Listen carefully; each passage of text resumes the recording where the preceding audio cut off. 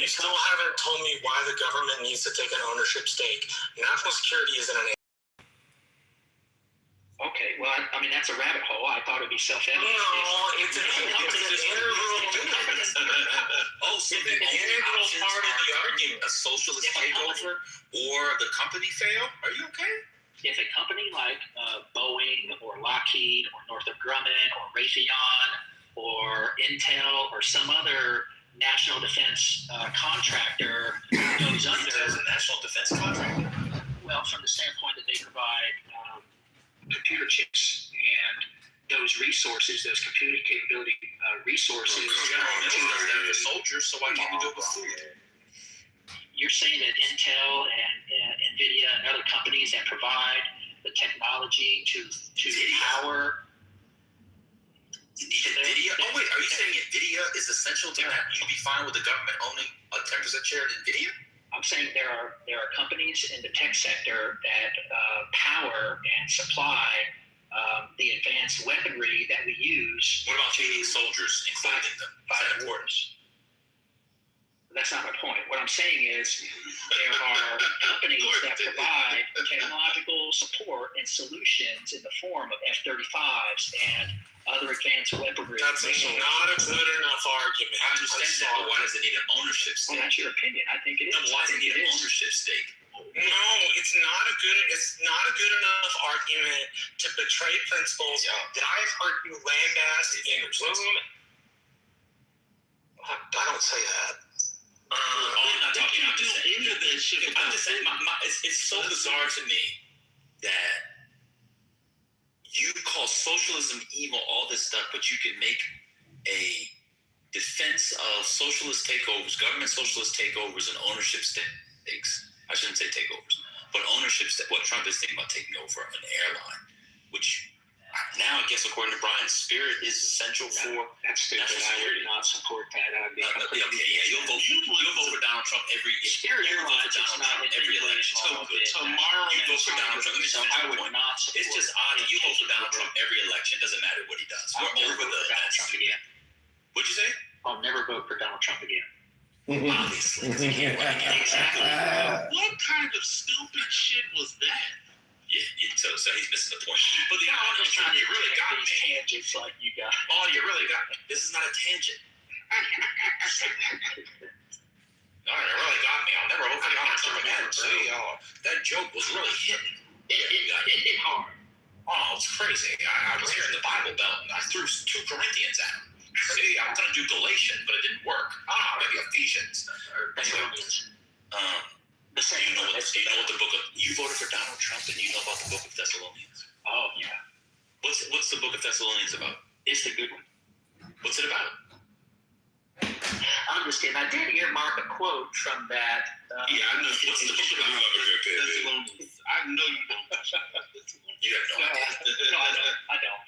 I did notice a quote from there, a verse that I did earmark. Let's see. Let me pull out my personally inscribed Bible that I have off my. Brian is one of these people. Brian is what's called is in the like free market libertarian to conservative Republican born again Christian pipeline. In about 6 years, Brian will be a deacon in some Pentecostal church where a bunch of white people are playing with snakes and the women have to have long skirts down to their ankles. There's an actual pipeline of these kind of people as they get older. And that's why, I don't know if you guys have noticed, Brian was a rabid atheist when he came onto the app.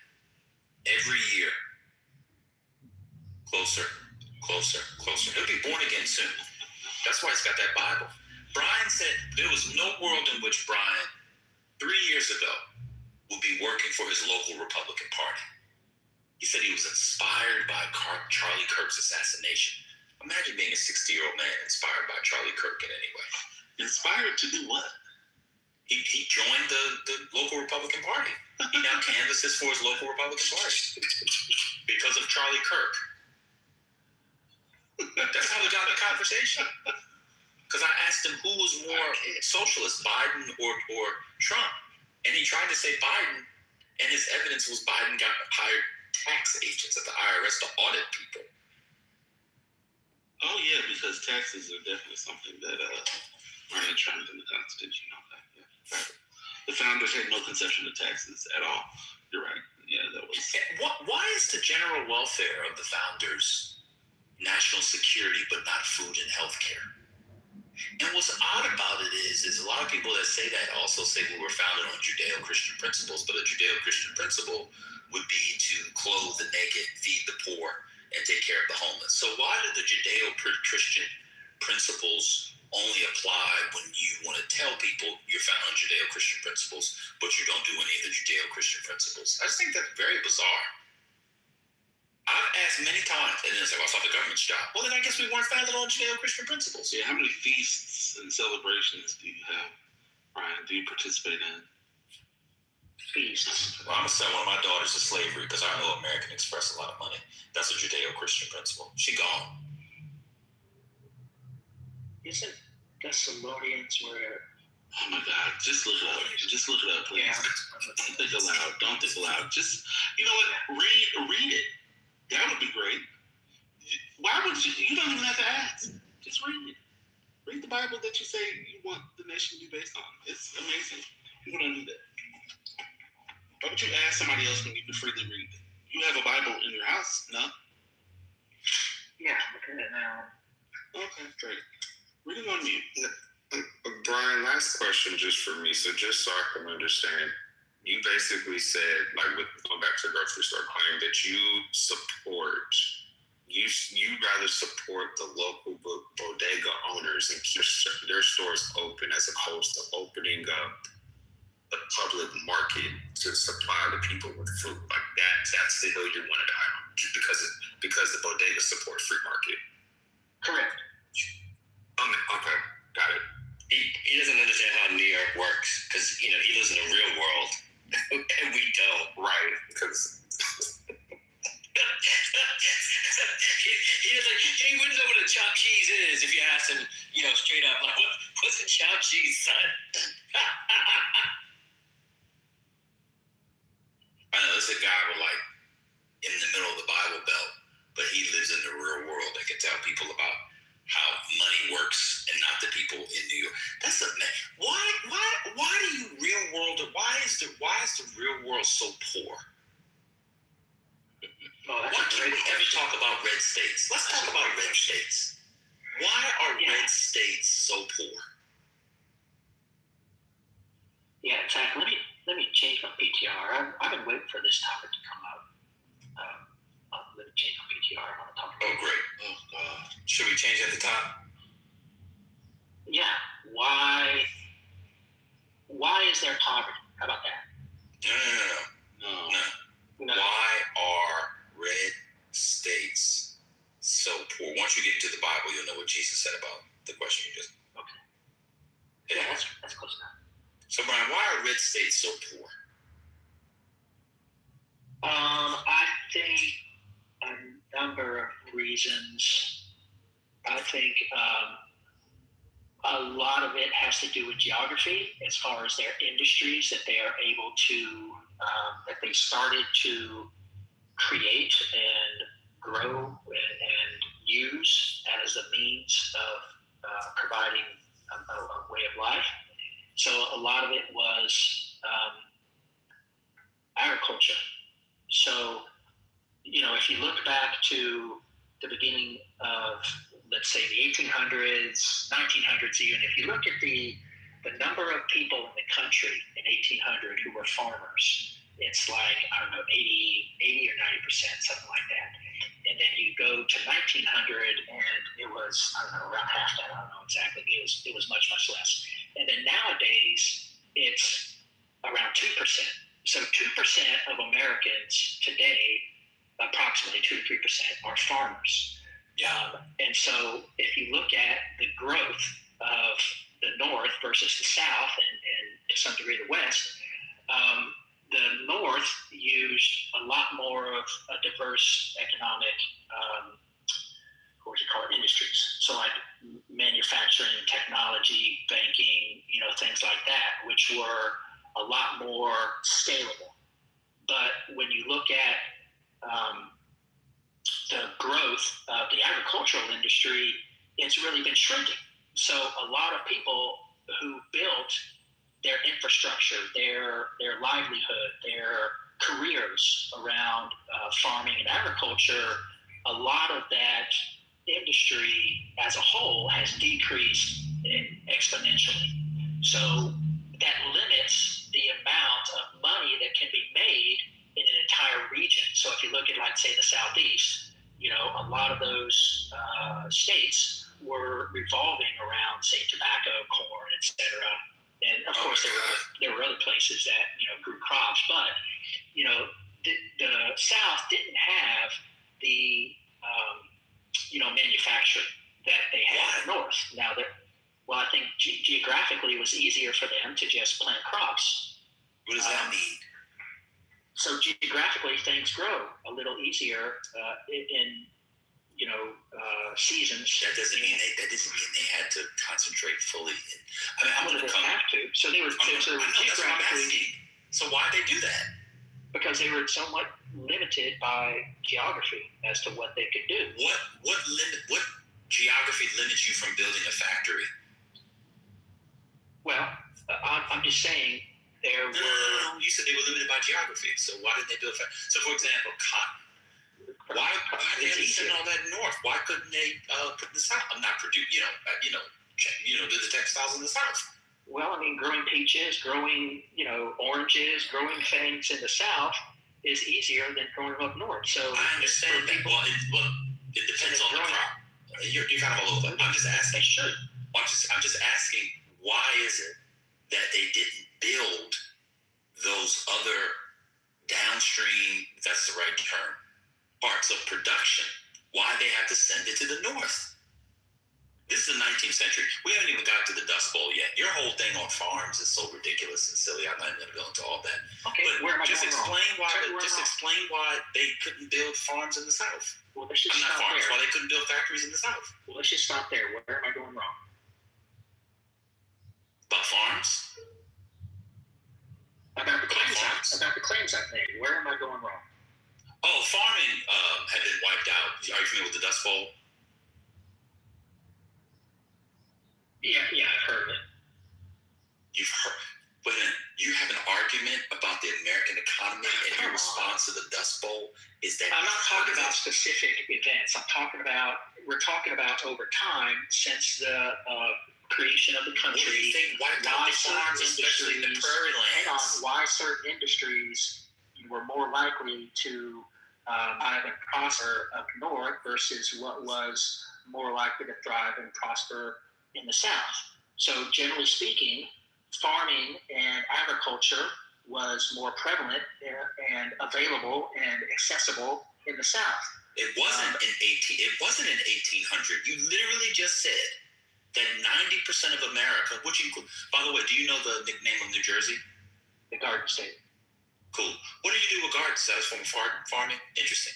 You literally said in 1800, 90% of the country was into farming. I'll take you at your word for it. I think it's very high. I know it's over 80%. Very high. I agree. Or if not farming, agriculture. It could have been, post-piggy bread, all types of stuff. Yeah, but I agree with you. Of course, that was the main economy.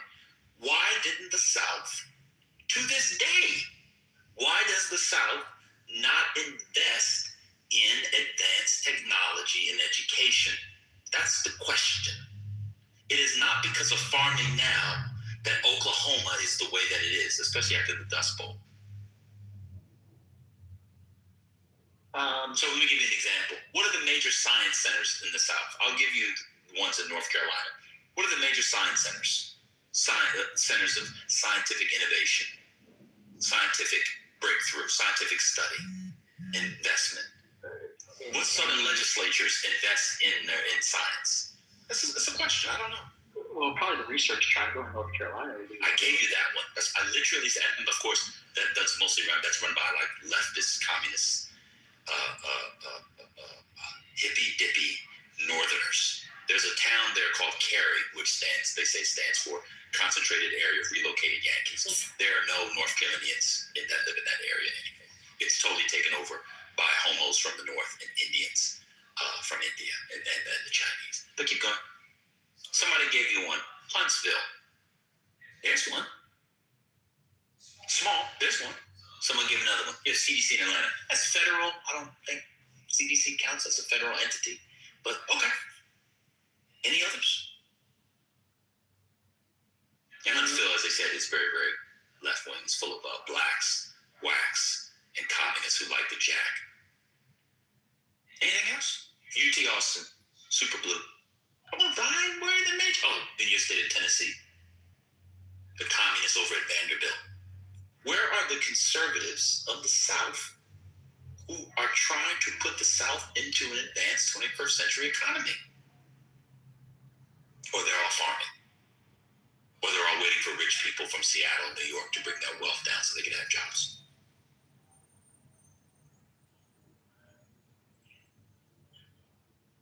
That wasn't my point. What about Little Rock, or outside of it, Arkansas, the Walls? What is the South doing now that we've been post-agriculture for a long time? Where are the major Southern investments in the kinds of industry and technological hubs that will make them not so poor? Better way to put it, why is the South so anti-education? I think there are a lot of attempts in the South to increase manufacturing, and Charlotte, for example, is trying Manufacturing? Manufacturing. In Charlotte? Charlotte doesn't have a manufacturer. That's not You mean banking? Finance? Let me finish. Okay, good. So what I'm saying, across the South, there are efforts to increase our rate or amount of manufacturing. If you look at another example would be Charlotte trying to get into the banking finance industry. Well, they've been in I'm trying to expand. I'll say that. There are efforts to increase aerospace engineering efforts across the South in various cities. So, I mean, they're trying to catch up. I think as we get farther away from, a need to have such a high percentage of Americans in the farming industry, I think, you saw Live Aid, or Farm Aid with Mellencamp, 30 years ago, right? There was a big push to try to help the farmers that were being pushed out because we basically had too many farms, and so a lot of them were not able to move or stay at competitive prices, so they went out of business kind of suddenly. So as we transition away from this large percentage of people in the American states transitioning away from farming, you see cities in the South trying to catch up from a manufacturing and technology, banking, different industries to help diversify, to help grow their economies. That's my point. Okay, so the Democrats who moved are trying to pull the Republicans and conservative anti-education people in the South into the 20th century. So you name Charlotte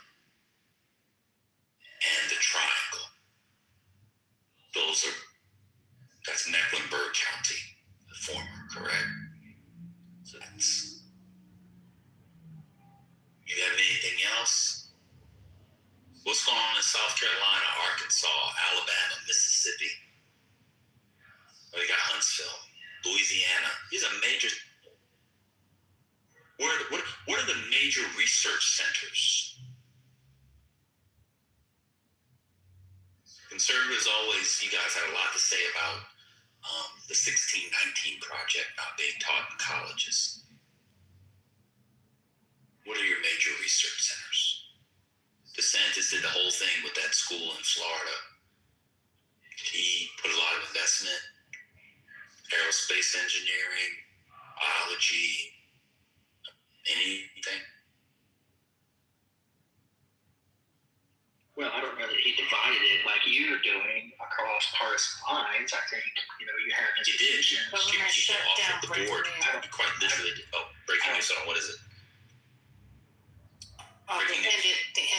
The Congress has voted to end a record government shutdown. Oh, the DHS said that. All right, cool. Nice. Now I feel less safe. Go ahead, Brian.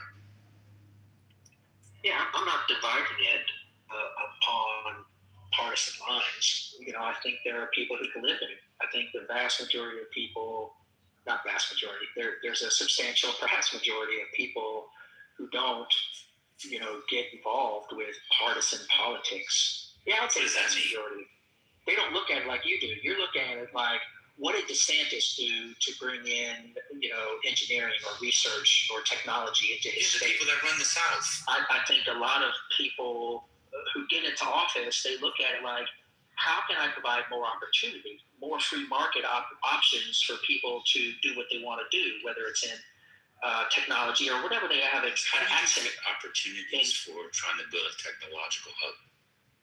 You can appeal to businesses, and you can say, hey, move to our state. We have, a number of workers who are ready to They're not be employed educated. in this area. Well, So they're not that's a pretty educated. broad- They that's a don't pretty have the broad skills, statement. the education in those areas, Brian. well, maybe Because your certain- party cuts certain education. places. Because you want to raise them in Christian schools. I know you want to make this about left versus right politics. It quite literally is. Well, Read the title, my Brian. point is, Brian, read the title of the room for us. Gotcha. My point is, I don't think people. You said you wanted to have the conversation on red states. You had a special PTR. You want to show your Johnson. That Put your wasn't Johnson on my. the table, Brian. That wasn't my claim. My claim is, why is there poverty? You wanted to make it political about red states. Because what's the name of the house, Brian? It's a politics room, brother. Okay, well that's If fine. you want to have a general discussion about poverty, I'm sure Pietor and Rohan are somewhere in the hall. They're great accents, and you could do that with those brothers. And by Rohan, I mean Rohan and Royfield. Calling in from D.C. This is Royfield. Pietor, are you there? Well, let's see what's going on in Ukraine. Why is there such poverty in Eastern Europe?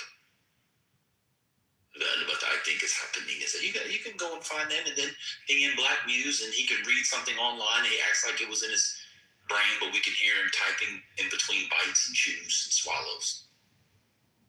So again, if your free market solutions that are so great, why places where the free market's thriving not propel the American technological dominance? None of this stuff this stuff is powered by government investment. Why are people in the areas that you think, the Bible Belt, why don't they have the skills to do the things necessary that people in San Francisco and Baltimore and New York City and Chicago and Durham and Memphis and all the blue cities can do?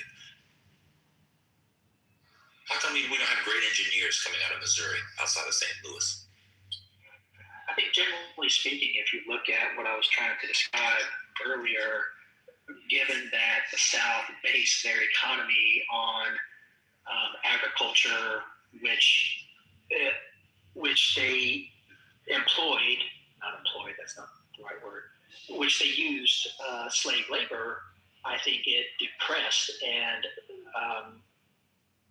what would you say, not retarded, it slowed the growth. So when you operate in an agrarian economy with slave labor, you don't have the diversity of technological opportunities. So it made the South invest less, but it resulted in them investing less in education, because why do you need PhDs to work on a farm? You only need backs, you only need people, I got you. physical labor. So I got you. the people in the North were more reliant and more encouraging of manufacturing and technology and banking and these other industries that are more intellectual. So they invested more in Okay, well that's my point. So the South used agriculture and slavery that tremendously slowed down their rate of investment. Yeah, It's wrong. Okay. What you're saying is wrong. How so? Because in the antebellum era, several scientific hubs were in the South. In fact, developments in medicine, engineering. I'll give you a good example. What's it called? The germ theory. All the developments around there, mosquitoes and shit, came out of Alabama. You're 100% wrong. The South was not far behind. You're cherry picking. I'm almost done. You're cherry I'm picking. just telling you. I'm about to give you the cities. See, you're not interested. Charleston, major cities. Mobile, major city. New Orleans, major city. I go on and on. But I wanted to ask you a question because you keep making this claim about what state produces that's the most. false. I mean, the rebuttal you gave is not correct. It's not. I actually studied this. This is not false at all. Southern cities were major, and cities and northern cities that had slavery too, and also places in the north had slavery too. What was false? What did I say? Let me continue. So, Brian, I have another question. One, I don't know if you hear yourself, but in Massachusetts, Lowell, when those women were making stuff in factories, those weren't intellectual pursuits. But let me continue. Brian, are you there? Do you know which state produces the most crop and livestock in America? Do you know? Crop and livestock together?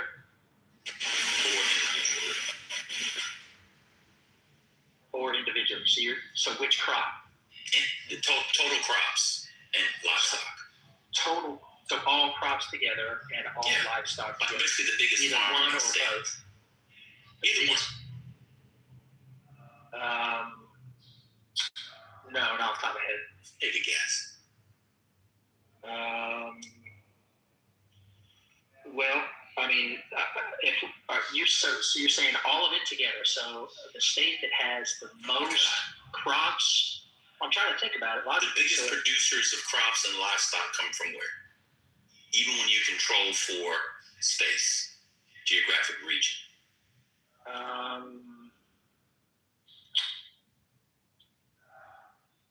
I would think probably somewhere in the Midwest. Nope. Maybe. No? Okay, what? Take another guess.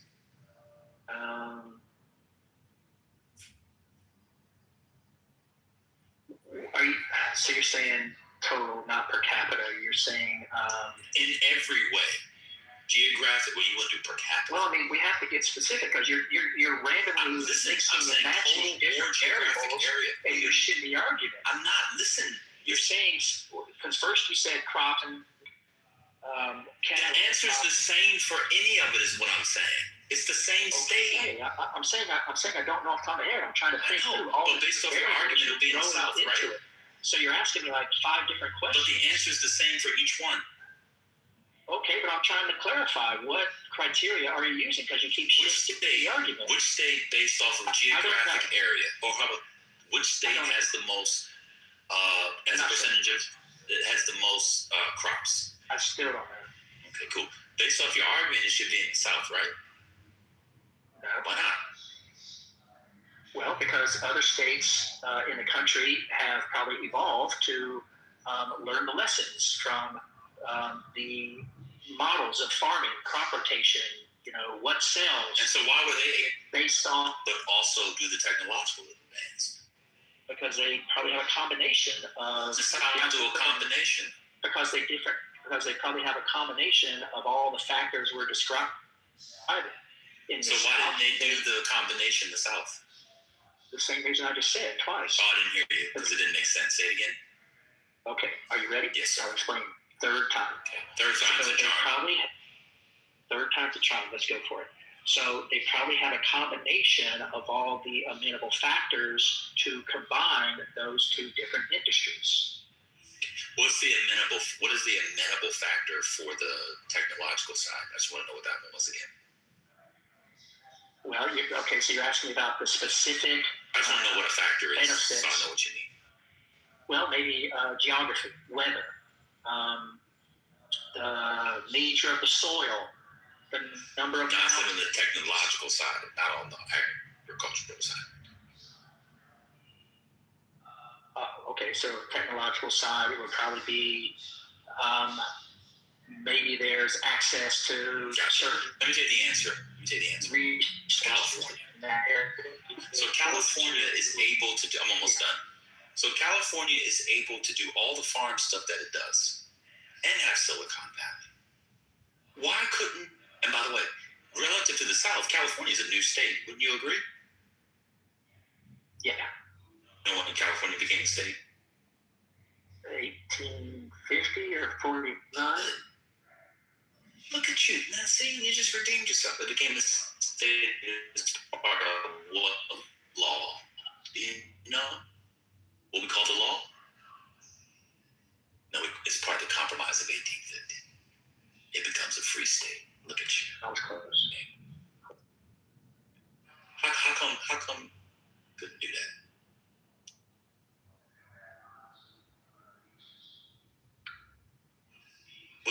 What do beaches have to do with technological hubs?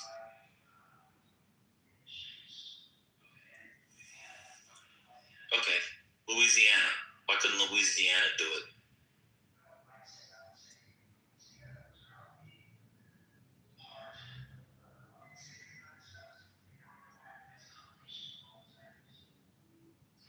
So why didn't they make them? Why didn't they make those? What do you mean? Why didn't they make those factors? Yeah, the like ones geography, that are quote amenable to technology. What about South Carolina? Lovely beaches. Some of it was outside of their control. You think Silicon Valley exists because of the beaches? Have you been to Half Moon Bay? Actually, let me ask you a question. That's not more technological. Oh, so they need to produce wine. So that's the claim? Yeah. What about South Carolina? Yeah, I've been there. Okay. Do they have beaches? Yeah, nice beaches. Okay. So why is it a shithole?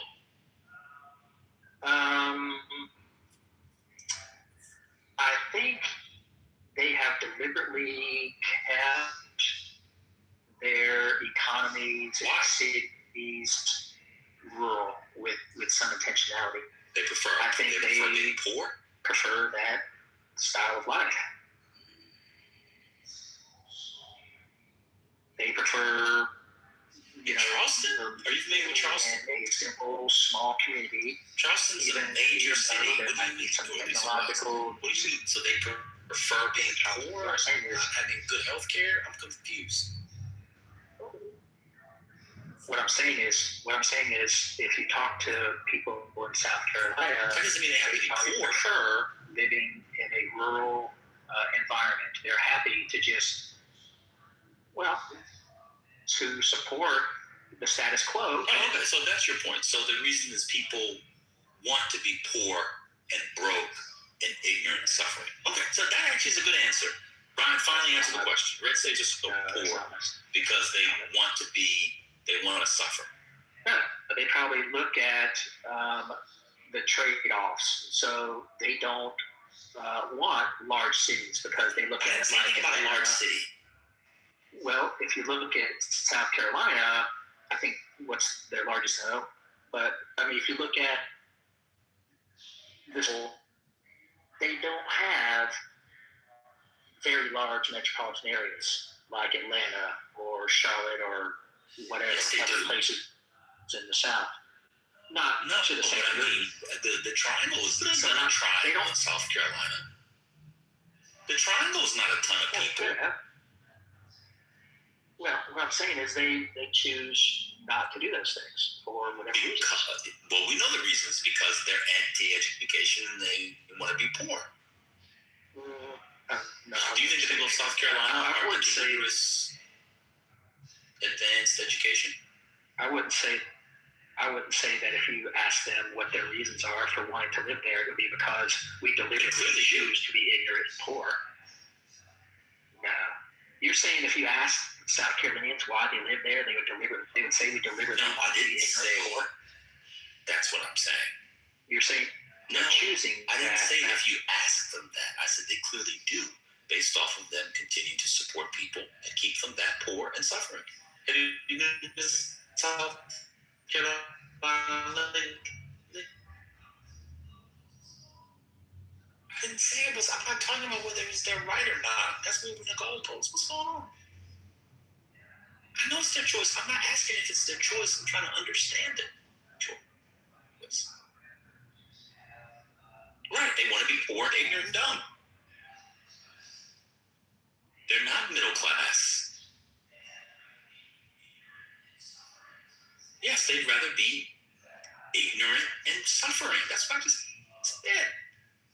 In fact, percentage of South Carolinians on Medicaid. What would you say the percentage of South Carolinians on Medicaid is, Brian? Very good guess. It's about 20. It's about anywhere between 20 to 25%. So I have to pay for people who choose to be poor for no reason, except they want to live off my money. So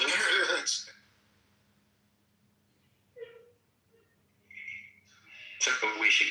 Have you looked at your check, the amount of payroll taxes you pay? So we should get rid of. So should we get rid of the welfare? Or should we? No, this is a Judeo-Christian country. Them We should to follow live Jesus' in teachings. ways. So then the alternative is to. I think people like you who are educated, instead of placating them so you can keep the trans out of sports, you should inspire.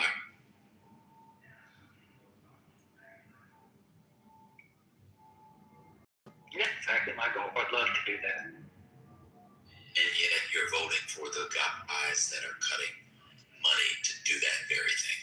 So where's the money going to come from for a state like South Carolina? Absolutely. I'm sorry? Wealth creation. Wealth Creation of what? How do you create it with no wealth? How do you create wealth out of nothing? Well, there isn't nothing. They have resources. What Every resources state has do they have in South Carolina? Slavery ended in 1860. Every state. Huh? Every state has natural resources. That doesn't mean how you create wealth. Sure, that's how you create wealth. Oh, so what's South Carolinia's natural resource? Let's see. South Carolina natural resources. This is Brian's secret to wealth. They have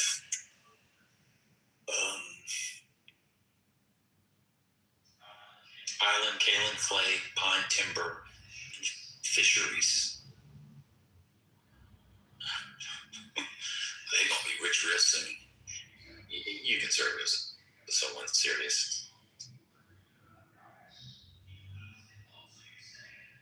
People eat fish. Oh, so you're saying that the fisheries in South Carolina can empower them to becoming a wealthy state? That's what you believe?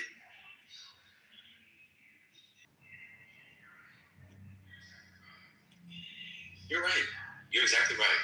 In an age in which Apple exists and other trillion-dollar companies, the South Carolina is going to get carp and smallmouth bass and then use some wood chips. Whatever chips that they use to power those laptops. Oh yeah, those Applewood chips from South Carolina. Certainly gonna sell more.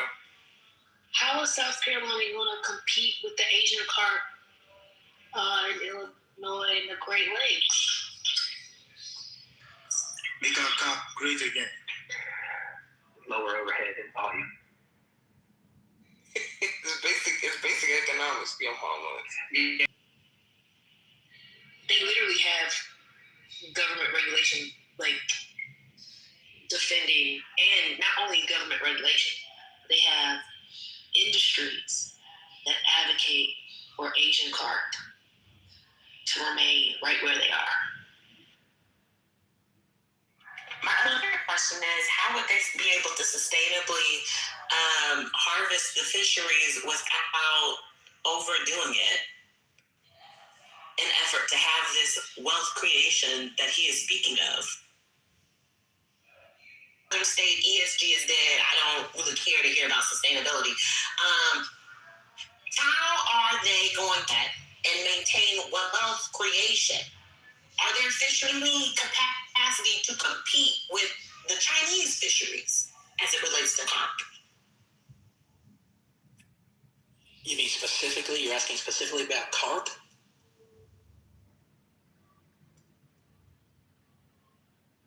Well, what you want to talk about, Brian? Red snapper?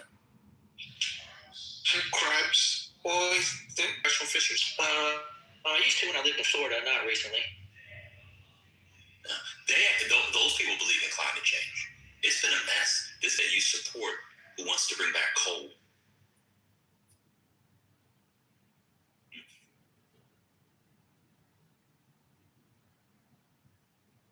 I thought when Brian was talking about the natural resources, he was going to talk about. But he said that. Well, he said fish and No. You identified fish. no, he said fish and timber. Every state uses what they can, right? Right. Now, then what was interesting, So I guess Virginia's going to start making apple cider. It's really bad, yo. Brian, it's really bad, brother. It's really bad. Know how dug in you are ideologically that you think that fish and wood chips is what's going to power South Carolina. I didn't make that claim. Rich state. I've never made that claim. In fact, I made the opposite claim. I said they're going to use what resources they have access to continue the way of life that they prefer. I literally asked you, what could they do? I said they got rid of government investment. If I named some natural resources, you said, there you go. They got fish and wood. Yeah, but I never made the claim that they were attempting to try to. I didn't say that you said they were attempting. With California. I didn't say you said that.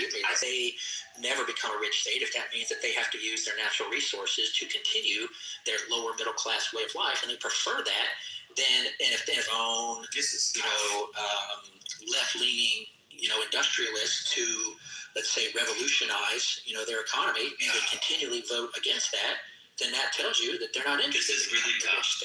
I said we had moved on from that, sir. Well, then why are you putting words in my mouth? And then I Googled South Carolina natural resources and read some stuff. So it'd be fish and wood chips. I guess you can use wood for paper and this stuff too.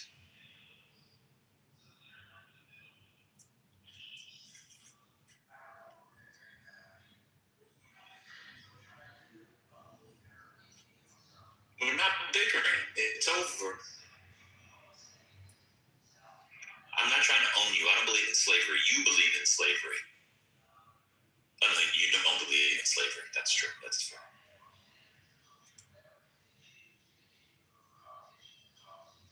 What's going on?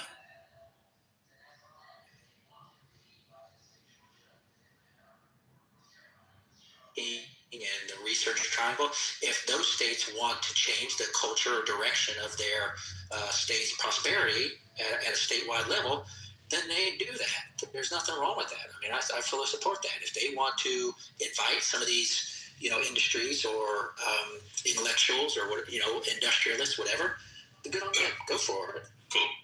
I don't either. That's a completely different thing than what we were arguing. So you did the thing where you found a way to cakewalk your way out of what we were talking about.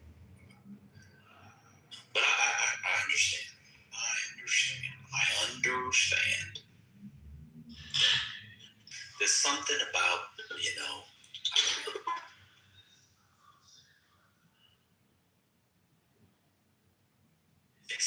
the way he does that is so nasty. He does it on purpose. View and what he proposes. What's his work? What does he propose? What was Rousseau's work? Or what would you say?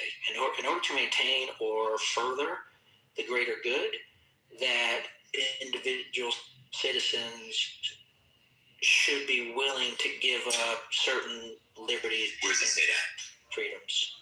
So like, Look. Which one? The discourse? The second discourse? Oh, the social contract. Oh, okay. Yeah. So which liberties does so say that contract should give up for the greater social contract. Yeah. What I said? Which liberties?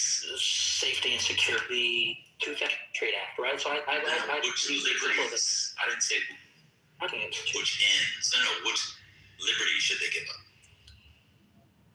Those safety and security. Those will be ends. That would be something you would give up. You would give something up to get safety and security. Like privacy or.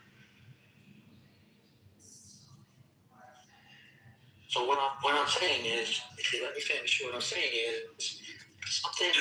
Let's stay on the trade. So before you get to the example, you have. No. I want to go to. Well, I pulled up the social media. I'm just talking about it in general. Where he says we should give up liberties. I can pull to it. Yeah. No specifics. I can pull a specific quote, I guess. We're doing specifics. So just tell us in the social contract where he says they should give up. Yeah, I agree. I don't know how. You agree? Well, I agree that I don't know how prescriptive social contracts are. No. This theory was so. Oh God. Oh my God. All right, Brian. Let other people talk. We've been talking for a while, bro. Let me rest. Well, let's 86 ourselves. Brother, this is why I'm 86. Brian's 86. Y'all. They need to read in units. That's what I was talking about. Yeah, no, I'll just say this. If you are going to read by yourself, this may be a good opportunity to use AI and ask them for reading questions or guided, outlines to help facilitate your reading. It's, another part of the Bible. And all that getting understanding. Let's understand. God bless.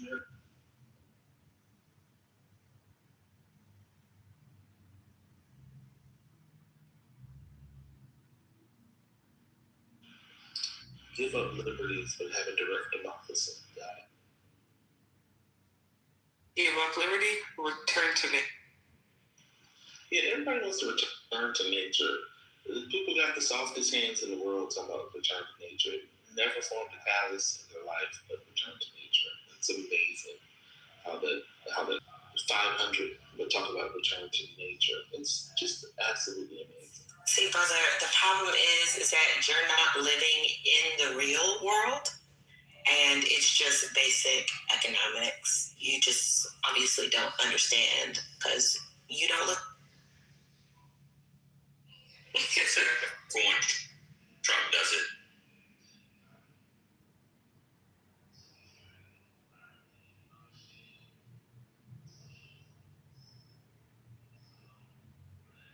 Listen, we believe is evil. I don't know if that's consistent. Well, you spit it to you, so you tell us. What do you mean by my argument was, I don't think you know what it is. So, no. You have demonstrated that you don't know what it is. You've talked to Ben for hours. I can answer that pretty easily. I don't have to say anything. You talked enough. I don't need to hear anything from you. But then why did you ask me? Why did you ask me to define why I consider socialism evil? And now that I'm going to give you an answer, a definition, and a justification, you're running away. Come on, don't run away. I'm running away. You're saying you don't want to hear my answer after you ask me a question. I don't need this rhetorical. Have you heard of that? Why did you ask me the question? It's rhetorical. Do you know what that means? Yeah, why did you make the claim that I don't understand socialism? Okay, And then you challenge my knowledge and understanding of socialism, and then I'm giving you an answer, and now you're running away. Right. I mean, if you don't want to know, True master, you don't know what to say, you're scared. Brian, the reason why you're saying you don't like socialism is because it failed? No, it's more philosophical than that. Okay, that's right. You know what? I'm scared. You're absolutely right. I'm afraid of your answer. Yes, you're absolutely right. I'm afraid. Imagine. Absolutely. I'll take the L. Good job, bro. Good job, bro. Brother Messi, don't let that Karen walk you Let me say down. something. I will allow. He's walked down already. It's too late. Yes, you're right. Yes, you're right. I walked down. Yes. You're absolutely right. But you still have to talk. That's amazing. So have we won the war in Iran? This,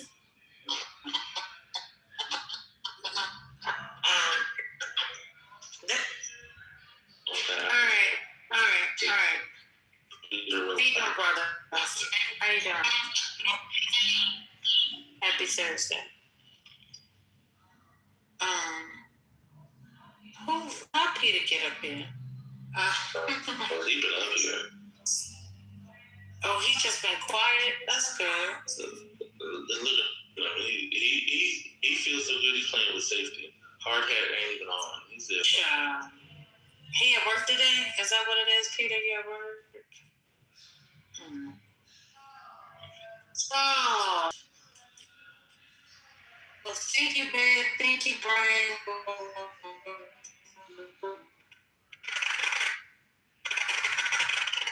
Contact and appreciate you. I didn't wake him up. I did not wake him up.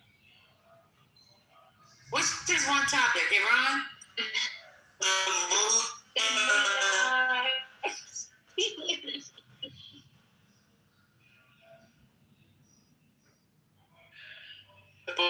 It's 6-2.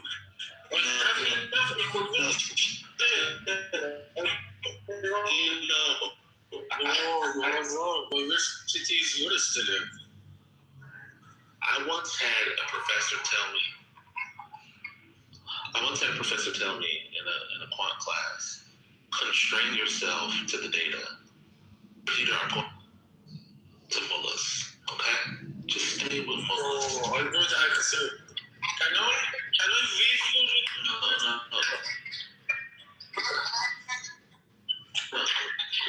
No, we want you. Okay, but you are wrong. Yes, I'm here, Uncle. How you doing?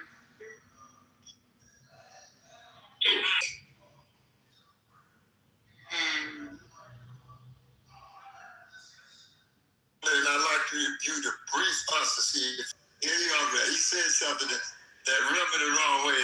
It was said in the spirit of arrogance, and he called somebody dumb or something on that. You know how he does when he's on a roll and nobody's answering his question. That's right, and I asked a couple of questions. So he's not been having a little quiet feud, a little something. So he's been ditching my mic lately, and I think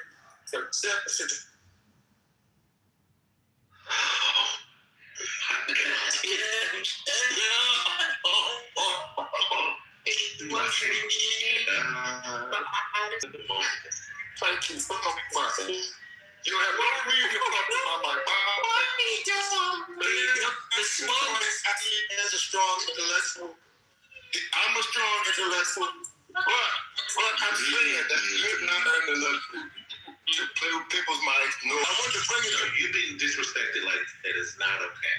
I don't want you to. That's not okay. Thank you so much for saying this, sir. God bless America. God bless you and your family and network. So, I mean, Brad is a great guy, but sometimes he needs a slight correction. Just needs to point this out. Back in the day, we had a board of education. I had to cut the board, go to the wood shop, cut the board, and they almost put it on me. So he might need to suck the meat back down. And he getting out. But Brad's a great guy. I love him. But I just don't feel you have, none of us. I know I haven't earned that luxury. No matter how much political information any of us get, we should still be sharing with our brothers and sisters. And we're all equal when it comes. We're equal when it comes to that.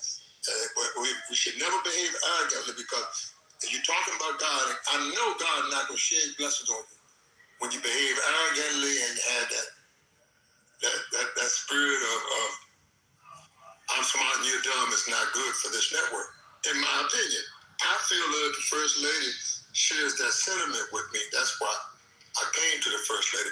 Because my niece is the best on Clubhouse, and don't none of y'all dare forget it. If I said it with arrogance, I was trying to be humble. So that's the best. That's a fact. That's a fact.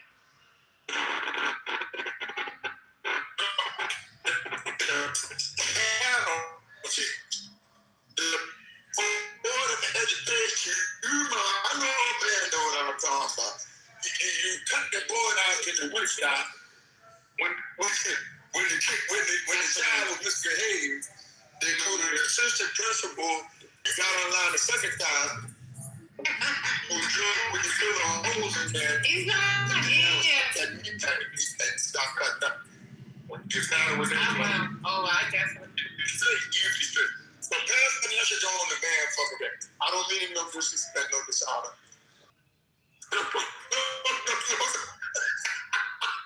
No, when you paddle the holes, you drill the holes in the paddle, right? The Board of Education. Well, it's just a paddle. You know about the and you drill holes in it. Yes. Okay. The paddle suck the meat back. The hand ain't gonna suck the meat back. He get his meat sucked back to the paddle. Okay. Well, by the paddle now, not by the individual. Okay, by the paddle. I just want to make sure that we confirm that Ambassador believes that Van knows about the whole sucking his meat back. And I just want to make sure that we confirm that. But you make sure you got the full picture now, brother, right? You gonna mess that up. I definitely got the full picture. I didn't want it. I appreciate the honesty. I always listen to you, and you got a great way of putting the political views that we can receive. And I thank you. Thank you. Bless you. Oh, God bless you. God bless you. Thank you. Hello, Dan. Are you there? Have you come back? Hey, how you doing? Hey, brother. Just wanted to ask you.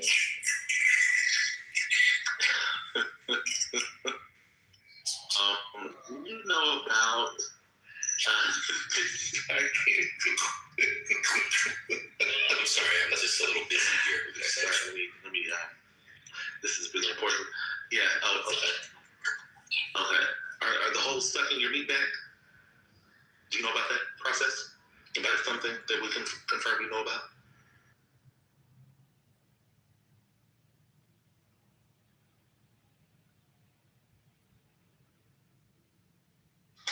It was a great question.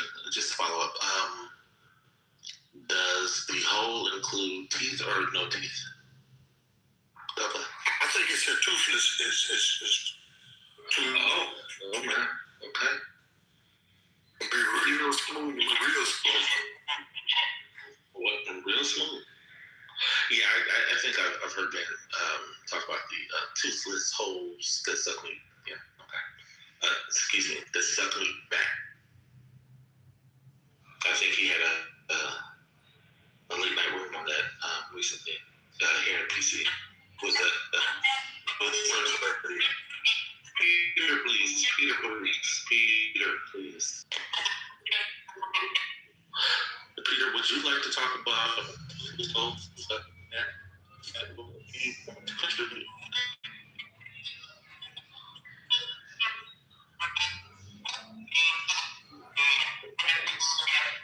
Peter, I asked you like to contribute to the conversation we are currently having about toothless holes sucking meat back. Yes or no? This is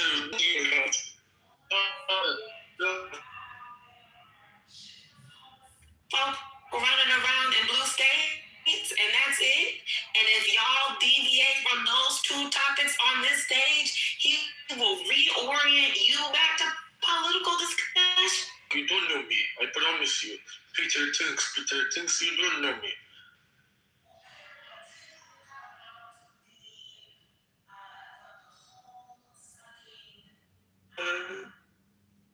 Rod of enchantment. What? Oh my God. Oh, that was a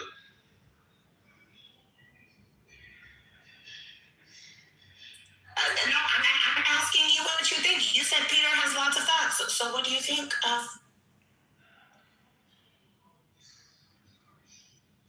I mean, but this is a very political issue that we're discussing currently. You don't understand the politics of the sucking of the meat? I mean, I'm having a very politically correct discussion. I just don't think. We disagree. I politely disagree. I mean, your polite disagreement has been noted, but we were talking about a particular thing, and you're interrupting and telling us that we shouldn't be talking about what we're talking about. It's unsafe for.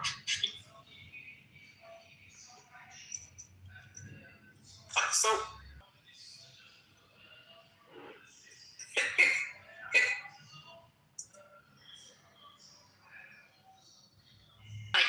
Woman, we're at the top of the hour. Thank you. It's three. No, brother. Oh, Peter. So no one's up. Adoshi, stop. All right. Sheesh. All right. So it is 3 p.m. You all have had some wonderful entertainment. Austrians. And what a fascinating country in many ways. Paul, before the Nazis annexed them in 1938, the fascists literally took over the government. They had what they call a May-Cons. I read it. So I'm looking at page in my Just give me the chapter. copy, it's page 78. It's 1 second. Pull mine up, brother. 1 second. I have a PDF over chapter here. 5 I of have to pull it book 2. Or not a PDF. What do you call it? E-reader. Chapter 5. Will you be reading the original French, or will you be reading it in translation? So this is back to the first convention. Oh no, I'm not reading the French. Yeah, My that's copy is from Penguin Classics. So you're saying it was book Of the social treaty is the preservation of the contracting parties. Whoever wills the end wills also the means, and certain risks, even certain casualties, are inseparable from these means. Whoever wishes to preserve his own life at the expense of others must give his own life for them when it is necessary. Now, as citizen, no man is judged any longer of the danger to expedient for the state that you should die, then he should die, because it is only on such terms that he has lived in security. There's that word. It is only on such terms that he has lived in security as long as he has, and also because his life is no longer the bounty of nature, but a gift he has received conditionally from the state. So this is the right of life and death. Yeah, that chapter 5. Okay. The question has been raised: given that individuals have no right to dispose of their own lives, how can they give that right to the sovereign, transferring something that they don't possess? This looks very hard to answer. All right, so you read the second paragraph. I'm going to read it again. Because I was looking for the social treaty aims for the preservation of the contracting parties. He who wills the end also wills the means, and the means must involve some risks and even some losses. Someone who is willing to save his life at others' expense should also be ready to give it up for their sake when there is a need for this. Now, the citizen is no longer the judge of the risk that the law wants him to run. And when the prince says to him, quote, expedient for the state that you should die, he ought to die. Why? Because his life is no longer merely a natural good, that condition that he has been living in security to the present. Okay, Brian, were you in the military? Yes. No, I'm not sure. Yes, Brian, were you in the military? Okay. Did the president, who was the commander-in-chief, tell you to do things? Well, not personally, but generally, yeah.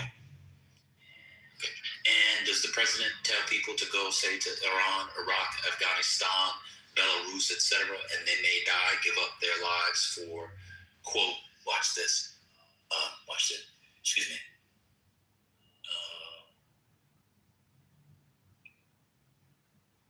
for the sake of give up his life at others' expense, give it up for the sake of others, namely the polity upon which he signed the social contract. Cool. So basically, what Rousseau has outlined is the thing that you signed on to. That's it. I don't know if Rousseau is. I have to go back. I don't know if he's agreeing with this, but he's giving a social contract theory. This is what people agree to. So we live in a particular society, you and I, in which we have a military.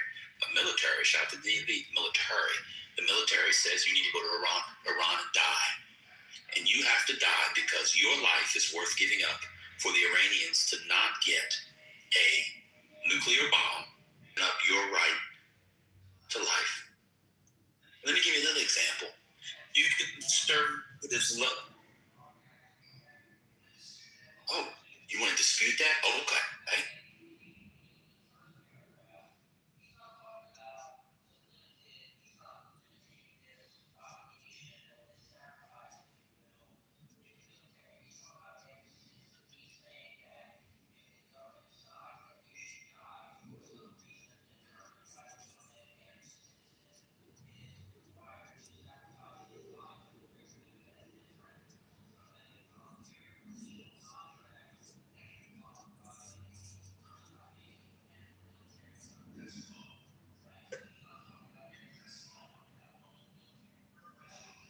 That's wrong.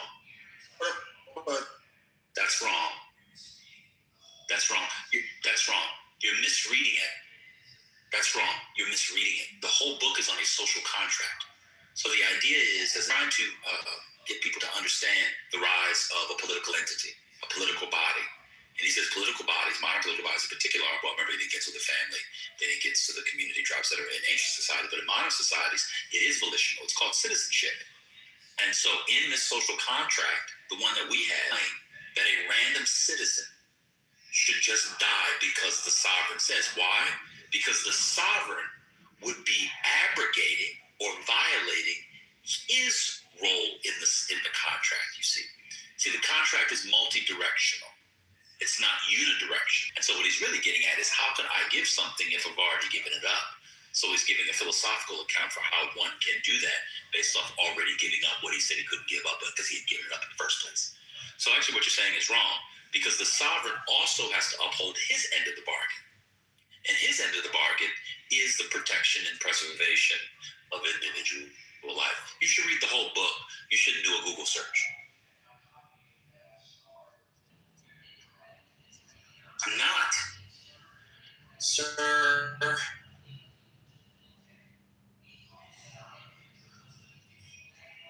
It's not only applicable to keep reading. I didn't say it was only, so now you're being disingenuous. I didn't say it was only applicable to the military.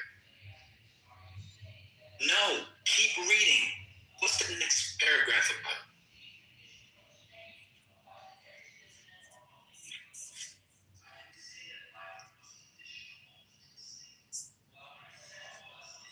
I didn't say that life was conditional only to the state. What I said is when the sovereign, in this case the state, and the individual enter into a contract, or in here a social, are meant to uphold. I'm not saying life comes from it, but if you're in a community, if you're in a family, you are in it. Well, he's his family. I don't like the family bit. That's how I started the book, but it's fine. But because he's trying to teach you that's what the first social contract is. I don't want to go through that. But he's saying that in this instance, this is because he's in that contract. It is conditional on his always meeting the state's demands, and it is only on that condition that he has been living in security up to that present. So, if you live in a state, remember the social contract or political entity emerges as a response to the state of nature.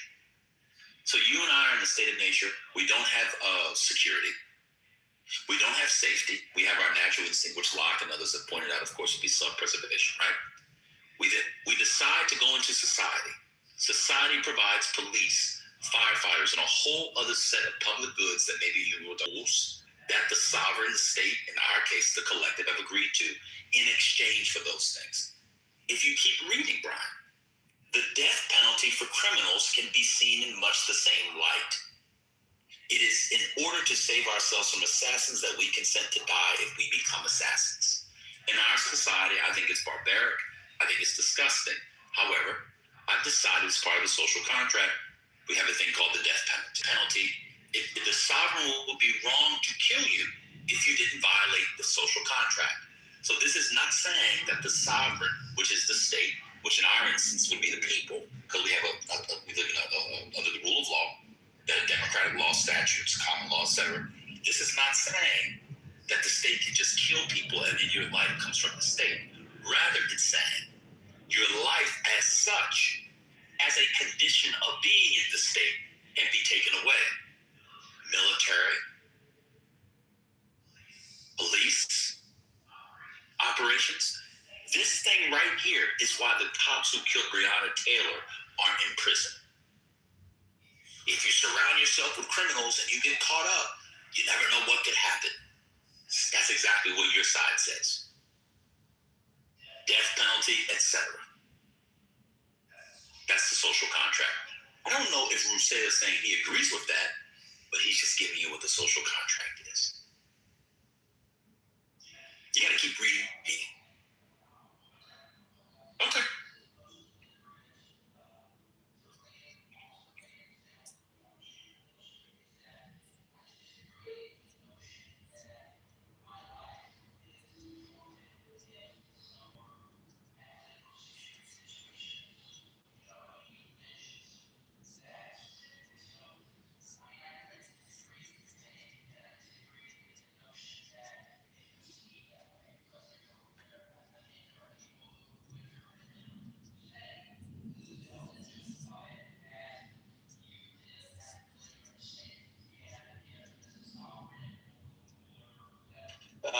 Determines that your life is forfeit because it benefits the greater good, then so be it. I disagree with that fundamental aspect of what he proposes in the book. Okay, so let me respond to that. That's not what he's proposing. That, again, this is not a prescriptive text. It's descriptive, this part. He's not proposing anything.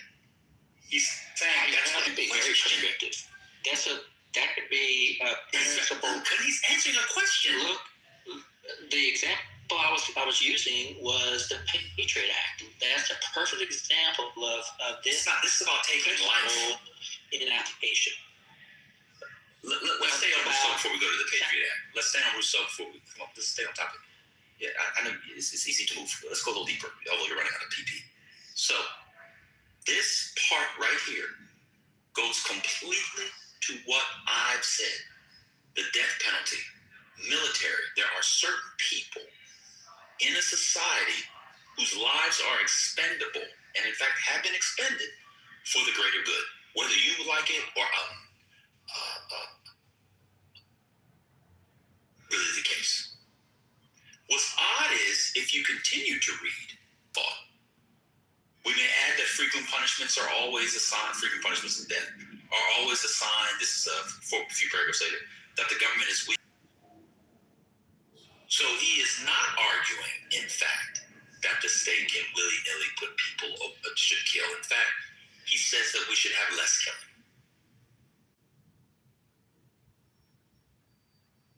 The right of pardoning a guilty, that's on pardons. I apologize, I'm doing this. You just pull up. So I don't, so when he says here, again, the man asks, the question has been raised, given that individuals have no right to dispose of their own lives, how can they give the right to the sovereign transfer something they don't possess? That's what he's answering. Now, the citizens are no longer the judge of the risk that the law wants them to run, and when the prince says to him, it's expedient for the state that you should die, he ought to die. Why? Because his life is merely a natural good made conditionally by the state. You have, when you enter into society, he was trying, you have to also remember the context he was writing in the middle, late 18th century. He was suggesting when we enter into a society and we want things from that society, these societies send people to death. This is the age of colonization. It's the age of enslavement. It's the age of wars. The French and the British are constantly at war. You want to be French? Patriot Act example. Yeah.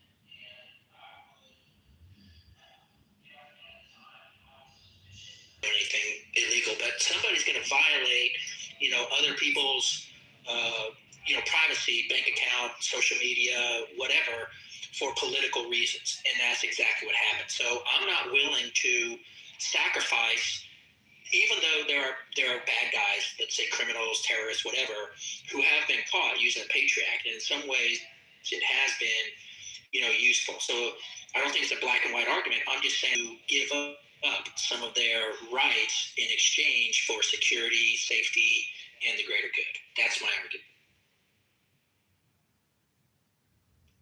And it's debatable.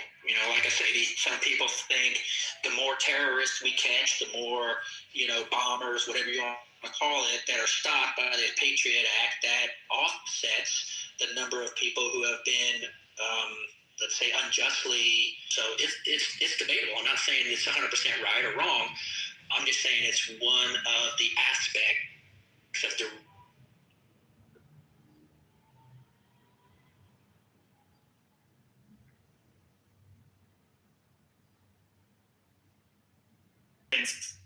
I mean, with all due respect, I don't think you know much about 18th century political philosophy. I think you're ascribing prescriptive aims when they're normative or descriptive. Actually, just descriptive. I don't think they're deontological at all. But that's fine. I'm not going to go back and forth. If you believe that Rousseau is justifying that, you just don't understand Rousseau, which is fine. It's hard to read this. Okay, it's fine. I don't know how one reads view on Rousseau, and you don't know about the discourses. It's just hard to, because I read this. It says, because his life is no longer merely a natural good or uses of nature, but is the gift made conditionally by the state. And the point is, when you enter a social contract, you're exiting the state of nature. If you don't know how the state of nature functions heuristically in 18th century political philosophy and what it means to leave that, I can't have the conversation. Now, 3 or 4 years ago on the app, I would have spent 5 hours having the conversation. Now, I'm going to go look at some porn on Twitter. Yeah, I told you he knows about the parables with the teach the soul stuff back.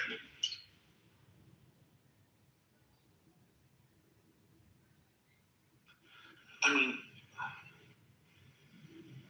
that conversation was very informative. Dan, are you there? Yeah, I'm trading the podcast. How you doing?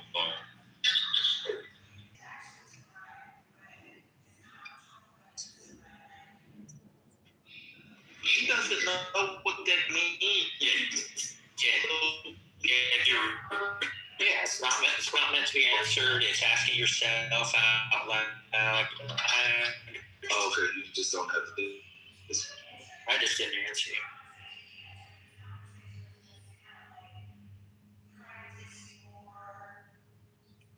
Making your arguments, like, do you actually consider changing your perspective on anything, or making any shifts, or is it just shifts of the way you put forth? No, that's a a great question. I appreciate it. I have changed my opinion on substantial issues since I've been on the AF. I usually, like I said, I've been in Mensa for many years, and I would go to the chapter meetings, and I'd get into some debates with people, and they were useful from time to time, but in my experience, the large majority of people in Mensa are left-leaning, and so that was fun to some degree, but I come on here because I want to learn. It's the easiest way to learn from people like Ben and other people. So I come on here to learn understandings of how the process worked and the nature of the process and stuff like that. So yeah, I've kind of shifted my understanding. The biggest thing I've shifted is probably away from the overall libertarian perspective. And Marshall honestly was very instrumental in that. So Marshall takes this, he's a Republican, but in many ways he has this, streak. I don't know that he would profess that or admit to that or agree with that, but I see him in these hallways or rooms talking about Republicans shouldn't, fight back. Kind of a Karl Rove mentality, like when Bush was getting savaged in the media over, various reasons, many of them legitimate. Karl Rove and George Bush would be like, I'm not going to fight back. That demeans the office of the president, and, I'm just not going to get in the mud, with the swine and all that stuff. And so for years, the right, by Bush, doesn't like to, he thinks that if we just leave people on the left or we just leave people alone who disagree with us, they can be persuaded. They, realize on their own their ways. And so I've come to understand and push that you need to fight back. Like game theory. One of the big takeaways from game theory is don't be a pushover. So the government takeover of grocery stores. Like that's worth arguing about and defending. I was opening a grocery store, a government takeover of grocery stores. Doing it to torture you. After he starts speaking, I'm going to turn the phone down and stop listening. Oh, okay, this won't make his case. No, Thank you, Ron. I think government is yes. Fascists. Why do people conflate fascists and socialists? Do you know? The first people they killed, you mean Just like the group. Socialists. Are you familiar with Austrian Civil War? There was a civil war in Austria. I told you I was reading a bunch about Austria. And the Catholic conservatives, right-wingers, fascists rise to power in the early 30s. They basically take over in 33. They get a one-party state. And then have a civil war. Do you know who's on the other side of the civil war? The socialists. What about the Spanish Civil War? Are you familiar with the Spanish Civil War? Like, do you know who Franco was fighting? No. Oh my God. Brian, are you serious? You don't know about major war events in the 20s? What's going on? You know Hitler killed the socialists, right? And the left-wingers.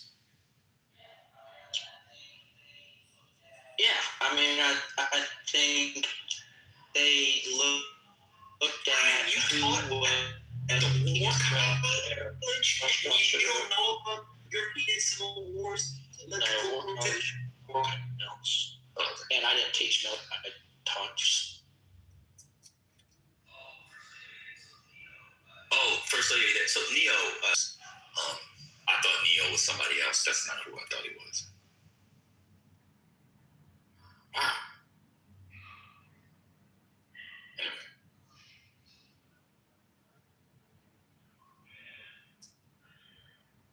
Yeah, what's up?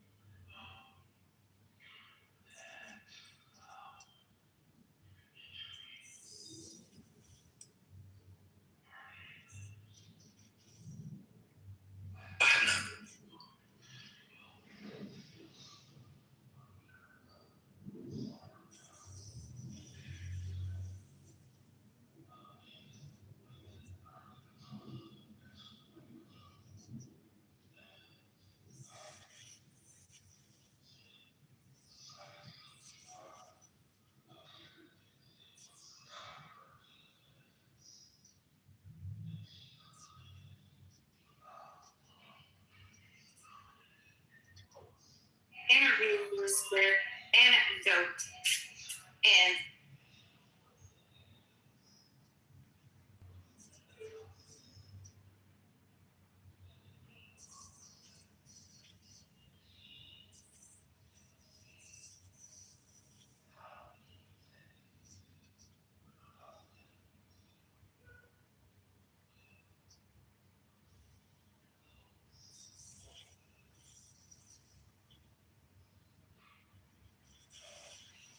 Who was it?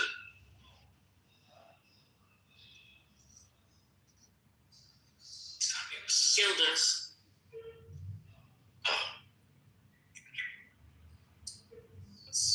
He decided to talk about scientific research and the scientific method, and then talked about the tenure process. How would he know about it? Well, apparently he has it. He went through a rigorous process where the state of California forcing him to include ethnic studies authors, or to expand his syllabi. What does that mean? Including Black, non-white. ethnic authors, so to speak. And he said that it's non-white. But he has non-white people in his syllabi. Non-white people in his syllabi. Well, I'm just telling you what he said. He said that the state of California was forcing him to include by threat of not receiving tenure, and he said, that's they're forcing me to do it. Guess what he didn't do? He didn't include at the time. He didn't include, according to, and guess what he was using to justify his argument? He was using anecdote. I blame Sadada. They put a battery in that man's back. Oh, he was. I don't know. At some point, I don't know if. I mean, I haven't talked to him enough, but that was just why it was really interesting to hear. Okay.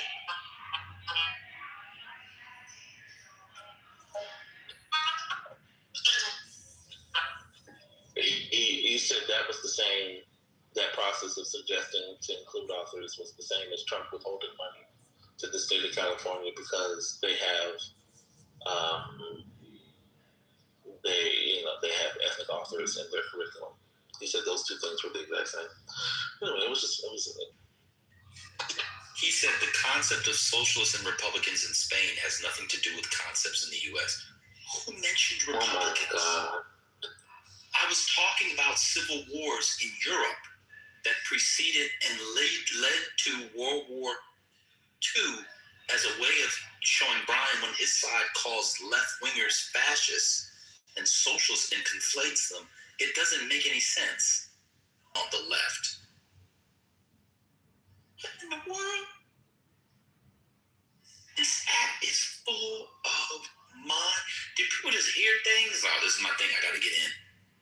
I know that the Republican Party is just the name of a party. I say, yeah, people just insult. And it's always people who don't participate. They're literally looking for me in particular, and some of you in other too, to say one thing that they think is wrong or that you said was wrong so they can point it out and win for the day. It's really bizarre. It's weird stuff. So this is fascism and socialism are both forms of collectivism. Well, I guess fascism, I mean, they are in some ways opposed to liberal democracy. In some ways, right, maybe. But I don't know. Socialism has different branches. And a lot of times you can be in socialism and still prioritize individual rights. Well, and I think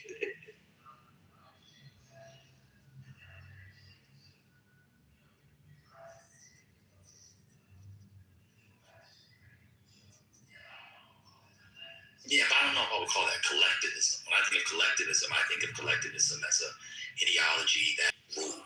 So I don't know if there's actually a kind of what I would call like a animating or overriding group interest within the polity.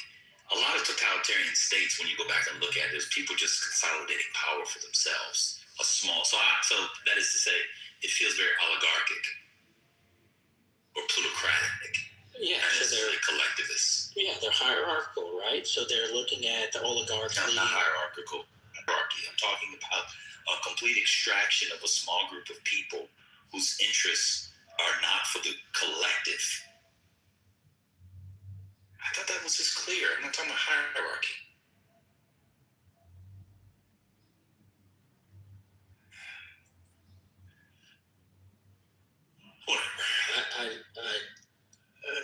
I just see socialism aims for like egalitarianism, right? Like one class of equal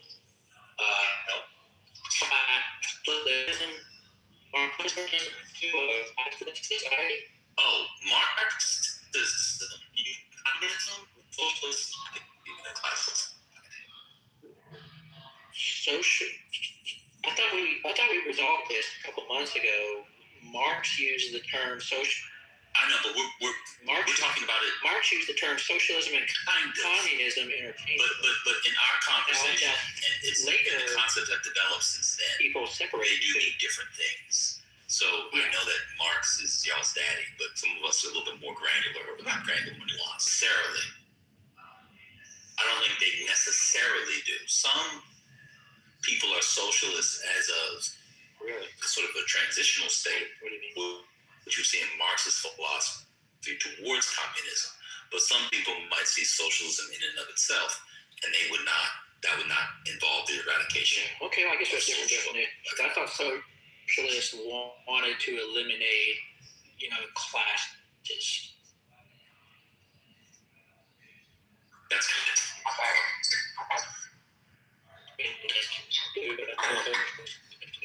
Communism, to be understood, is a form. What's the point? My point is, they're both looking for state control. Socialists look for state-owned means of production. Fascists look for totalitarian control over society. So in that way, they're collectivistic. They're not honoring or respecting individual rights. So they're not individualistic in nature. Socialistic. Well, right? What individual so that's what they share in common. That socialists don't. What part is wrong? Adhere to. The whole notion of individual liberty. You think socialists are against freedom? Well, actually, let me find it a different way. Would you call Denmark a socialist country? I don't think so. No. So what would you call it?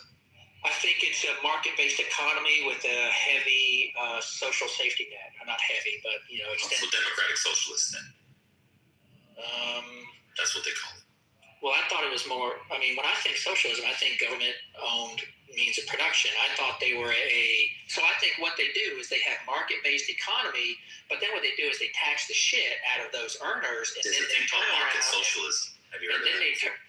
And then they turn around and they provide, social safety net, services to the citizenry.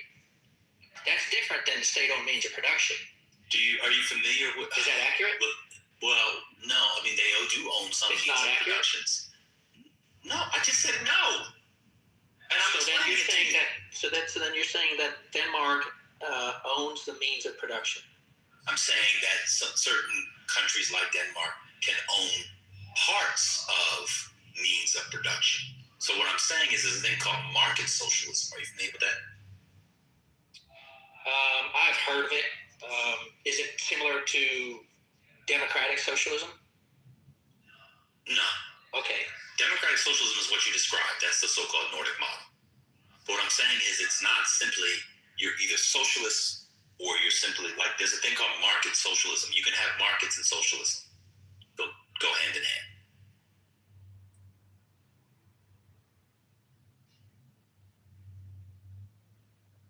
You ever heard of market socialism? heard of it. I'm not fluent. But anyway, what individual rights did you said that? What other individual rights do socialists not adhere to? I'm just saying in general. I think when you look at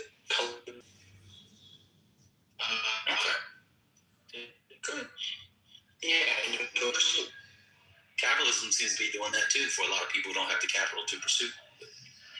I don't know. All these systems have flaws, and a lot of individuals seem to get caught in the crosshairs. And just because the one you want theoretically gives us a bill of goods doesn't mean we're living those bill of goods. But that's fine.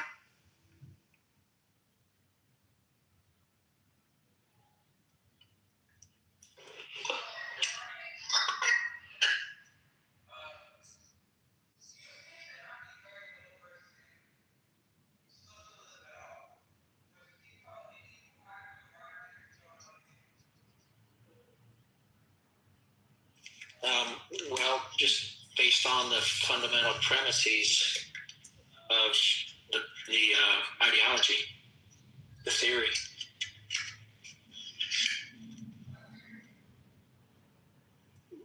The communist, I'm basing this on the Communist Manifesto. So the codification of communism Yeah. Okay, Right. thank you. It's odd because I'm the only philosopher of these economic models. Don't do it, man. Wait. You're saying that there's different people that have written on communism, and there might be different approaches to it? I apologize. I'm sorry. Yeah, mute up. Thank you. There's only one. Miracle for. What is the hold that Marx has on everyone on all sides? Why can't y'all let go? It's amazing. Not only will they hold on to him, but most have only read, if they read it all. And I'm not even going to ask what he's read in the Communist Manifesto, but you've only read a snippet. People, I have to look it up. Marx has been, now this is, reportedly, has reportedly been dead for 143 years.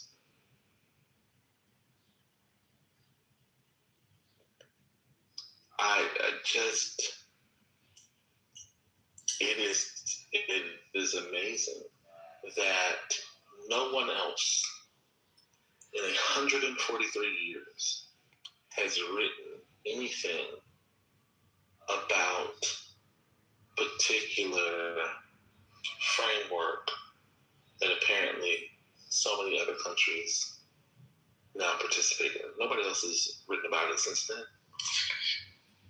It's and it's only there has been no one else has written about it since it's I forget the name. There's only one thing. Somehow they have Montessori high schools. Imagine thinking that things don't evolve.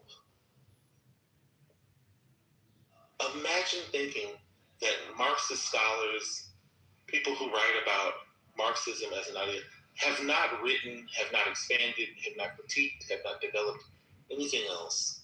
But you read the Communist Manifesto. And I would ask them why. Ask him why he read it. Because what does he think he's getting from the Communist Manifesto? Marx wrote other things. Why the Communist Manifesto? Yeah, so I update my PTR. If you PTR, this is the highlighted portion. Okay.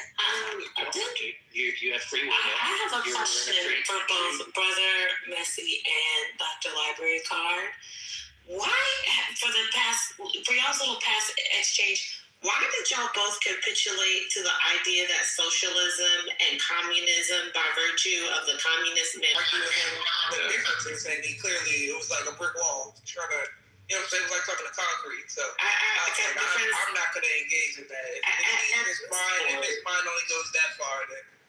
But Dr. Library Card, at this point, I'm thinking to myself, are political science degrees useless or not? Because I feel like most basic 101 courses teach you like at least a basic political theory class would teach you the differences between the different ideologies. So this idea that socialism is from the library, when he would have been in school in undergrad, I think political science would have been a much more robust field of study than that. But that's me saying that if this is his understanding when he got the best of the education, and some of us have had.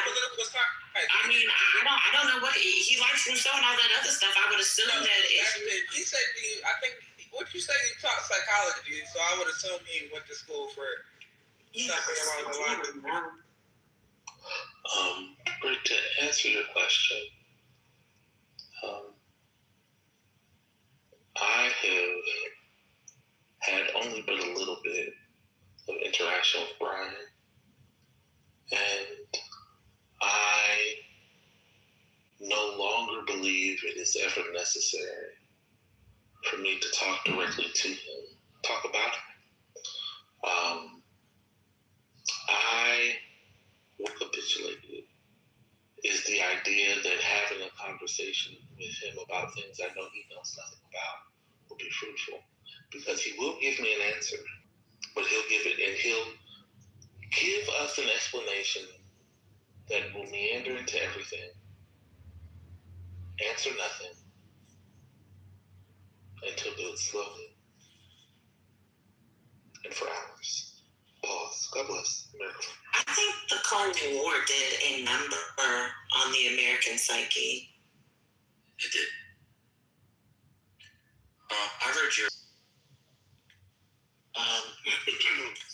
Which ones? The abolition of private property.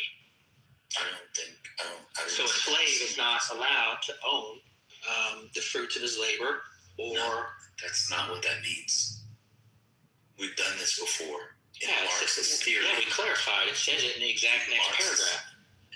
Okay, what's the next paragraph say? Yeah, we communists have been reproached with the desire of abolishing the right of personally acquiring property as the fruits of a man's labor, which property is alleged to be the groundwork of all personal freedom and activity. So then he goes into basically defending why, even though they've been reproached on it, it's still... Huh? Keep reading. Well, that's my point. So you gotta keep reading. Okay. Well, I can keep reading, but I'm telling you, keep reading. We're learning. Keep reading. Oh my God, it is amazing. So the abolition of private. My point. I got an 86 here. In this sense, the theory of the communists may be summed up in the single phrase: abolition of the private property. We communists have been reproached with the desire of abolishing the right of personally acquiring property as the fruit of a man's own labor, which property is alleged to be the groundwork of personal freedom, activity, and independence. Hard-won, acquired, self-earned property. Do you mean the property of the petty artisan, of the small peasant, a form of property that preceded the bourgeois form? There is no need to abolish that. Oh my God. The development of industry has to a great extent already destroyed it, and it is still destroying it daily. Or do you mean modern bourgeois private property? But does wage labor create any property for the laborer? Not a bit. It creates capital, i.e. that kind of property that exploits wage labor. And that cannot increase except upon condition of begetting a new supply of wage labor for fresh exploitation. So they're not talking about a worker's clothes, abolishing the right to a worker's clothing. In Marxist theory, private property refers to the bourgeois means of production. Now, I don't agree with this, just so people know. I just think people should not be lied about their ideas. I don't agree with Marx on this. This is where a lot of people take it. Excuse me. I don't agree with Marx on this in America. So I think it'd be bad for the Negro. So when the slave master took over the enslaved, took the fruits of the enslaved, that's not what Marx is talking about. Marx is against that. You know how I know he's against that? Because I've read Marx's writings on slavery. actually explains what he means as the chapter unfurls. It says it right there. No. He tries to differentiate between it's not silly. what it is silly and it is arbitrary because it's not arbitrary. It is arbitrary because what if you were to say I use this tool not just for my own personal benefit but also for making money? What if I use my car? What if I use my laptop? Where's the distinction between private and personal property?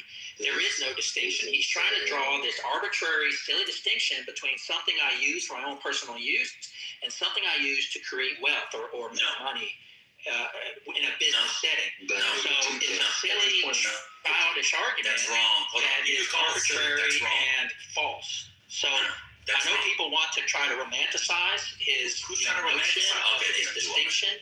You don't do that. That's wrong. Yeah. That's wrong. No. Personal items. No, that's wrong. No, I'm not. Because I school, I had to read it. To get through grad school, I had to do it in the German. Unterschlafen. I'm telling you. What's the German word for that? That was funny. Of course, it's not. It's like Privattermengetums or something like that. It's referring to means of production, like banks. It's not referring to a hammer or a sickle. How do we know that? Well, we read the whole book. That's how I know that. It's referring to things. Hold on a second. Hold on. It's referring to farms. It's not referring to your coat. I'll give you an example. In Lenin's USSR, one thing that's cool about people like discussing ideas is discussing ideas, but you can't angle other people's ideas to make your own silly points.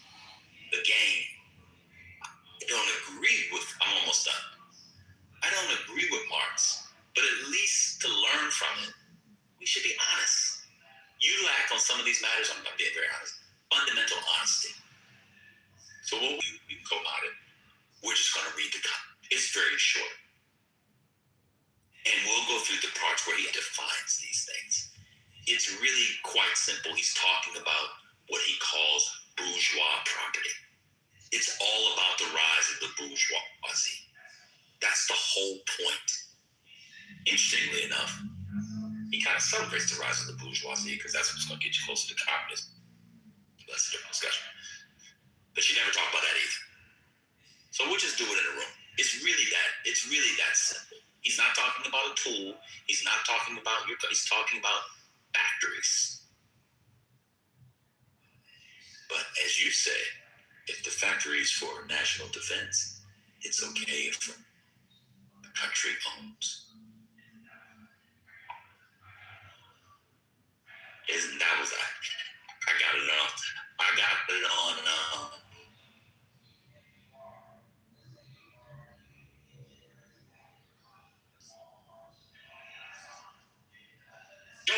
Yeah, that's fine. Yeah, that see, no, where a conversation begins. It took you a while, but you finally got honest. That's true. And then you'll say why you don't think that's good, if it's inefficient, et cetera, et cetera.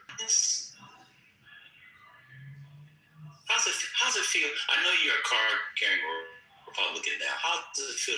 You've been honest like 3 times a day. It feels weird getting Republican. What's wrong? Why do Republicans lost?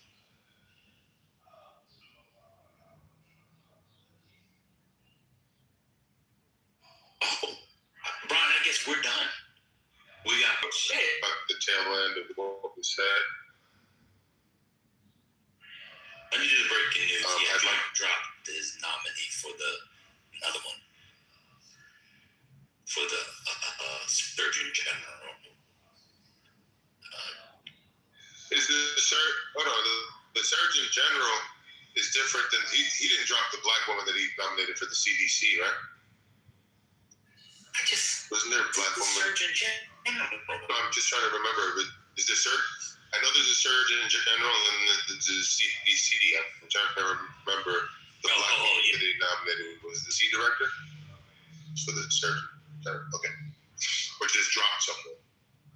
But the main question, in the same way that you can read the Communist Manifesto and pick out things that, you know, have certain truths and value, even though the full import you reject, it seems like. That's what I was able to gather from your discussion with Brian. I didn't mention invaluable. Okay, I'm sorry, that was a misunderstanding. Let me just ask you directly. Why can't I do that with Donald Trump? Go ahead, ask the same question you asked. I wasn't even going to bring up Trump. I was going to bring up Hitler. I'm curious if you... As an Adolf Hitler? Because Adolf Hitler, because put the voice on. In the past, I have to, in order for me to speak in a way that flows and makes perfect sense, I like to speak in this way. What about Hitler? What I would like... What about Hitler? Excuse me? What about Hitler? My question, really, the point is this. Okay. Are there aspects to Hitler's rise to power? Yes. That we can... I haven't even asked the question, so what are you answering yes to? Yeah, I know what you're going to ask, but yeah, the answer But the room yes. doesn't know what I was going to I ask. apologize. Go ahead, yes. Okay. So, inhaling and exhaling is essential to life. Beyond that, what I'm saying is, Nazi Germany. although the full import of what Hitler did was beyond what evil could truly begin to describe, at the same time, we can recognize that there were things that Hitler did that are valuable, that we can learn from in terms of being effective, in terms of being effective leaders and effective communicators. Wait, are you saying? Now, he used. Well, hold on. I'm confused how you're asking the question, because you could be asking the question in a very offensive way or not offensive way. Are you saying there's lessons to be learned in terms of people should do this because a bunch of people die, so we learn through bad, horrific leaders? Or are you saying there are good things that he did? No, what I'm saying is we tend to take Hitler's most nefarious deeds and we reduce him to that, and that's fine. And I'm not they were all nefarious. There were no good. There were no good deeds. Okay, so then you're saying, well, good deeds. I guess what I consider a good deed versus what you consider a good deed probably. Well, then, yeah, that's what I'm saying. Give it specifics. So, what's a good deed from Hitler that you saw? What I'm saying is, I haven't fully researched it, but in order for why don't you ask the question?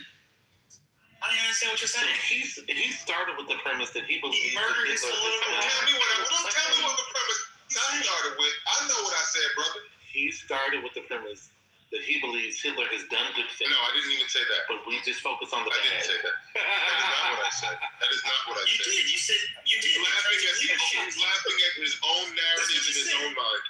No, you said he did good things. You were saying for his leadership we could learn from because they were good. Well, no, I said there are lessons. Maybe he was an effective. I said no. The terms I use, I don't like to say that good things. But I said there are lessons to be learned in terms of being an effective leader and an effective communicator. Now he took those skills, tools, and abilities and used them for the most nefarious actions or nefarious deeds possible. But the skills that he was able to employ to rise to power, communication and leadership. Killed people. Oh my God. I can't killed people. No. I understand. But I don't understand what he's saying. I think. Why is Sonny chiming in? Where are you coming from? I mean, his point is still like a dumb one, but he's trying to make the point of like, I don't know, Jeffrey Dahmer did bad things, but we should admire him for his skillful. That is not what I'm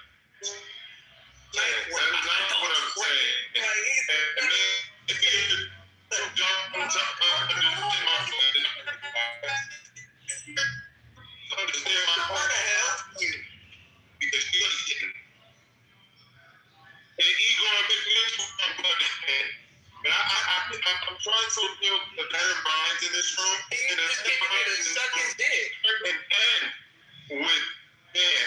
Okay, other people minds in this room, and it's not you, Igor.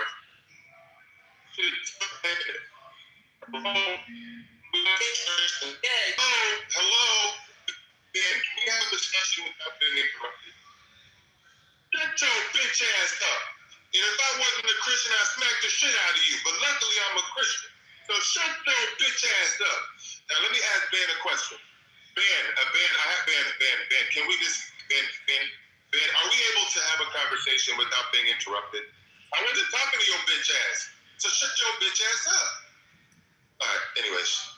All right, Father, forgive him, for he knows not what he does. Father, forgive him, for he knows not what he does. So I'd like to get to what you're talking about. All right, he's moving like a little. So anyways, may I answer your question, Ben, without me? Nicole Safier, she went to the Caribbean to get her doctorate, her MD. Who? The new person who's nominated for the Surgeon General. Of course she did. Shout out to.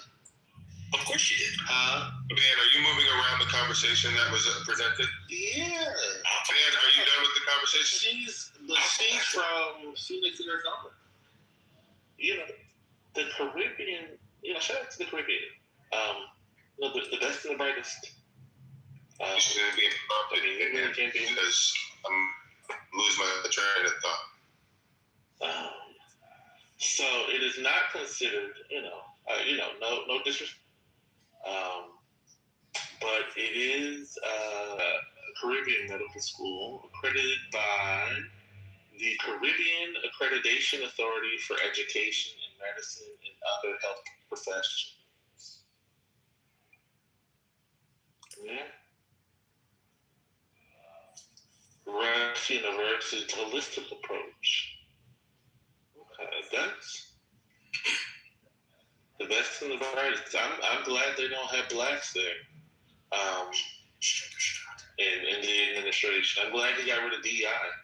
Getting the best. Yes, that's bizarre. That's a bizarre one.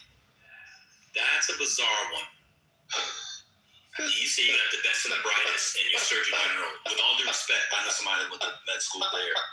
They're not the best and the brightest. That's why they go there. I don't know how this is not DEI. This is weird. Do you think Barry is I think it's Barry. Barron is helping him make the picks. Clearly, if these are all influencers getting all the jobs. So, brother, I could tell you one thing about Ross University. It is actually an American-style Ross University. It's an American institution. Most of the Americans go there. Yeah, it's like the Indians have medical schools all over the world. Yes, the ones whose cause can't get them into U.S. schools. Yeah, he says, you from the Caribbean? I said, how do you know? He says, you have an accent. He said, I went to Ross University. And I was like, Ross University? I lived in Illinois. Wow.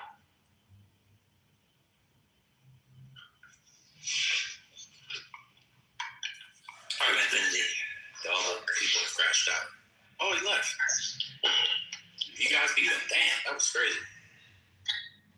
God is always good. I don't know why y'all don't like having Manfinity defend. Don't do that. Why do you guys not like? Well, I would say recording the audio. Why couldn't we have him defend on audio? I don't know. Y'all just. I would have loved to have him. He's about to defend Hitler. Well, he's gonna. The room is being recorded. I would have loved to have that. He's gonna do it later. I guarantee. No, it's not. I'm sorry. If he catches you in here, he's gonna come and check. He's gonna. I was like, okay, you know what? I'm gonna support.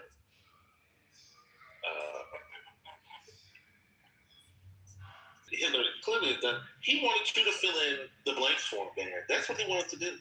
He was putting forth an idea that he wanted you to answer for him. He was actually having you do the heavy lifting. They're like, oh. So he's too lazy. He said that this morning. He's like, too lazy to do the work. Do the work for me. It's like, bitch. Well, to be fair, we knew that when he took a PTR photo of his suit and we saw his beard. He is definitely too lazy to take care of it. That is clear. We knew that from the way his beard looked. It was very unkempt. Zephyr, are you there? Zephyr? Yeah, but I'm eating. You always eat Jack's tacos. Nah, get some veggie sandwich. Yeah, see. You and Brian agree? On what? Brian been here arguing that socialism is evil. Who's in here trying to make you? He a Looney Tune. She act like that whenever. I don't know. Come on, why'd you do that, girl? Big sister. Yeah. Okay, you big sister. You versus.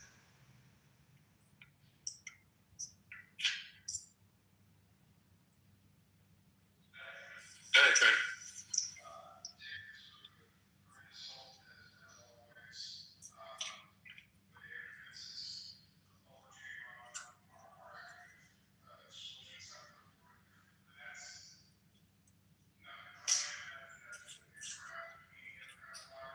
Or if it's an actual bomb. This is minutes old, so we'll figure out what's going on. Who is waiting?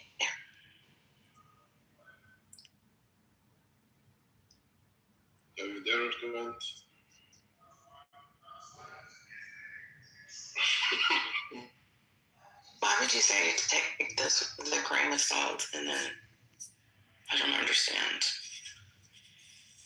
Could you just say it in your head next time? Tell you have at least 2 grains of salt to offer. But reform is breaking news. He has to be the first to publish. First out the door wins. Just saying. I don't know. Trent, so is America winning the war, or are we still at a stalemate, or are we losing the war? What's the latest update? No one knows the answer to that. Man, is your name Trent, bro? No, bro, I asked Trent a specific question. Well, let him go, and you could go after. You just want to. Anything he says, you're gonna. I don't want to fight, but you just interrupted Trent. Come on.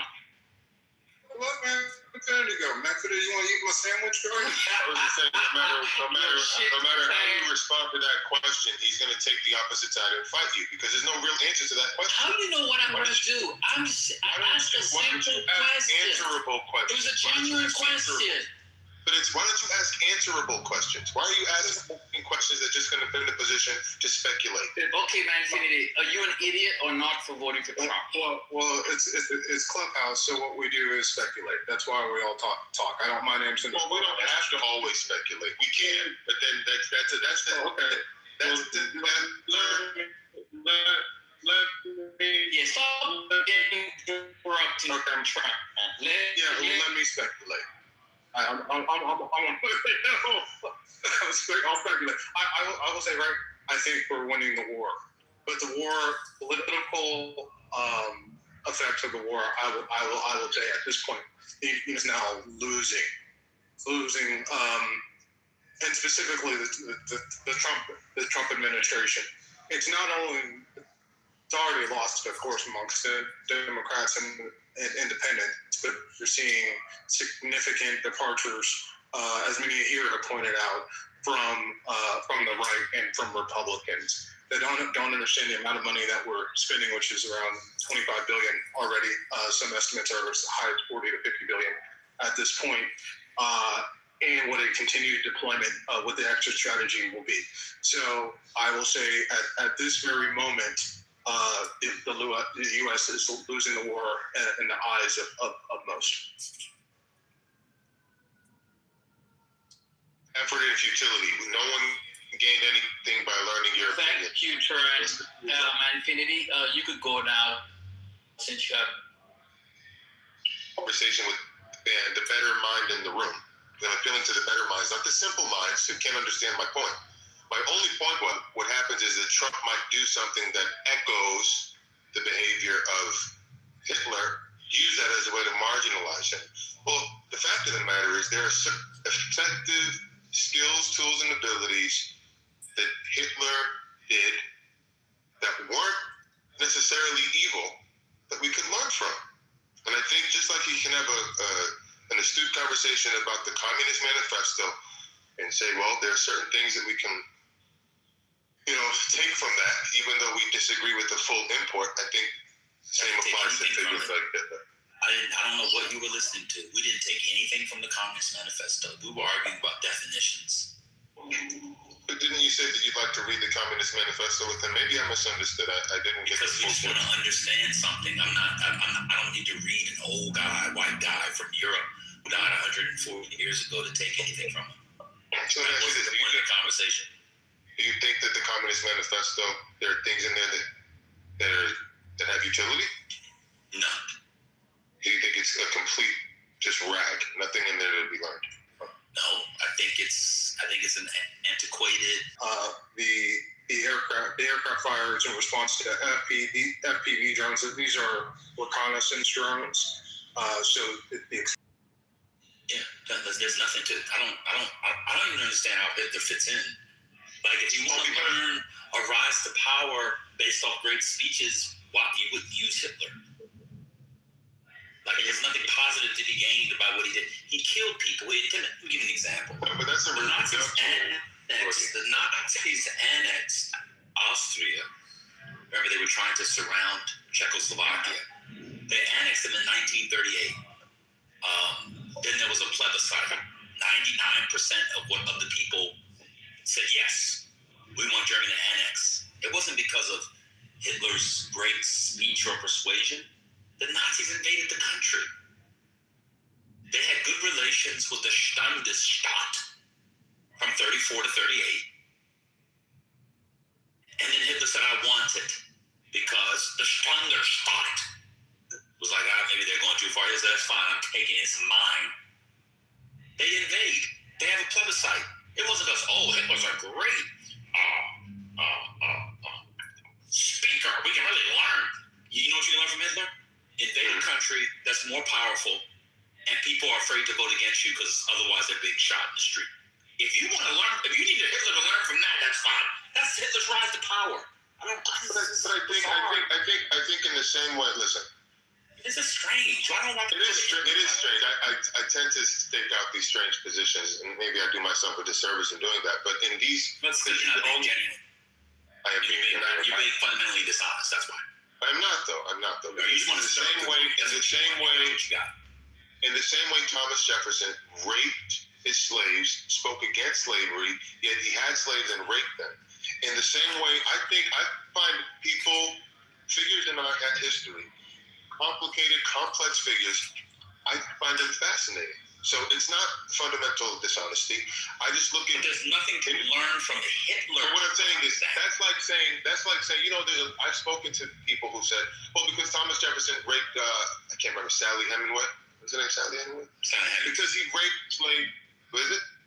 Sally Hemings. Yes. So because he raped his slaves and because he had slaves, that's what he's reduced to, regardless of how he contributed to the birth of this nation. We're going to reduce him to that one evil and marginalize him. And I think we do ourselves a disservice by doing that because Thomas Jefferson also delivered some amazing things in terms of. What did he deliver is what I'm asking. So I think, I don't know all the history, but as far as I recall, he delivered. Thomas Jefferson gave us the Declaration of Independence. What did Hitler give us? Did he do something with the highway system in Germany? Yeah, you got to jump off the bridge, bro. Okay, so there you go. This is your problem. You don't have to have conversations without being insulting. The highway system? Is that true or not? We don't need fucking Hitler for the highway system? The Autobahn. He didn't do that. German engineers did that. So he had nothing to do with that? He had nothing to do with it? We take... No, the engineering... No, Americans have taken German engineering. We've taken... What was his role in the development of the Autobahn? Did he order it? I don't know. I'm asking you since you said that. Well, you brought it up. I don't know about the highway system. Okay. Well, he is responsible for leading on that issue. The Autobahn. But what did we learn? Oh my God. So Hitler having to build a road to you is like Thomas Jefferson's Declaration. Are you? See, you're better than what you're displaying right now. Do you understand what I'm saying? What I'm saying is that although there are evil figures in history who are complicated, who have done at the same time horrible, dastardly things, like Thomas Jefferson, who raped and pillaged people in his own. You're not listening. Hold on 1 second. So the German highway, the Autobahn, which I've driven on, by the way. It's fucking crazy. The American highway system was based off of that, as far as I understand. So idea. I wasn't asking you. Be quiet, man. It doesn't matter, Infinity. You just say stuff. You just say stuff. No, I didn't say stuff. That's the truth. No, the highway system in America. To make it. Do you want to learn? I don't want to learn from you because you don't have a genuine bone in your body. You have a problem with me. I know, and every time he engages with me, he's insulting. He doesn't. Well, I'm here only talk to Ben. So you don't come in here. You got to deal with other people. Calm down. I know, but what I'm saying is he's insulting to me. So why do I have to engage with him? Hitler did not start the German. Neither did the Nazis. Yeah, he's. So that's why I asked you, what was his role in the Autobahn? But you just said that. Everybody, one mic on me. That's a separate conversation. You said, is there something to learn? Even if Hitler started the or signed up on the Autobahn, there'd be nothing to learn. What? Do infrastructure projects? Like, I mean, the Nazis had fly-ass clothes. Shout out to Hugo Boss. You conflated the Autobahn with Thomas. I mean, come on, man. So what can we learn? So let's say it's true that Hitler started the Autobahn. What will we learn from? What did we learn? The American highway system, being able to What did we learn, though? I'm saying. We learned how to develop travel in an interstate basis, which is very important for all. But what did we learn from Hitler? So you're talking about an engineering marvel or a set of sort of connected interstate travel and all this stuff. Hitler would have nothing to do with that. So you're saying because he's not the engineer. One second. You're conflating what happens in a country with the horrific human being.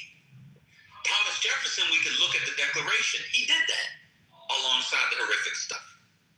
Give me some. Trying to misunderstand my point. You don't. I'm not. I understand what you're saying. What am I saying, brother? Oh, some good things happened under Hitler, but I'm saying that's not a condition of Hitler. So you're saying that would have happened with or without Hitler in office? Well, it started before Hitler. I mean, I'm giving you the historical fiction and it's apocryphal that was Hitler.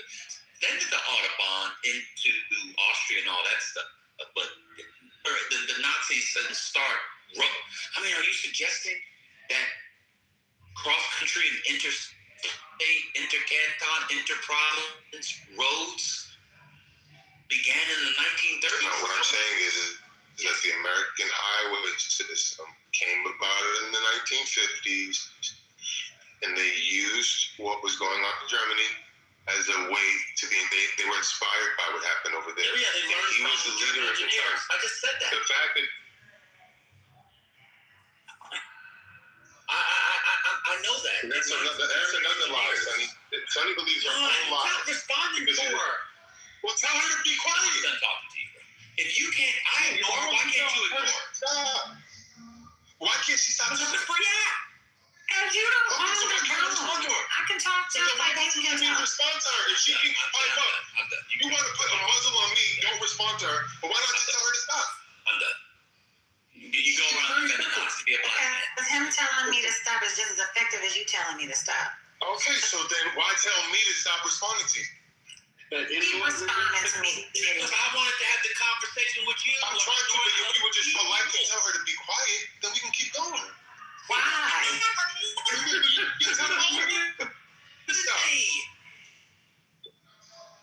telling you to and I'm telling you to tell her as the moderator to stop interrupting. So you can't even just tell her to stop interrupting? No, why not move to the point to call me bitch? Because you're a bitch. We would have been tackled by now. You're doing too much, man. Christ. It's a very difficult conversation to have in front of people. Conversation is no, you're playing on my top. You want them to do that. I just want to. You can't have conversations with people like her in the room because she's. That's her fault. You're a simple-minded woman. No IQ. I'm pregnant. Oh my God. She don't understand. She can't understand deep conversations about that because she got to simplify it. No matter how you break her, it's not going to change the fact that she was about to drop. You know, that's what they do. I don't understand her. Just like Igor was going to say. Moderators, all of the time to tell people to stop interrupting. It wouldn't have been out. Infinity. Okay. Stop crying. Let's move on. Yeah. I'm over it. But what I'm just saying is, they want to treat women like princesses. Bro, that's not a conversation. We have that conversation next week. Can we move on? We can move on. Yeah, that'd be good. Okay, cool. But man, Why maybe a break. He's been talking about this. I really don't understand why you guys think that you need to talk to him for this long trying to stay in the room.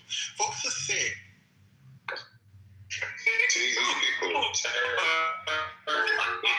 People keep my name out their mouth.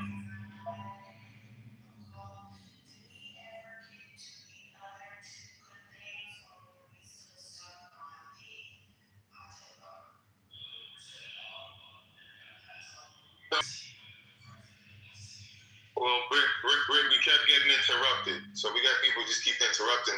Maybe we could have had a fruitful discussion, but we can't in rooms like this because simple-minded people like to interrupt.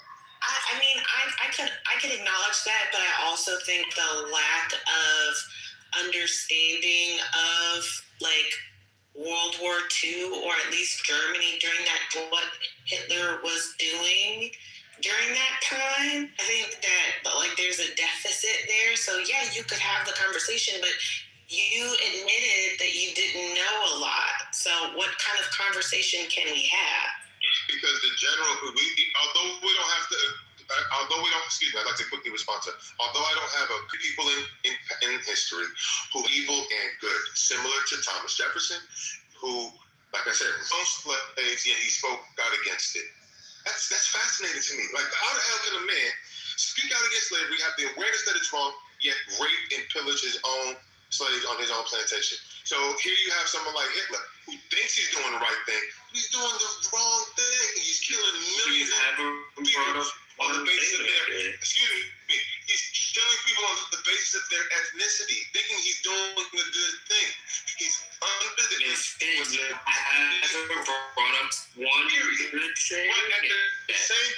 at the same time, for him to man, finish. So I'm saying is, I don't have to give you one example.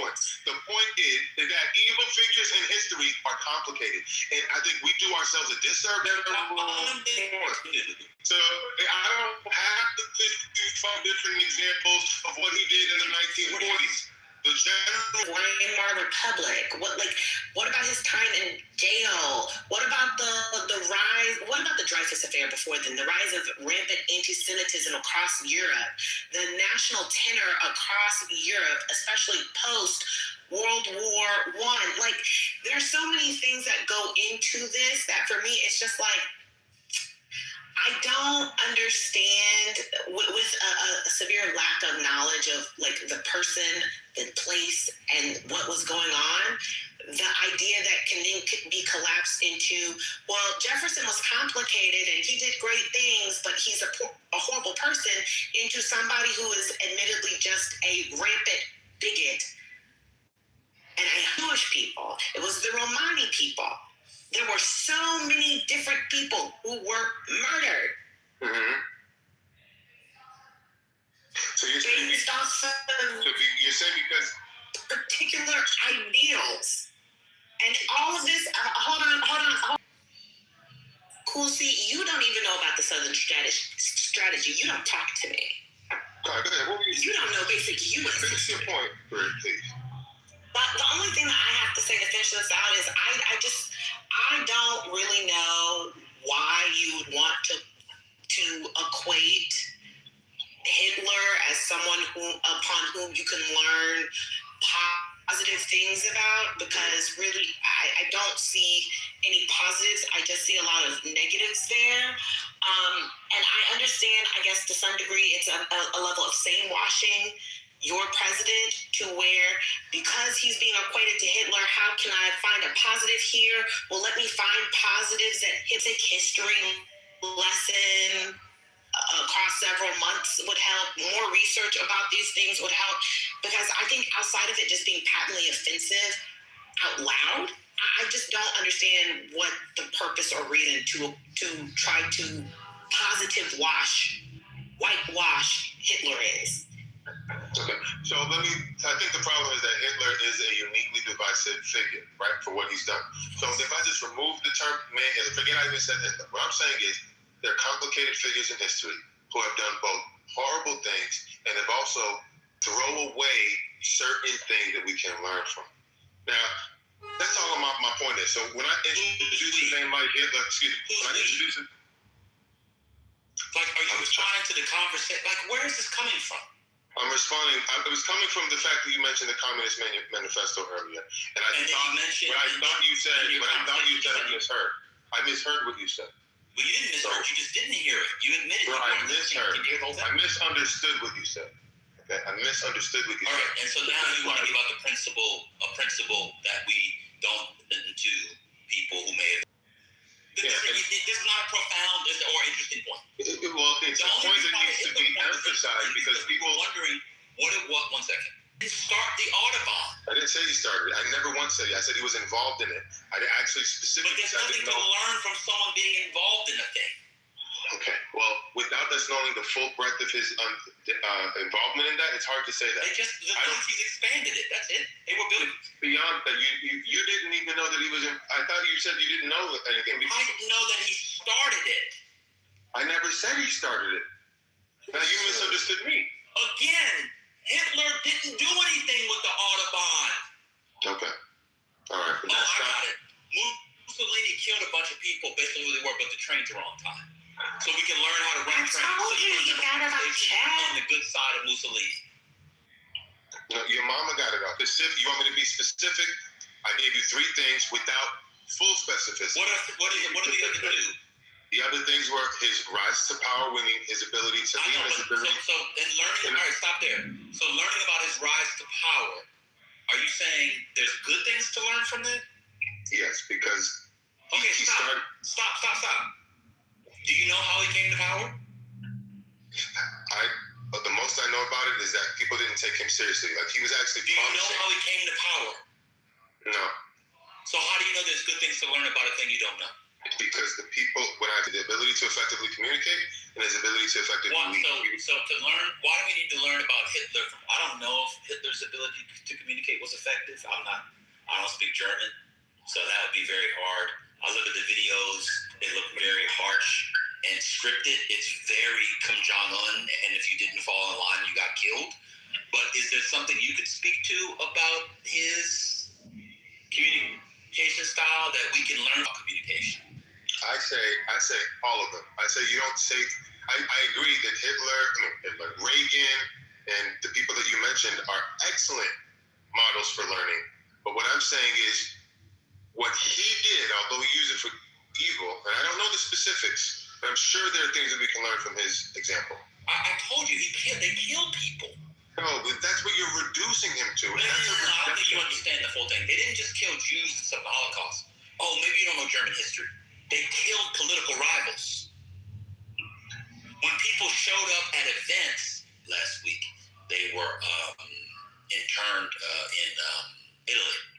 And one of his friends was they were in Paris. I think it was around the time of the occupation. And it wasn't Hitler, but some high-ranking Nazi official, not Hitler, but someone very high, I can't remember who it was, gave a speech, and the person didn't respond the way they were supposed to respond. They beat him to the point of death.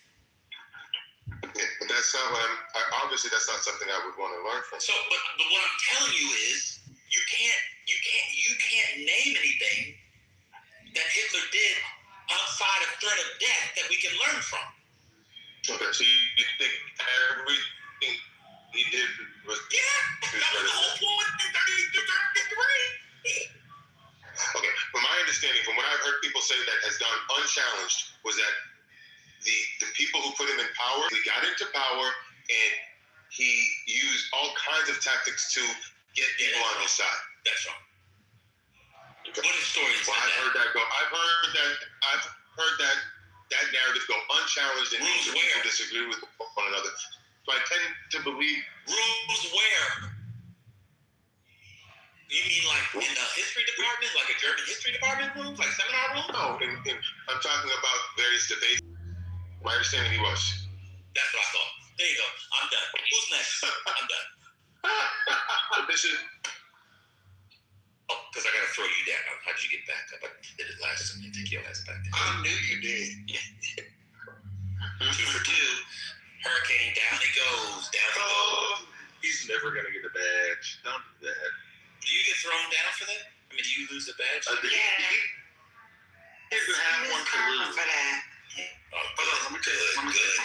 Him not having a badge is like calorie-free, fat-free bacon that tastes like real bacon. It's fantastic. So what was Infinity? Hitler was elected to what office? You're quizzing me on things to denigrate my input. It's not to denigrate. What I'm trying to show you is there's lots of myths about Hitler that right-wingers, neo-Nazis, Russians, etc. in the world put on the internet that people have just taken. And so how do you know what's true? And so it's part. Let me just finish. And so there's this large narrative that's come back around on Hitler because history is so bad that people think he won a popular vote in 32, or like he was elected in 32 or 30, whatever it was. So he wasn't elected? No, it's all under threat of death. Why was he appointed? He got 33. Because there was a political crisis, and what's the not Hindenburg, what's his name? Yeah, Hindenburg. Under threat of death. The country was collapsing. They had powerful forces. He had already had the putsch was before. I mean, it's a very interesting story, but they didn't win the election. They came in second. So what is the narrative that I've heard through the years that... Hold on, he's giving you the history. You don't want to hear it. No, I couldn't hear it. I'm sorry. Oh, okay, go ahead. Okay, so 33% he got in 32, and the Hindenburg picked him because he thought he could control him more easily, because there was also the fear of the communists and so on. So he wasn't elected. And then in 33 he got 99% of the votes after the Crystal Night. But yeah, obviously. Do you know what Crystal Nacht was, Infinity? I do not. So you don't know what Crystal Nacht was? No. Okay. But you believe that we can learn something from him as a political figure. You don't know about Crystal Nacht. No, not Crystal Nacht. Wasn't it the Night of Long Knives or Crystal Nacht? But you believe we can learn from his great speaking. Oh, let me back up. Do you think Hitler was a great speaker, Infinity? I don't know how to qualify his speaking ability. No, I was making sure. So you don't know about the Night of Long Knives or Crystal Nacht? No, but I would say he's an effective communicator. I don't know about great. Yes, any nigga's effective if you're killing your political rivals after the Night of Long Knives. Okay, well, questions about. You don't even know what the Night of Long Knives is. But that doesn't mean I have an opinion. Just because I don't know what the long knives are or whatever you just said doesn't mean I can't have an opinion based on my limited understanding. No, you can't have it. You of course can have it. I'm saying, what is your opinion informed by if you don't know about the Night of Long Knives in 34? And my opinion is informed by being present when discussions are being had with regard to how Hitler came to power. What about I have specific the brown shirts? Do you know the brown shirts? No, I don't. But what I do know is that they say that the people that put it... Was it Vroom? You asking me? Ernst? Yeah. He does not know who Ernst Rome was. Not a chance. Doesn't know anything if he doesn't know the brown shirts. Right. You like, oof. So wait a minute. So I don't. But my point is not hindered by me knowing the various details of Hitler's rise to power. To a degree, it is. But you don't know any of the details. You haven't given us any details. You're telling us you heard something and you haven't bothered to look into it, and you're totally uninformed. And now you're trying to say you don't need. Because I think part of it is you don't know all of the building blocks that get to his rise in effort to say that something could be learned here. You're just giving a conclusory statement, and you have no factual basis for it outside of the conclusion in and of itself. Infinity, what's the difference between the essay and the SS? You're quizzing me to show myself. No, I'm not. I'm just asking, do you know the difference? No. Do you know what the essay was? Salvation Army? I don't know. No, in Nazi Germany. Do you know what the essay was? No. Do you know what the SS was? I've heard that. That's more familiar to me, the SS. Okay, what was that? I be guessing at it. I don't remember, but I've heard of the SS. But what was it? Is that I'm guessing. I don't know. No, I just this is how you can be effective as a leader if you're Hitler. Get an SA and an SS. That's why I figured you might know what it was, because someone said what it was before, so if you'd heard of them. So if you have a bunch of motherfuckers around and they asked you about who, you didn't know who that was. Effective communicator. Would you agree with that? Absolutely. Okay. That was what Hitler did. Okay. He had an SA. But here's the thing. Here's what's confusing me. I understand. So, on 1 second, sir. 1 second. So, the Night of Long Knives was a systematic killing. The Great Purge. It's called the Great Purge. Okay. You got Polovetsky in Ukraine. These were Stalin's right-hand #1 boys. Here's why I'm confused. You're not even listening to lines, Ed. You just want to go back to what you're going to say anyway. So I'm going to shut the fuck up. I'm happy to engage with you about the history. The problem is I don't know if this space is allowed for that. If you want to dig into that history, you want to share? Shut the fuck up! No. Even thought. No. Not going to happen. This space allowed for that in this very moment. I thought you wanted to get back to it. Right. If you really wanted to engage, I have questions. But I think that'd be better served by doing my own. Yes, Manfinity, but would you do this every argument? Why can't you just research before you have the conversation? That's all we ask. Like we really want to genuinely engage your points in good faith, but you never have your points together. I was just trying to understand how he thinks. See, I walked in the middle of the street once, and then in the middle, I thought maybe I should see if I have to walk, ignore, don't walk. But I was in the middle of the street, so it was okay. Everybody could engage with me. They're talking.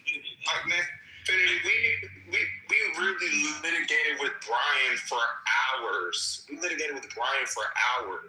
You don't think we have the bandwidth to do it with you, but at least come with something for us to work with.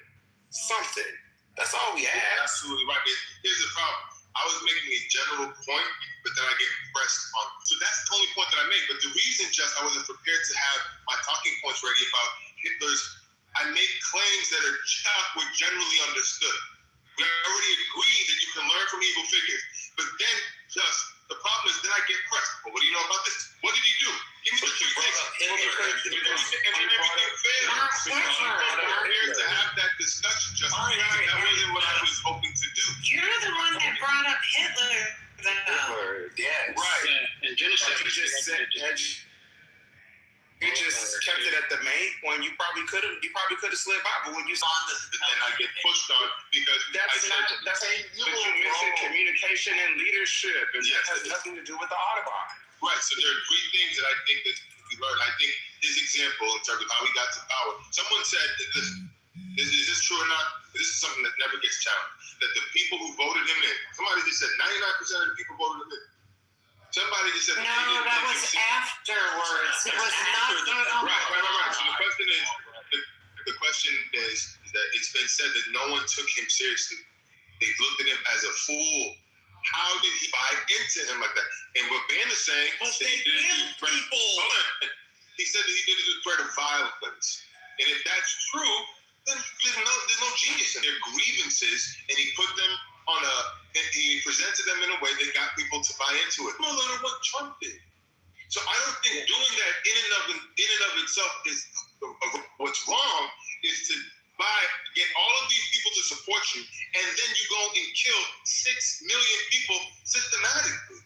That's evil. So it's almost like he didn't write a lot of the manifesto. So a lot of the decisions that Hitler made, right? The small decisions that he made may have seemed good, right? But the ultimate decision that he made destroyed Germany, correct? Their grievances, and he presented it in a way that was effective because they bought into it. If you're playing a game of chess and you make moves, right? Every move accumulates, right, to the whole of the you're trying to win the game, right? those tactics, wouldn't that mean that those tactics were flawed? Not necessarily, because like when you said the Audubon, he used slave labor to build the Audubons. Should we use slave labor?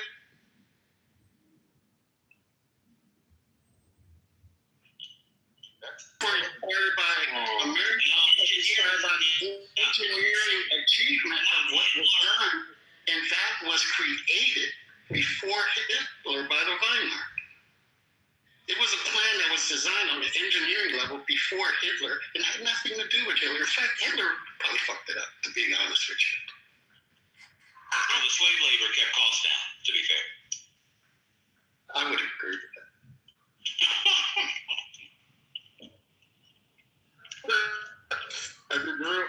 Real quick, the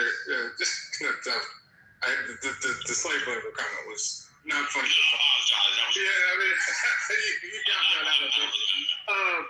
There is breaking news out of British opposition with drones. So there has been a confirmed explosion of, I believe, multiple drones there. So we are beginning to see a intensifying in Iran again. Thank you, Trent. Appreciate it. I was going to say about Hitler, and now I'm going to take your. Oh, he left. Thanks, God. He left. Oh, that's crazy. One thing about Hitler, RJ, I don't know what you think about this, but of like evildoers in world history, he's like uniquely unlearnable from. Like the positive side. Nothing. Literally nothing. I was trying to think when he said. To Goebbels. It's fucking insane. So, yeah, that was wild. to be clear, that would. You know who Goebbels is. Well, there's that, but I think the other thing is, had he even talked about the propaganda regarding like some of the filmmaking with Leni Riefenstahl or something like that, then I wouldn't say he had something, but it would be at least something. But there's nothing that I can think of that there's not one single. Profiting off of pre-existing culture. Science.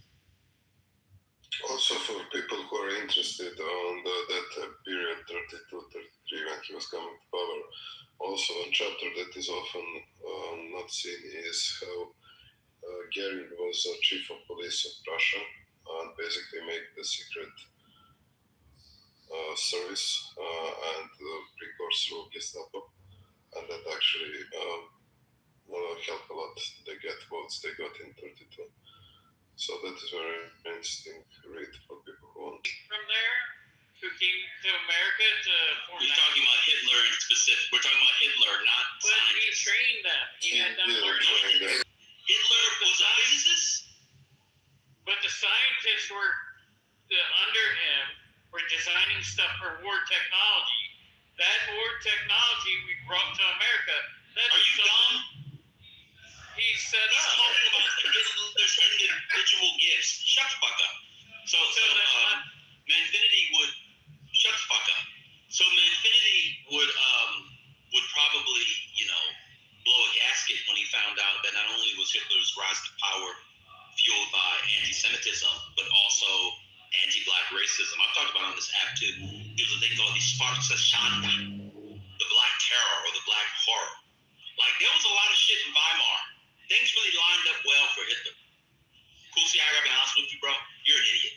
You're an absolute idiot. If I can add to that, because this is one of my favorite subjects, you are correct, Ben. One of the primary reasons that Hitler lost and the Nazis lost the war is their anti-Semitism. Had they not forced out the scientists that were ahead on rocketry and nuclear technology, or the theory of nuclear technology, I should say, had they not forced those scientists out of their country, they actually may have developed the nuclear bomb first. And it is his anti-Semitism that ultimately led to his demise. All right, Brian, what positive goods can we learn from Hitler's? Michael, you. Yeah, I think if you think about the leadership profiling that's been done by CIA entities. So what they're doing is they're building leadership profiles of Putin, of modern day leaders. There have been attempts to better understand the psychology of people in these positions, and so it's been used for understanding how Putin or Kim Jong-un or somebody like that might react. So the notion of taking his methods and tactics and goals and all the things that we know about him and creating a personality profile can help us predict future, bad behavior or future behavior from other people. So when you study those from a personality or leadership perspective, you can see, well, Putin is likely to respond this way. So if we propose this treaty or this punishment or whatever, here's how he's likely to respond. Oh, no. We all agree with that. No. We all agree with that. He was saying that there was something that was usable for Americans, for example, in leadership based off it. Not like, no. We all agree with you on that. That we agree with. That's what I thought he meant at one point, and then everybody was like, that's not what he meant, because for whatever reason, I don't know what's going on. Is it the right wing, like MAGA, that hit the pipeline? Is this part of getting a MAGA merit badge? You have to go online and defend Hitler for a month and then record it and then play it to the Stephen Miller and ironically and others, and you get the merit badge. Like, what? I don't get it. Shout out to merit badges. Sometimes you have to go to special conferences to get specific merit badges because your troop couldn't do it. The not merit badges were always the most rewarding to get. I think another one might be where this was it Zimbardo? So basically, they set up an experiment, pairs or different Q&A type of prompts, and if the receivers, the learners, didn't respond accordingly, then the teacher was supposed to give an electrical shock to the respondents. And so the notion was, how could Hitler or Goebbels or whoever in that regime get so many people to kind of buy in, as foot soldiers, as leaders, as officers in this, evil empire, this evil regime, this evil movement. And so what would happen is the actual participant or subject was the teacher. Everyone else was a Confederate. And so when he was supposedly turning up the dial as the learners gave, supposedly false or incorrect answers, they were not given electrical shocks, but they would simulate, they would scream, they would writhe in pain, they would pass out, supposedly. And so the test was designed to understand if a person has power, as in the test administrator has power and authority over the dial controls of the 500 volts or something like that. It was like almost a lethal dose of electricity just for participating in this, false study. So they were trying to study, if you are given power, what would you do with it? If you are given orders to, give these instructions to these test takers, and you're told to punish them for, let's say, false or incorrect or whatever answers, how far would you go given that power, and then the people in his army and in the country? So Zimbardo was the Stanford Prison Experiment, not Milgram, and both the Milgram and the Stanford Prison Experiment have been debunked. Yeah, I agree. I think they have been debunked. Just real quick. But they have been used in many circles to kind of push that notion that power is easily converted to evil purposes. Yeah, it wasn't Goebbels. I know it wasn't Goebbels. Goebbels was a propagandist. I think it was either Goring or Eichmann. I think it was Eichmann that was based upon, and it came out of the Nuremberg trials of the Milgram experiment was later. But yeah, you're right. It is a fascinating experiment. So is that like the Ayatollah and the IRGC? We're learning from them what Hitler did. So we're trying to eliminate the IRGC in Iran.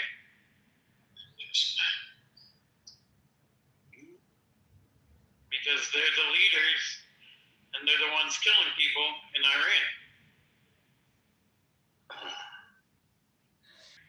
Everything they've done for the last 40 years.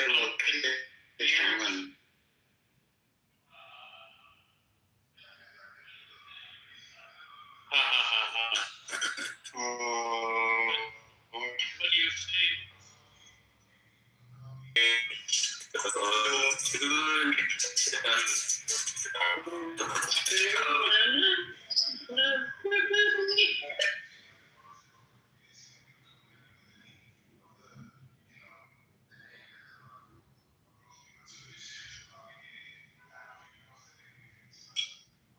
Oh yeah, no, I'm the one to engage. But the thing is, this thing, I think you can even you can. I wasn't talking to you, Hurricane. Please be quiet. He said, Adjust. No, I didn't hear it. Say no. He said that he. No. What he said was he doesn't think he's the one to engage. But what I'm trying to emphasize to him that these points are widely agreeable. Not agreeable, you mean You don't have agreed to be a upon, scholar. right? They are agreeable points? Oh my God. Tara, I would love to engage with you. You seem like an honest person. You know what? I think someone who literally just sort of went to ChatGPT or whatever you just did to try and learn about the Holocaust and Hitler, when fundamentally you had no information about it before you came in and started talking about it, is not someone that I'd be willing to engage with. I have relatives who died in the Holocaust. I am really not interested in having a conversation with someone who basically is slumming, as it were, and doesn't. All right, that's fine. But it's not that I don't know anything. It's that I don't have as much information as you do. I do have the beginnings of information, concepts of a plan, if you will. Like breath. And I don't think you expect that. But like you said earlier today, that's true. You're just lazy, which is fine. You said that earlier about yourself. I just used my finger. I wasn't lazy a moment ago. I just looked something up. What you just did wasn't sufficient. You're not. Gave you why you. No, you don't get to determine. I'm going to what Tira said. You weren't sufficient. You're not sufficient enough. You are not Tira's sustainer. And she can sustain herself. You said it yourself. You mean supporter, not sustainer? Do you misuse language a lot? I'm sorry. It's a thing for me. I'm sorry. I shouldn't have said it. Tara, what I was trying to explain to you is that I think even though he did some horrible things to your family, I think you have a better mind. You can be able to discuss things unemotionally. I think there are plenty of people on this stage. Excuse me. I believe I have a very good mind, but there are plenty of people here who can discuss things with you if they wish to. So I turn back to you, Just. Would you like to engage on the points that I was able to gather? No. I widely agree. Yeah, I don't want to engage in this topic, unfortunately. Maybe another time. All right. So now we all understand the general point. No. All right. And I'm telling you, no. Be quiet. You yipper sniper. What is wrong with you? Why wasn't I talking to you? All right, but just because you think I'm a demon doesn't mean anything. You're talking to the whole stage. I don't understand this dude. You're like yapping my heels. Be quiet. You're talking to the whole stage. No, I was talking to him because he just keeps yapping. That's why you go on Grindr. Not I would urge you to stop doing that. Not true. Yes, it is very true. That's why you put prep up your ass every night. Not every night. To be quiet. Prep is administered. You're very rude. And you have nothing of substance to Prep offer. is administered. You come on the room and you like to talk. You like to make rude comments at all times towards me. And it's unnecessary. Important medical. Just because you want to lead a promiscuous gay lifestyle, which is not to your benefit. What tells you that he's promiscuous?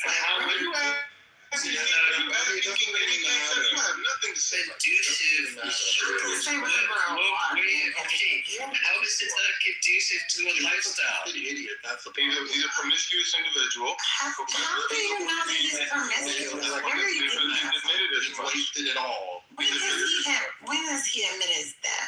In the previous conversation, he's admitted as much. You're not telling the truth. So what? Once you hear about you, you're a dummy. You see, a dummy. You can call me a dummy, but you're a failed lawyer. Dummy. And you're a failed lawyer. You're still That's a why you're on dummy. this app all the time. If you're such a successful lawyer, you'd be prosecuting cases in court and come on here and yap your mouth. So you're unsuccessful too then? Now, Infinity, we litigated failed lawyer on Sunday. We don't need to do this again. No, the failed lawyer was in reference to Tira. We've also Oh my God. If we not go there again, please. I'm not going there. He went there. I didn't bring that up. Remember, We just called him a failed lawyer. yeah, but not her. But y'all litigated the definition of failed lawyer. That's not my point. According to your logic. No, you're misunderstanding me, as always, because you're simple-minded. He's not misunderstanding. Yes. That's right. In other words, you don't have the brain. He doesn't You even know don't what it have is. the brain, Sonny. You don't have the brain. Oh, Trent, when you left last time, I thought to myself, oh my gosh, Trent is paying this guy to be here so that we don't see him as so bad. Tell the truth, Trent. You're cash apping him, aren't you? So how's this really? I want to say something. If you notice the difference, I know people compare me and Infinity because I do, have some conservative feelings, but I would never insult Hurricane or anybody else for their sexual proclivity. In fact, I've told Hurricane many times. Anytime you want to go down, I'll take you out and we will ride together. It is the weakest among us who use the insecurities of others to make our points. And So we you'll can have have, him go down on you while you go ride? yeah, sure, cool. Just hang on a second. So hang on one minute, Benny. I just no, I know you're not. Against me for talking about my sexual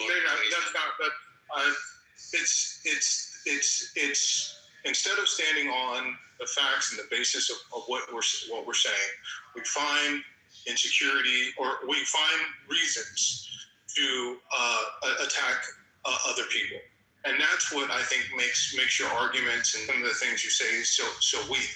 Because Infinity, because you on one hand pretend to be this upstanding person, Christian, and then as soon as you have the ability, you will demean others. I'm not going to say I've never been at fault, but it just shows who you are as a person. I learned. Right, because I've never pretended to be a perfect person. I'm just trying to get it right like everybody else. You never pretended to be Excuse me, he's doing it. Trent, and here's the problem with you, Trent. It seems like you're blind. You don't address any of that because he doesn't engage with me on the topics. He doesn't engage with me on the substance. He engages with me at the lowest level. So when he takes it to the flow, I take it to the earth's crust. And you have a problem with that. And you have a problem with that, Trent. And I understand that, Trent. But the problem with you, Trent, is that you only have the sound of my voice. And that man has these elongated critiques about my behavior, but has nothing to say to this person who only engages with me at the lowest level. He doesn't engage with me on the substance. He always is antagonistic towards me and says the most horrible things. And when I return that energy, I'm the one who gets singled out. And I'm not going to stand for it. So I will respond in kind. If you have something to say to me that's below the belt, I will go even lower. Because I'm the type of Christian you don't want to mess with. I will respond anytime. You have no power. Okay, and the fact that you think I'm not Christian is an actual badge of honor. It's an actual badge of honor for you not to think I'm a Christian because you think it's Christian to have homosexual sex with men. And that is wrong. Broken bitch. You don't even understand what it means to be a Christian. So how can you tell me about my Christianity? Spiritless, broken bitch. How can you tell me about my Christianity when you think it's okay to have sex with men? You ain't got no Do you hear that? word. Do you hear that? Ladies and gentlemen, this man thinks it's okay to have sex with men as a Christian. He's a failure to his Nigerian family who rejects him. And he comes on here seeking family because his family wants nothing to do with him because he's a homosexual Nigerian failed lawyer.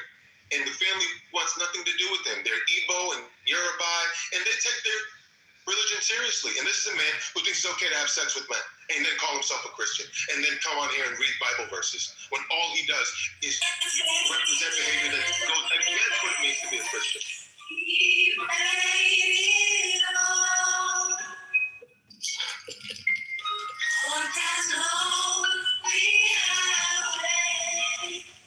Man, Kennedy, can I tell you something?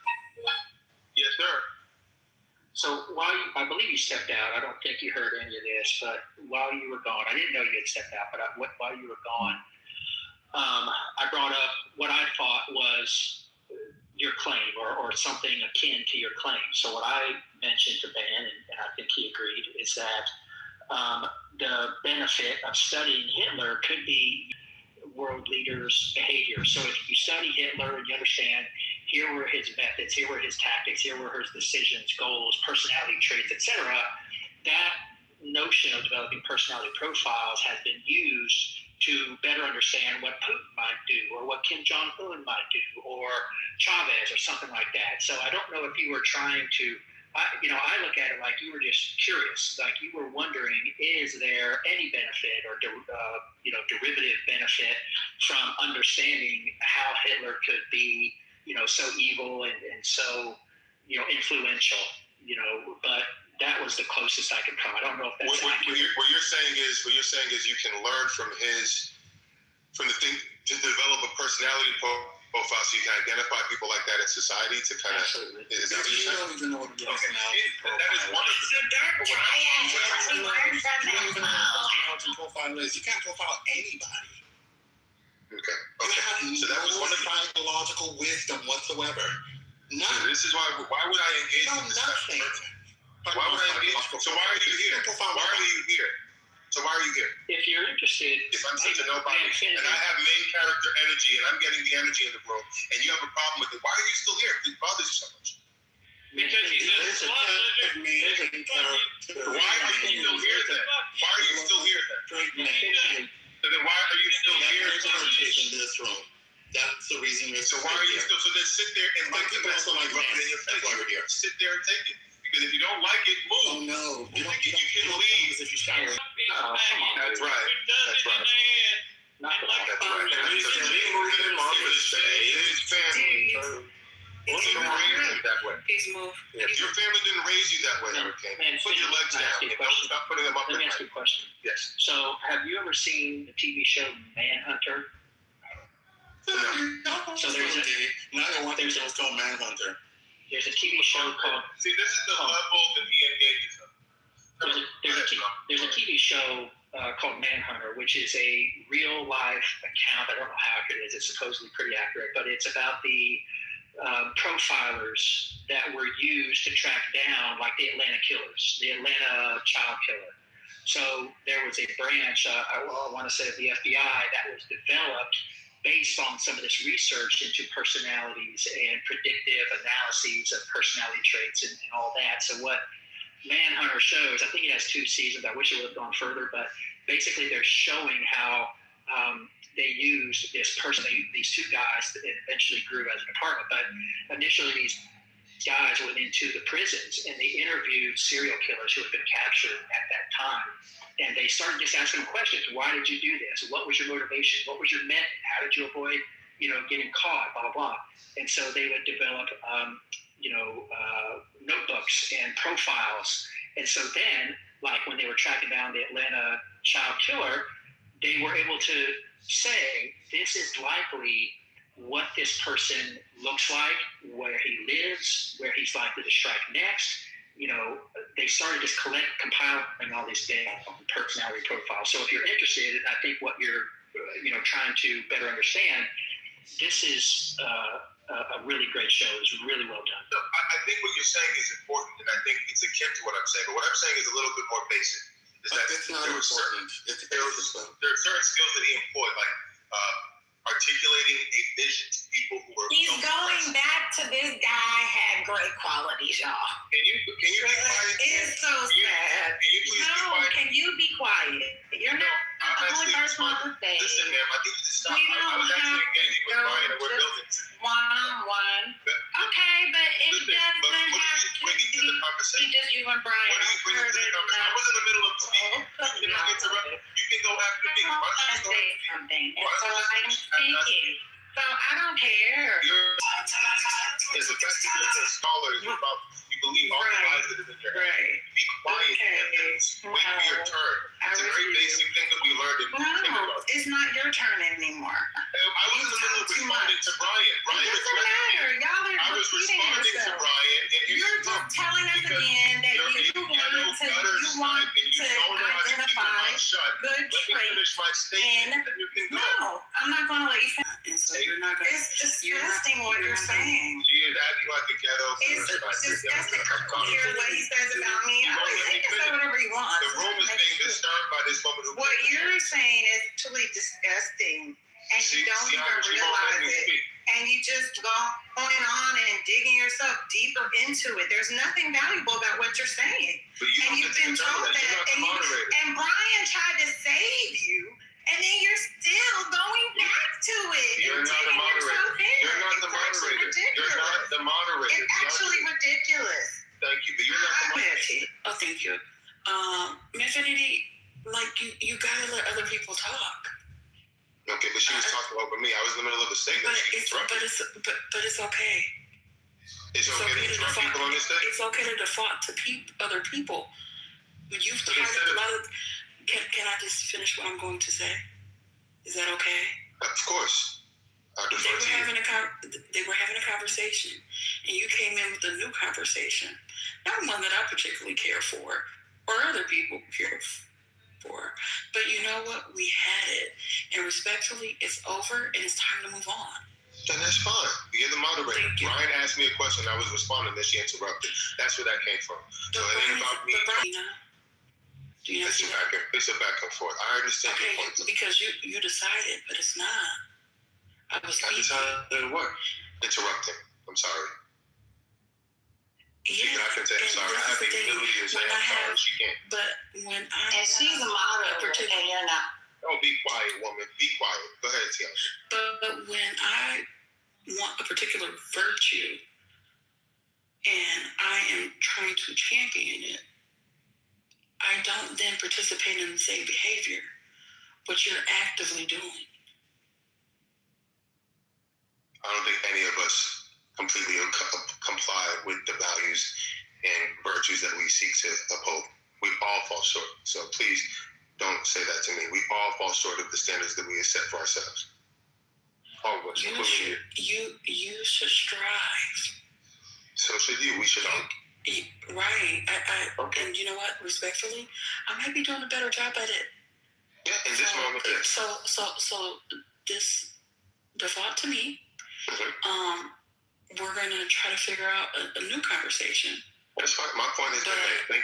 Thank you for allowing me to share my perspective on stage. Did you not realize that I was still speaking? You know, I used to tell my little 5-year-old cousin something when he was young. If you want to police other people, you first have to police yourself. That is a gem. I want you to take it and carry it with you for the rest of your days. God bless. I hope everybody listened to what you said, but what you said applies to everybody. With you? Of course not, because you want to make me out the example. Because you'll be 86 to the hallway. Don't play with me. What is that supposed to mean? 86? 86. You wanna check and see? 86 to the hallway? To the hallway. Is that a reference to what James Comey said? Do I need to step in? Because I'm really about to start going gay and ghetto. Yeah. And Tiandra was. It was over. Just let it go. You're supposed to be a Christian. Just move on. We're all Christian. Tell Matt to stop. I didn't stop. I literally said something when he started speaking. I did. Then you said Infinity. All right, I know, because you're still speaking. I got a clip. Thank you for 76-day shutdown that had real consequences in the lives of so many people. It'll now head to the president's desk. Here's House Speaker Mike Johnson speaking on this just moments ago. Forgive me. It was our understanding that we would have that. Now we're going to listen to him live. Trump administration, the president did that, and Democrats are upset about it. So that they wanted to leave that out. They wanted to orphan these two critical agencies that are under the umbrella of Homeland Security. I remind everybody on the Hill all the time, the Department of Homeland Security is the third largest department of the federal government. It has critical responsibilities, FEMA and the Secret Service and TSA and all these other agencies. But we held the Homeland bill, the underlying funding bill, because we had to ensure that they could not isolate and eliminate those two critical agencies. We are getting those done now. We passed the resolution first. That was critically important for us to do to ensure that we're going to protect the homeland, even though Democrats are unwilling to do it. So now that that box is checked, we're allowed then to proceed and go through with the rest of it. This will relieve pressure from the Department of Homeland Security. Secretary Mullen, who I've spoken to in the last couple of hours, will be greatly relieved. The president will, the administration will. We were not going to have lines at TSA. Everybody will get their paychecks now. We'll get moving forward. And then we will finish the work and finally get, again, for 3 years with no crazy Democrat reforms, we will fund Border Patrol and Immigration Enforcement as soon as we return for the work session when that bill is finalized. On FISA, Mr. Speaker, what do you anticipate from the Senate? And are you concerned that whatever the Senate sends over might be a problem over here? The anti-CBDC measure on it. These are very simple things that the vast majority of Congress agrees with, and they should get it done. They're running out of time. As you know, it will expire tonight, the end of today. And so we're calling on them to do the job, pass the House's bill, and get this done. Check the last box. They're not going to take the House bill. Well, we're going to see. They don't seem to have another alternative. We'll find out how that works. Can you kind of explain what that was about? I don't know who you quote. Okay, so look, this is they often analogize legislating to making sausage. You don't want to see it made, and sometimes it's an ugly process. Sometimes it's a long process. I've never broken my word to a single person in this building. Nobody can tell you they can. There was a lot of emotion and frustration yesterday because sometimes when you have a small margin, as we do, we're currently working on a one-vote razor-thin margin because of absences and the rest, and people have different ideas, different priorities about very contentious pieces of legislation. The equations that we solved on legislation this week were virtually impossible. Many of you said it couldn't be done.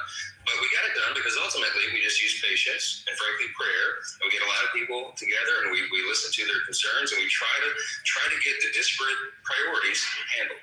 I've never asked a colleague in the Republican Party ever to violate a core principle, but sometimes we have to give up on our preferences, demands on either side of the House Republican Conference. So it takes a long time to work through that and get people to consensus. But we do that patiently. We do as we must, and we ultimately deliver. Don't doubt the House Republican majority. We always deliver for the American people. We did it again in spite of the challenges, and we'll continue to do that. This is the third. Oh, we're still at this? I thought it was over. No. That was here. What happened was the Senate had passed a bill. I think it was March 27th, so over a month ago. That this particular bill, the House refused to act on it because they were squabbling, and the Republicans refused to bring it up.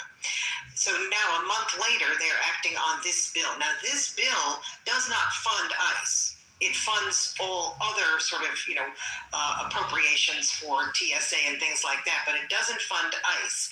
What they're going to have to do now is, which is what was suggested a month ago. If you remember, John Thune, all these people came up and said, "Look, we can just do this on our own." They will now have to pass a bill on their own that funds ICE. Correct. Yeah. They waited a month to do this, and it's not a victory. It's like a cave, really. I must say it's the typical strategy. Like they created the problem, and like you said, like this bill was already presented at DHS. We're going to table ICE for a separate bill, and we can pass it then. They were like, no, and then now here we are doing it a month later, and it's like, oh, yes, we're going to sign the bill. But it's really they're just doing this to save face now. It's a lot of stuff going on. We got the war still going on. The president was almost assassinated. Now they passed. They did what they did with the VRESA. So they're just trying to rack up the wins at this point. So I get it. It was strategic.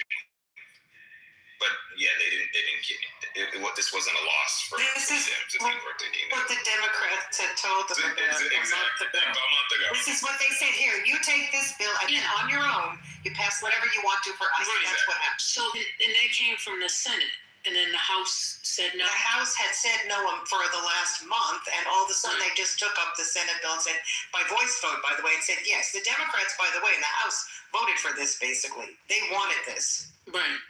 And now they're trying to claim that, House Republicans. The thing that he said about we only have one vote, and I'm thinking, like, what difference does that make? I mean, it was probably, they only needed, to pass it over with the Democrats, they probably only needed, 7 or... So the idea was simply because ICE was always the problem. It was never the other agencies. Correct. They wanted change in ICE. If they didn't want to have that conversation now, then they could have did this a month ago. Just simply take out ICE and then go ahead and fund the people. They said no, hell no. It's the Department of Homeland Security. We got to get it all. But ICE had already had their funding. Yeah, they got their funding in it. Bill. No, they got their funding. He took it from the Big Beautiful Bill, I guess. Yeah, the Big Beautiful Bill. Yeah. So I don't know how long would that have lasted for. I don't know how. Maybe that was running out, and that's why they did this. I have no clue. Right. And I think, and that's probably part of their strategy. It's like, hey, ICE already has money carved out in the Big Beautiful Bill. We don't need to couple them in with the DHS funding bill because they're already funded. So let's just get the other people funded, and we can table ICE conversations. And that's always been the talking point. Like, we're not saying no, the Dems. We're not saying no, but we just table it so we can, work out some logistics. They didn't want to do that until, now we're a month in, and all this other stuff is going on. So now it's like, hey, let's just go ahead and pass this so we can claim a win. Mm-hmm. Matt said, breaking news, Louisiana is expected to keep one majority-minority district in its redrawn congressional map. This will flip only one seat to the GOP instead of the two many Republicans were hoping for. Thank you, Matt. Yeah, so Matt, can you explain that? Because are they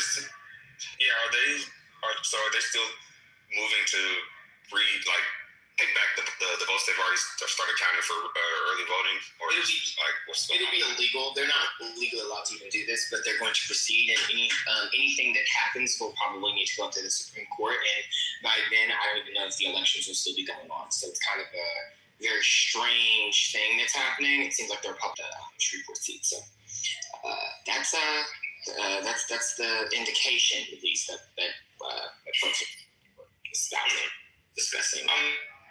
I wonder why the New Orleans seat over the Shreveport seat. I mean, vice versa. Why the Shreveport wasn't allowed because they're not allowed pretty much to make another minority seat. Blah blah blah blah blah. I'm sorry, majority seat. Blah blah blah blah. But so they think they can just get rid of it, which is fine in their eyes, even though the indication from the Supreme Court, when you see the maps they present, they still show the seat. It just doesn't exist in the way that it's drawn today. So they're still going to gerrymander and essentially overstep what the Supreme Court told them. And it's kind of we're going to be in a wait-and-see moment. Like, how will this be handled? They're not even allowed to do a redraw. They already are, early voting has already started, especially for people overseas who are in the military. They've already been mailing their ballots back. So they're not legally allowed to do this, one.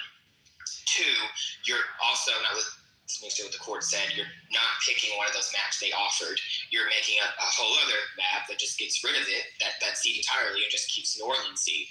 So they're trying to play it safe, even though they're gambling.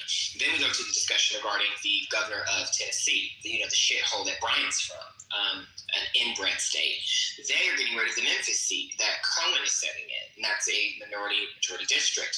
They don't give a fuck. Trump already posted it on live social today. So they're just, they're getting bucked. We're going to see, though, when that, matriculates to the court, the Supreme Court going to say, well, we said in our last ruling, essentially, that these prior majority districts are okay to stay, but, adding these new ones are not allowed. So this is an experiment, y'all.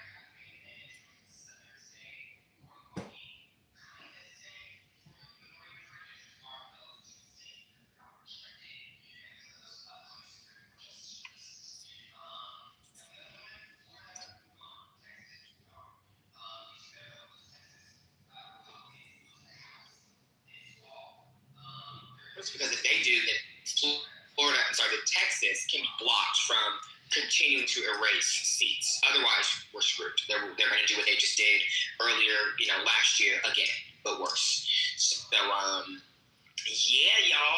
Alabama signal, they're not, because they're not in court. They have a prohibited can't until 2030. But they also, their Senate president said they would keep one seat anyway in Alabama. They'd be getting rid of Terry's seat though. And then Mississippi said they're redrawing their Supreme Court district map, but they didn't indicate if they're actually redrawing their. They have a trigger law for that. They didn't indicate though if they're redrawing their congressional maps, but. I think this is named Barty or Benny. I think it's Barty. He is Benny Thompson. Yeah. Benny. I don't know if he is. I don't know if they're dumb enough to do that. They might erase the seat, but they also have a race next year, a governor's race, where it's likely that Brandon Presley runs again against Tate and probably beats his ass because Presley Smith. Do y'all really think she's a KKK bitch? Y'all really think doing this before that election? Y'all really think doing that in a midterm year is going to help Cindy win? Y'all going to activate black voters who really don't vote in Mississippi to come out and vote for Scott Most of the people think, they're looking for Alabama's chipping away. They still got ways away, but Mississippi is surprisingly the southern state that people are not really paying attention to. It's the sleeper D state. If the whites in Mississippi voted like the whites in North Carolina, it'd be a safe D state. Mm-hmm. And that's the thing people don't realize. But if they do this in Mississippi, which they're already going to do with the Supreme Court Justice District maps, if they go ahead and pursue libertarian cousin fucking friends in Tennessee.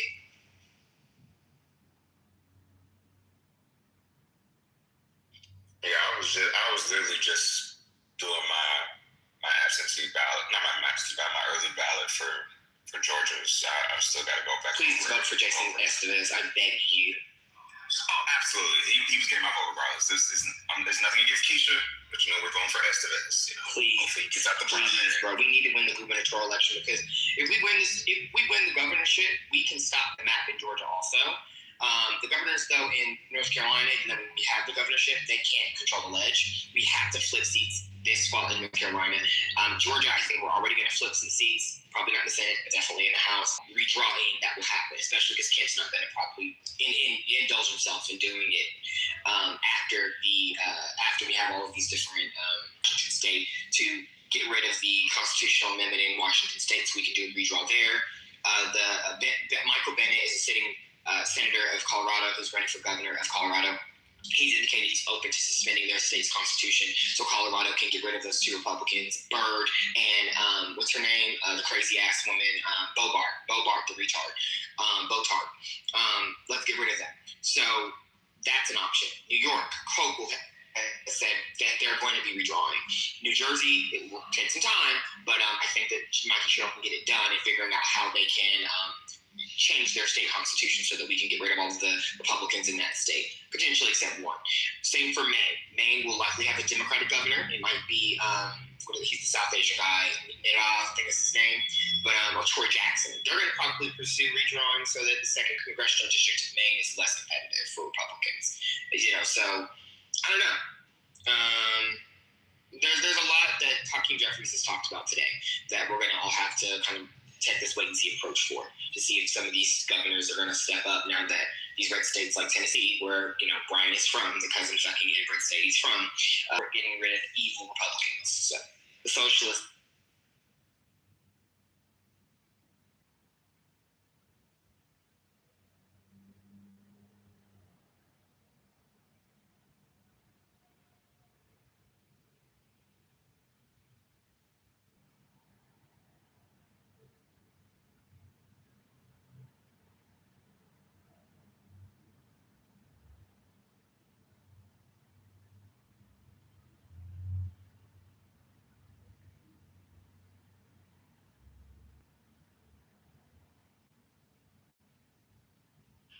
Oh, y'all left me here on myself? Oh, okay.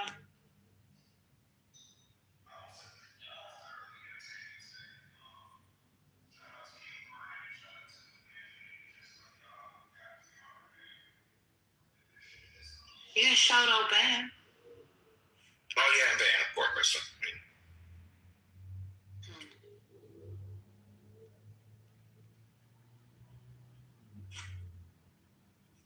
Who's Musa? Is that his name? Musa? Musa? Who are you, sir? Musa, you there? Yeah, actually, I'm here. I'm listening to you guys. So I'm not on the mood to speak because I come over this platform in order to listen to. It's a pleasure to listen to. Oh, okay. So why are you on stage? If you're in listening mode. Saying that, I just want to listen to you guys. It's a pleasure to listen to. Oh, okay. Oh yeah, just that's why it's called listening mode. Yeah, just.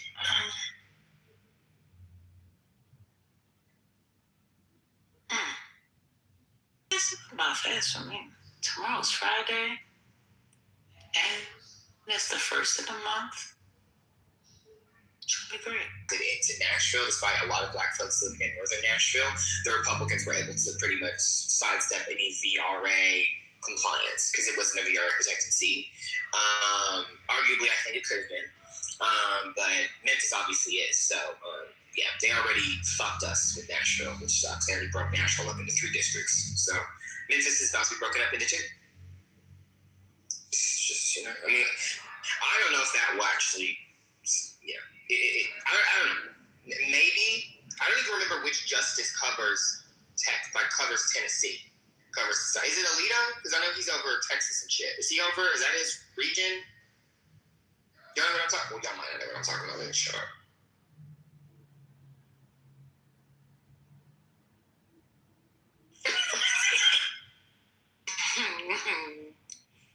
They all have this outside of him, but maybe he's included in.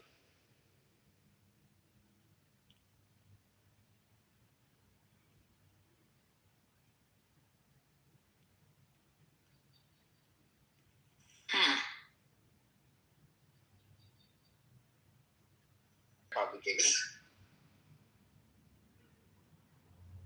Yeah, it's so good. I was hoping it would have been fucking Kagan or something. Because I know which one Sotomayor and what's her name, Justice Ketanji Brown did. I just didn't remember Kagan. Yeah, it's over. It's fucking Kavanaugh, bro. So, You know, I read Biden for not codifying the Voting Rights Act during his administration. I was like, what are y'all talking about, man? Like, y'all gotta. Wait, how could Biden have codified it? I mean, Biden wanted to break the filibuster. Biden was fine with it. Manchin said no, and so did Sinema. You can't force 2 fake Democrats who then start becoming independents and leave the party in any way, who obviously were bought by special interest groups, to break the filibuster. They're not doing it. I mean, everyone else, though, was down. They refused. So, yeah, he could have codified it if the filibuster was gone. Like, you're not getting these fake Democrats who are not liberals, who are weird-ass, bottom-paid-for corporate Democrats or corporate... Like, this is like, I remember, I think it's Kamala's book this is in, like a violent screaming match. Like, you know, like Biden lost his voice and shit after like yelling at this man so much in this argument. Like, y'all don't know anything about any of this stuff. Like, why are y'all... the internet people get on my nerves. Like, oh my God, Obama should have made our Ruth Bader retired. Yep. You can make someone do something now? They said all that, and I was just like, man,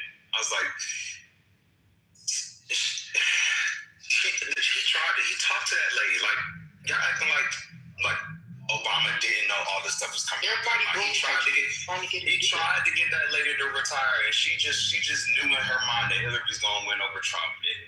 But wait, she didn't win. But just, Jamal, why is the problem not the voters that didn't vote for Hillary? So Hillary could have become president, and then obviously, like, replace Scalise, or what the fuck his name is, Scalia with a liberal, and, you know, would have then had 3 Supreme Court picks.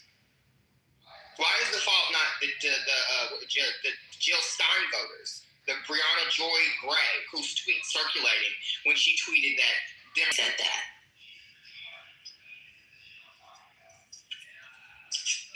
So wait, whose fault is it? Is it not voters' fault for sitting out elections and letting shit fly so we can get Trump 1.0? Is it not voters' fault? I mean, everyone on the Democratic side was supporting Hillary, and everyone thought she was going to win. She had that whole glass ceiling thing that was going to happen to show she broke the glass ceiling when she won that night. All that stuff was supposed to happen, right? But no, he won. The fuckers in Michigan, Pennsylvania, and Wisconsin wanted to vote for him. They wanted to vote for the reality TV too. You did, and that's you. Yeah, and now we're gonna deal with the repercussions of it for a good little minute. Because at this point, it really is just vote for every Democrat until Thomas and Thomas and Thomas and Alito retire. Like it's vote Democrat no matter what. And I don't give a fuck who it is, but y'all not about to pack. All of them. And Jamal, what you said, I think it was the other day about the preacher. I'm pivoting. We're supporting the preacher in Kansas, the Methodist founder. That's the first church. We're supporting him now. We are. I don't like Christianity, but we're supporting the Methodist preacher. He has the best shot of taking down Roger Marshall, and I don't like him. He was going to run as an independent, and then I saw the reason why I wasn't about him is because he was running as an independent, and I thought that was a distraction. But now he's running as a Democrat, so I'm all for it. Let's support. Keep the governor's mansion blue, and we flip the Senate seat blue. Fuck Roger Marshall, and then when they erase Sharice David's seat next year because they're going to gerrymander, I'm sure they're still going to have the ability to override the veto of the governor. Let's make sure Sharice Davids runs against Jerry Moran and flips that seat too. Fuck it. They're really a lot on redrawing these maps. Oh, Jamal, you didn't see the map? So someone did a Maxamander map. They showed the max of each. We win by 13 seats. We win the Maxamander war. They are fighting a war. They are going to lose. Put a gun to his head and make sure we're gonna have to make sure some of these Democrats who don't want to gerrymander get on board, and I think there'll be enough pressure over the next 2 years for them to, especially those who are trying to run for president, named Josh Shapiro. So some of these people are going to have to do it, and then some of these Republicans are going to have to chill on it, especially if they want to run and win independent support, i.e. Brian Kemp. So that's why I do not believe Georgia will do it. I think they're going to want to, but I don't think they will. I think they're going to lose the governor's mansion. So it'll be. Georgia. I honestly don't think Georgia really needs to. But they want just three Dems in those congressional seats. They want to get rid of three or four other seats. I don't think that they're going to be able to do Georgia. I just think Georgia's dead. DeSantis would be. I mean, if magically somehow Florida flips blue in terms of the governor's mansion, that'd be great. But they have a supermajority, I think, this year, or they will have a supermajority in Florida for their General Assembly. So, Florida's gone. I mean. Yeah, Florida and Memphis will be our test, though. To see, and Louisiana, to see if erasing, these majority districts, if it'll fly, because the Supreme Court did not say you don't have a second seat. They just said it can't be a DRA protected seat, and they show four maps, examples of where that seat could be. And these motherfuckers in Louisiana are just saying, "Well, fuck you, we're not actually drawing." Maybe he does cover Louisiana too. I'm just going to use him as an example. They're then basically kind of hoping that he just kind of solo, I guess, just a plan in place to continue narrowing and chipping away at the VRA. And we're going to see over the next few years what becomes of it. But at the end of the day, we win. We win the Maxamander War. So even if it's gone, we will still be fine. Fun fact. I believe that I didn't rape her, I was having beers. Kavanaugh is the only sitting justice to not have authored a majority opinion. Oh, interesting. He was probably too drunk. Woogie. He was probably drinking with Patel too, Cash Patel. I did not do it. I kept calendars when I was 17. That was the most insane time. My calendar says I was working out, then we went to the Dairy Queen and we chugged some beers. Like, what the fuck was that? That was the weirdest moment. We had a Supreme Court justice, they nominated people talking about what he did when he was 17, and he brought out a calendar of what he did, and people took that shit seriously. I gotta tell you something. I'm not an all sides guy.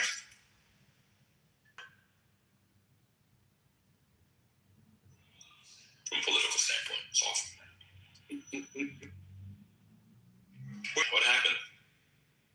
I think we just, me and Matt started talking about politics for a second, and then the room kind of slowly died out. Well, no, it got out before that. First of all, you heard the clip, and that's what, got some of the aggression off the state. Yeah. We played the clip about the DHS funding bill. We talked about that, and people started leaving out. What happened before? No, they didn't. I missed all of it. What happened? Until First Lady was like, "Oh wait, I got something." And he was here for that, and then he left. Oh, well then that was it, because after that, Manfinity was done. No, I missed it all. He didn't want to play the clip. He missed the Manfinity guys. No, he missed it. He wasn't paying attention during the back and forth.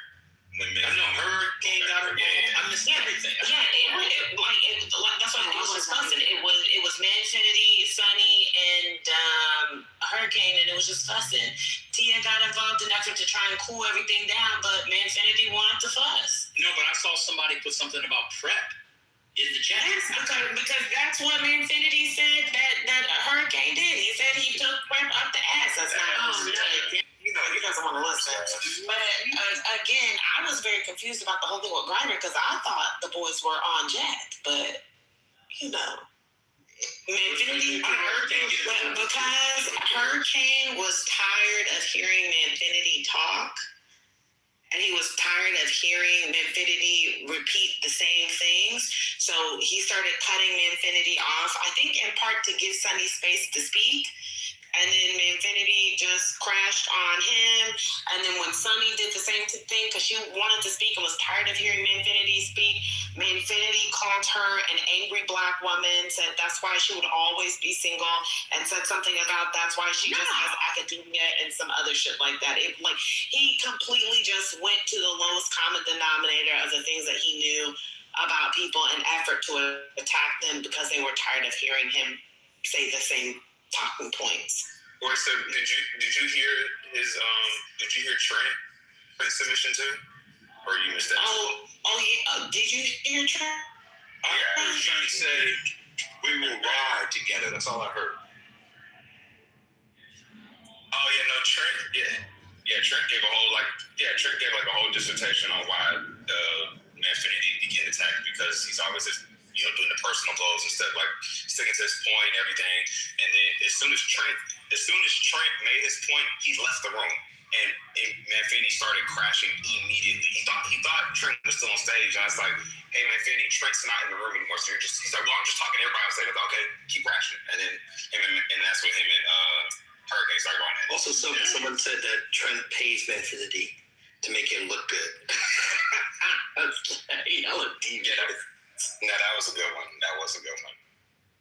Yeah, I was like, not Trent being the voice of reason. I was like, I agree with Trent today. Y'all doing the What? Trent was schooling Manfinity? Yes. Yeah, it was bad. I know you know. Over. And Manfinity sat there and took it? Well, I mean, he was quiet, but like Just said, as soon as Trent hit his usual dip, he was ready to let me at him. Yeah. And Trent even acknowledged, he was like, I'm even guilty of it sometimes too, man. He said, but you do it all the time, and that's why, Damn. they be coming at you the way that you be doing. And like I said, when as soon as Trent and his mic left the room, Manfinity instant crash. Yeah, Trent did him with the, I don't have no problem with the gays. I love the gays. I tell her all the time. Whenever you come out with me, I didn't know that was a crash, man. I just heard at the end when he started was going off at the mic. I'm like, follow your child. Hello? Yeah, that was Manfinity, and then Hurricane tried to correct him, but he's not listening at that point. He just. And then I will say, Cool C was also trying to get his lump of flesh in there, while Manfinity and Hurricane were going back and forth. And when there was like a lull for him to speak, he spewed such nastiness. I don't know if it got removed, but he definitely said the F slur and he got moved out. But it was just more than that, because like all the shit that he said leading up to that, Oh yeah. That was just nasty. Y'all talking about I threatened to start crashing. I didn't want to crash, but I was just like, at this point, I'm really not in the mood to hear any of this. And that's when Van came off the mic. He was like, wait. These people just need to be removed because at this point, this is just like, why are we listening to these people say all this stupid shit, bro? Like, I crash mostly to kiki on these people and like play on the top, but this is just some of this stuff is just, come on, y'all. Like, I want to know who planted that seed in man. Trump is always compared. His daddy is always compared to Hitler, and so he wanted to clear the space for his daddy and to learn things about my daddy because my daddy is complicated. He's not this bad person. That's what all of that boiled down to. The focus on trying to find good things about what Hitler did is an effort to say, because when my daddy gets compared to Hitler, my daddy it should not be viewed as my daddy being like one of the most horrible members of history. It should just be my daddy is complicated and he's a great man who might at sometimes do horrible things that I don't know. I saw as soon as he said I saw that question on my mouth. I literally put that in the chat. I was like, this is about Daddy Trump. Y'all know. That's all it's about. But see, Jesse was so successful in getting it away because when Van mentioned earlier, like you brought him up, you're bringing him back into this. I thought you weren't bringing him into this. And that's when it should have kind of just been like, you know what? I see what you're trying to do here. We're not doing this. But he got the conversation so far away from that initial bringing Trump in that when you look back at it, it's just all of that to make his daddy look good. That's crazy.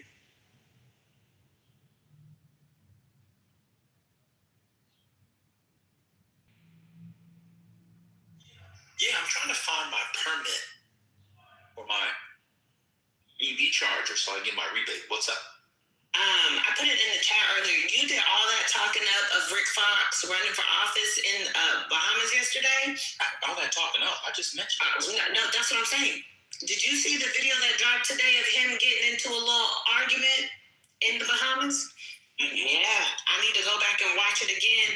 But they got into some sort of confrontation down there. He had his supporters there with the Pick Rick shirts. They actually, really cute slogan. The shirts look really nice. And they were getting down. What are they fighting over? That I don't know 100%. I need to go back and really listen to the video. I tried to watch it, but everybody was fussing so bad I couldn't focus, so I just stopped at that moment.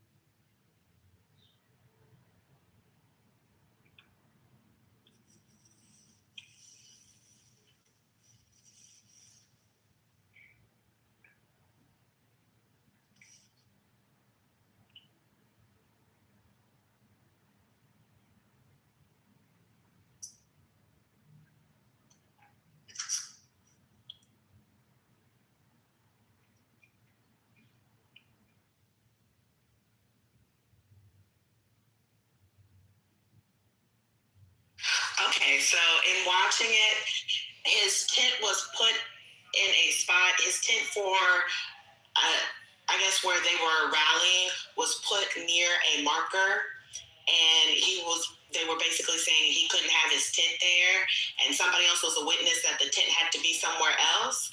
And so when Rick was asking somebody like, hey, what do you know about this? Somebody said, and I don't give a fuck about. And Rick heard that and immediately decided he was ready to fight. Caribbean people are funny to me. What great people. I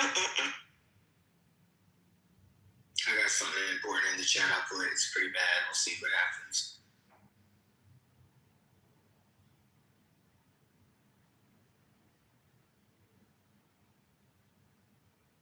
Damn, I thought she said she wasn't gonna do it. Fuck. she didn't ask. It's the AG. They're asking. They said that they were going to ask anyway. So, you know, what's her name? Kay Ivy or something. She said she's not going to Ivers or Ivy. I said like a big ass name. Yeah, she said she wasn't going to. She wasn't going to proceed because of the lawsuit. That's all she said. She didn't say she didn't think it was wrong. She just said I can't because our hands are tied. And the AG said, "Oh, we'll fix that." And this AG, by the way, is running for Senate. Is it Barrymore? I think it's Barrymore. She about to get voted out next year. Is it this year or next year? Next year. Nah, I'm good on Alabama. From one idiot to the next.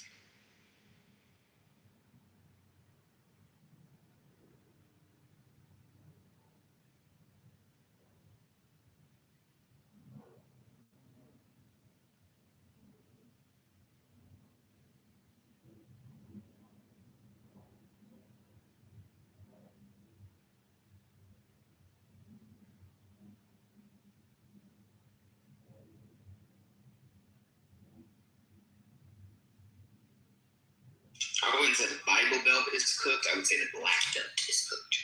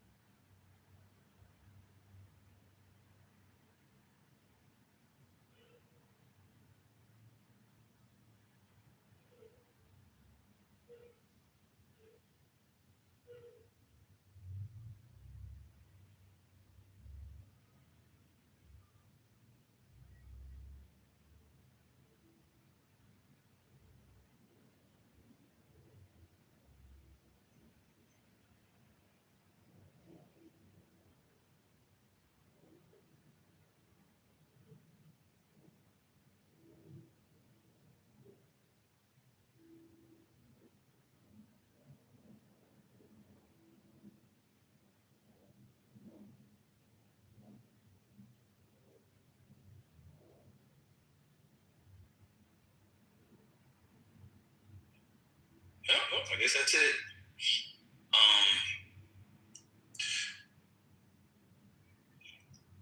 The online left is crashing, but it's like a sideways crash over the Voting Rights Act because they know they're responsible in part for its demise. It's fucking hilarious. Yeah, I just talked to Matt about that. I was reading somebody's post on Thread, and they tried to go back and blame Biden for not codifying the Voting Rights Act. What is that? That's all. Yeah, that's all. I was like, what? I said, what are you talking about? I was like, Article 2 was already codified. It's codified. 1965. These niggas are dumb, yo. What's going on? I think a condition of being an American leftist, not one over 40, but or maybe even over 35, but like becoming one is to just being stupid. When I was young, leftists were not this stupid. I'm sorry. If Biden had codified the thing that was codified, that they just overturned it, then maybe his codified of a codified thing wouldn't have got overturned. Because it was codifying a thing they overturned that was codified. Red abortion rights. Clearly. Americans just generally don't give a fuck. There's just not a major issue like I thought it was, like the Democrats thought it was. They don't give a fuck. They give a fuck. Well, waiting for Obama and codify that for the Republicans to come in and change it. Well, Obama had 59, 60 seats, and so you mean all those pro-life Democrats that wouldn't have voted to codify? But he should have did what? He should have threatened to kidnap their dog and pet turtle named FIFO. He ran on it. Obama ran on codifying Roe v. Wade. I don't remember that being from. All the bills that Democrats have passed in the last 5 years have had so many Republican votes. And and all the bills Republicans have passed last year, so many were some Democratic bills. Now, I'm getting better on Twitter at spotting fake accounts. There are a lot of fake accounts, Russian bots, people like that. There was a story of an Indian guy who, did you guys read about this? He was a blonde. Yep. That shit was wild. I ain't gonna hold you. That it was kind of cute. My homegirl told me yesterday Diet Coke gives you cancer, but she loves them and only drinks one a week.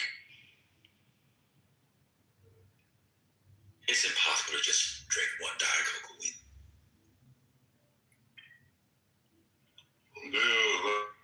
Diet Coke. Now I do.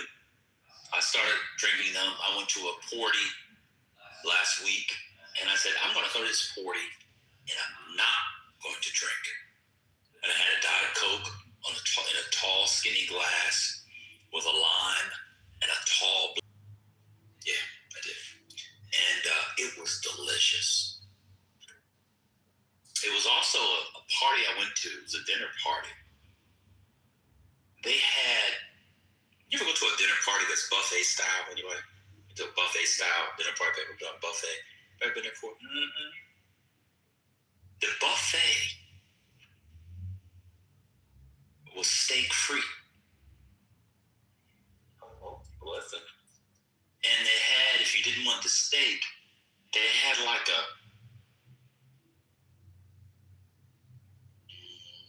24-inch salmon. And it started with a cold raw bar.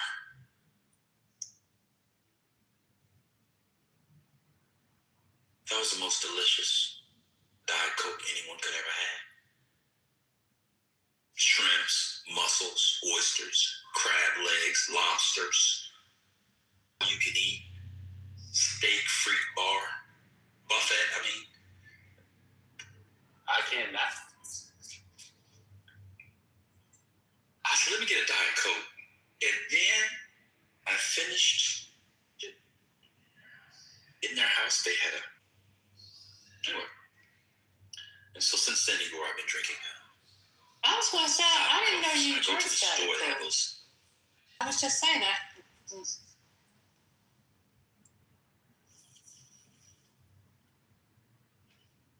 Sir, I haven't been on the clip all day. I was just trying to, have a conversation because. We got content. Because I didn't want you to say, oh, y'all niggas not talking, so I just thought maybe, What'd you say? Huh?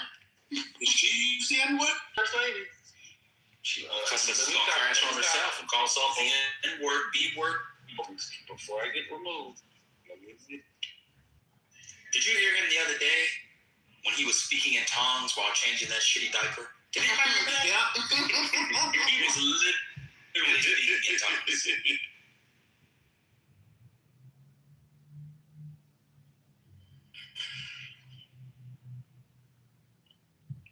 You ever sometimes clean your glasses and they're already clean and you're just doing it as a way to avoid work?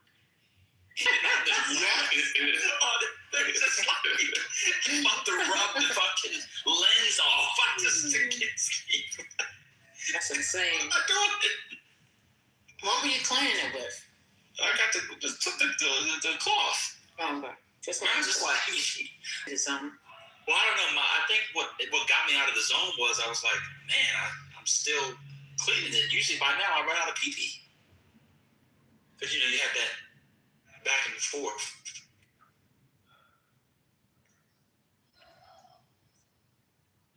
I'm sorry. I think that was the best. I don't know if y'all seen that. I think that Ocho Cinco interview is the best. Everyone was. He said, and she told me to go deeper. And I couldn't play it for you. You never heard it before. Why would you? No, I never heard it. You never heard it? Oh my God. Oh, that's why I said it. That's why I be laughing because it's so funny. I didn't know.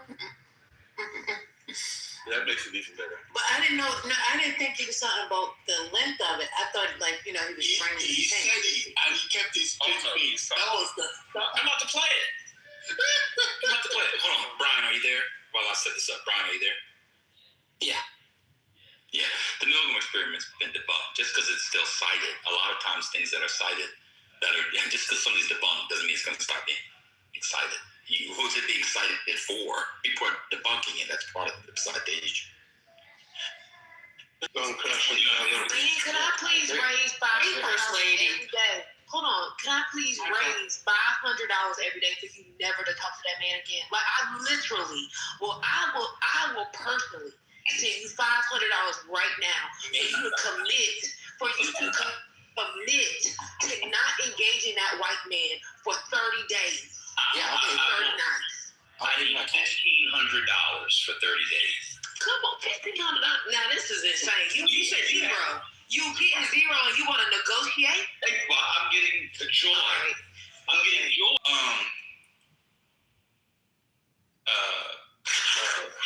Brian, what is that? I don't even know how you do that. The 1225 Karl Marx's fourth most commonly assigned author. What database? You just quote things. What is that? Yeah, it's listed here. Let me get it for you. What is that? This information is primarily derived from the Open Syllabus Project, which catalogs millions of digital syllabi.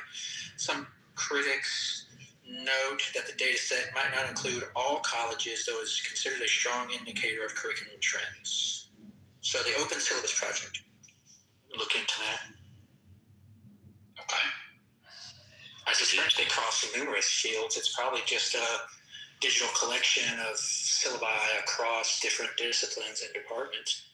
And this is the Communist Manifesto, so does this include non-U.S. places?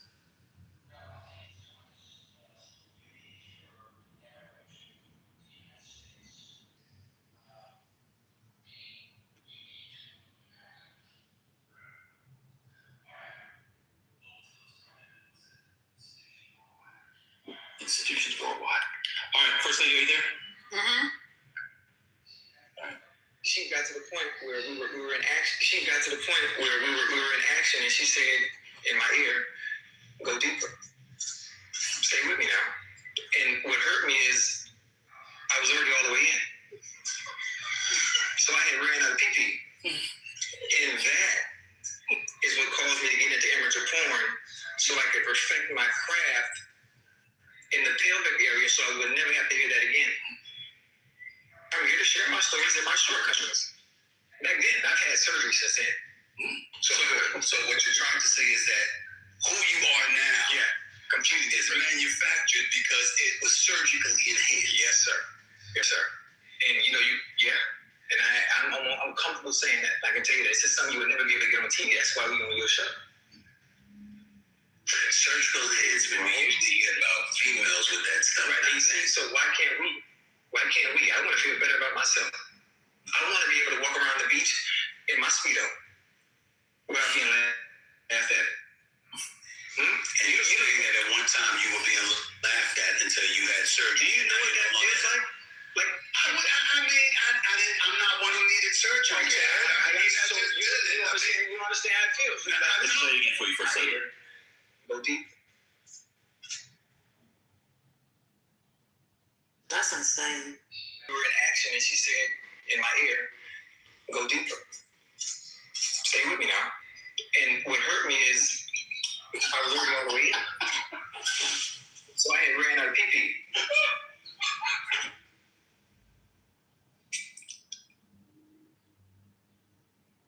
He really said, "I would never feel comfortable saying it on TV." That's why I'm saying it on your show. It's all over the internet now, friend. What's going on? I don't think he said that. I think he said the latter part, but I don't think he said the discomfort part. He said this could never be said on TV. That's okay. Okay. So Brian, what I said, because you're referring to an example. Class classics departments all over the country assign writings from Pliny the Elder. That doesn't mean it's relevant. Right? So I don't know what you're quoting because you never give sources. It's just a Google AI search. It lists specific sources, but it's a compilation. I don't know what they are. It could be Reddit. I don't know what that is. It's a compilation of. I know, that's what I'm saying. So when Google AI does it, they pull stuff from Reddit.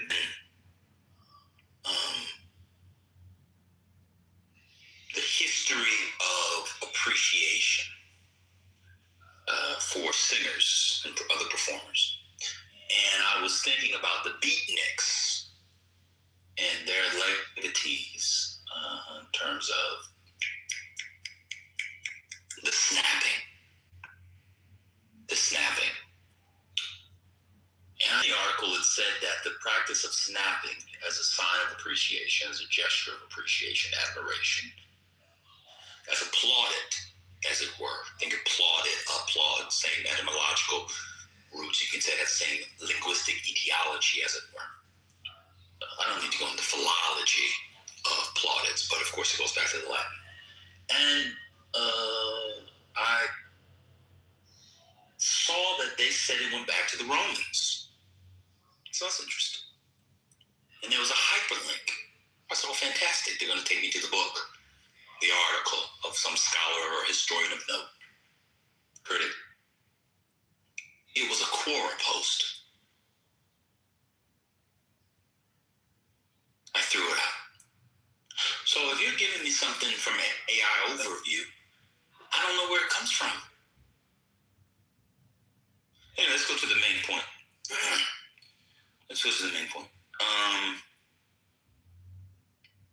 What is the relevance of Marxism? Marxism is dead. So what is the relevance of, do you think, the Communist Manifesto? What course is assigned? Is it assigned economics courses, history courses, sociology courses? What do you think people would encounter the Communist Manifesto? Yeah, I think it's assigned in economics courses, poli-sci, sociology. So, I mean, my point is, yeah, I think economically the ideas are dead. I mean, I would agree with that. But, I mean, it's still widely assigned, widely referenced, and it's still advocated for some of the things that he proposed or pursued. Right. And so, do you think you could understand the history of the Soviet Union in any significant way without going through Marx's ideas? What do you think the easiest thing to assign and have students, especially dumb American students in 2026, understand? What Marx would you have them read? I would dispute the notion.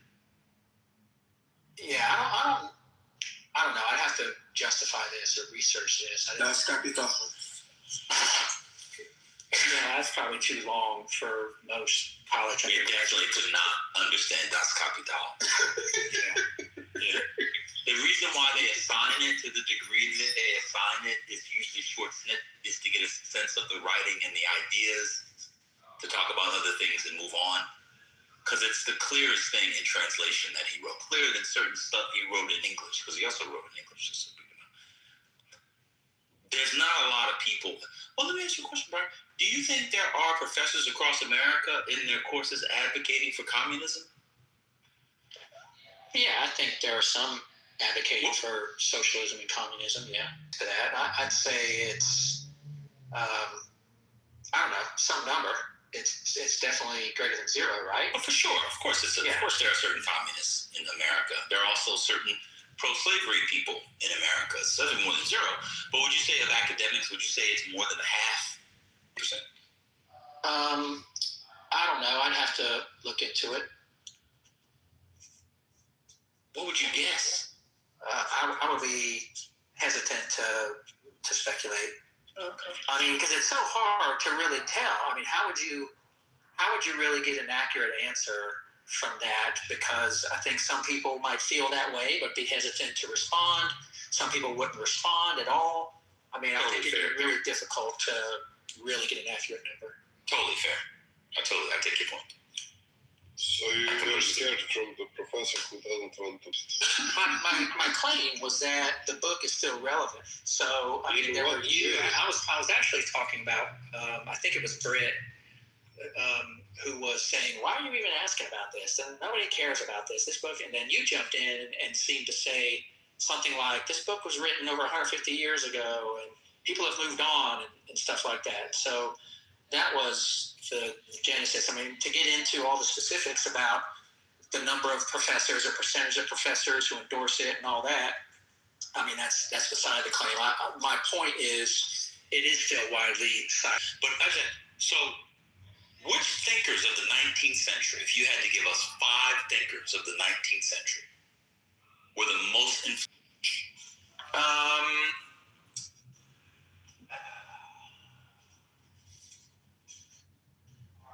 Well, I'm not sure between the 18th and 19th century. In the 1800s. Yeah, I know the 1800s. I'm trying to think of who was alive and influential in those times. Was that when? Yeah, I'm not sure. I would say that. I keep thinking in the 1700s versus the 1800s. But Nietzsche.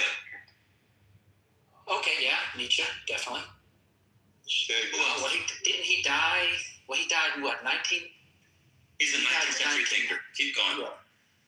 Who else? Well, let me see. Hold on, no, you got to tell him when he died, because he said in the 19. No. I think he died in 1900, didn't he? Yeah, 1900. Yeah, keep going. Yeah. So he's very 19th century. Yes. Keep going. Yeah. Let's see. I don't know. I wasn't prepared for this. Google. Yeah, Google it. Let me Google it. I'm Googling it. Yeah. Well, Marx, Mill, John Stuart Mill, Darwin, obviously. Yes. Who was the person you just said? Marx. The 20th. That was my whole point. That was my entire point. So what is your point? Influential on the 20th century. That doesn't mean he's relevant in terms of structuring an economy. I literally said he's important in the history of ideas. And I agree with that. That's my point. I'm agreeing with you. No, I said he wasn't relevant to building an economy. Or political movement anymore. I mean, you just the Soviet Union just fell, 40 years ago or so. I mean, isn't that still relevant? If they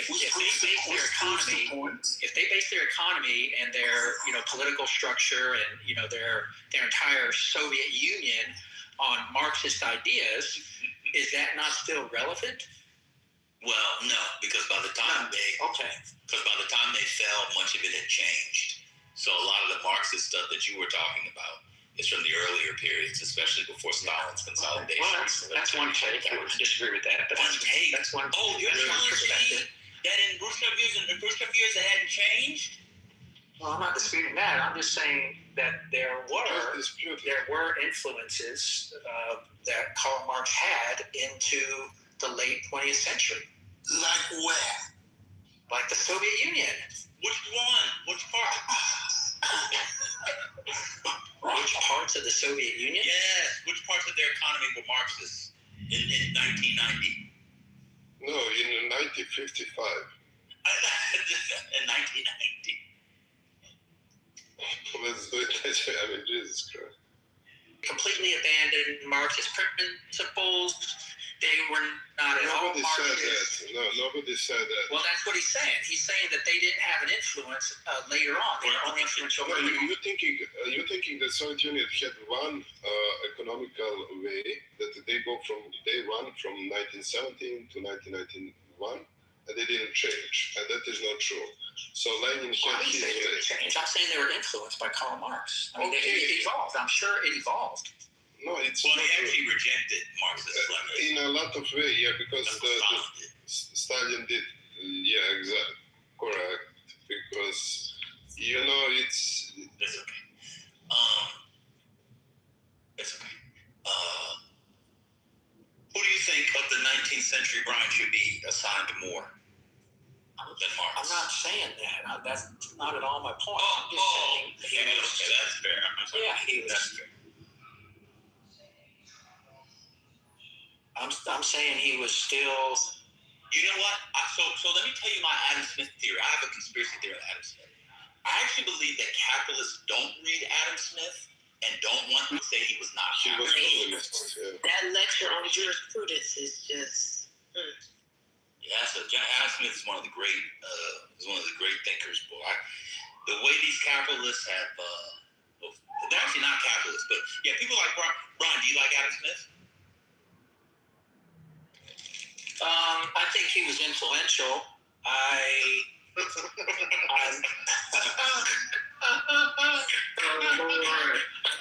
think he was influential.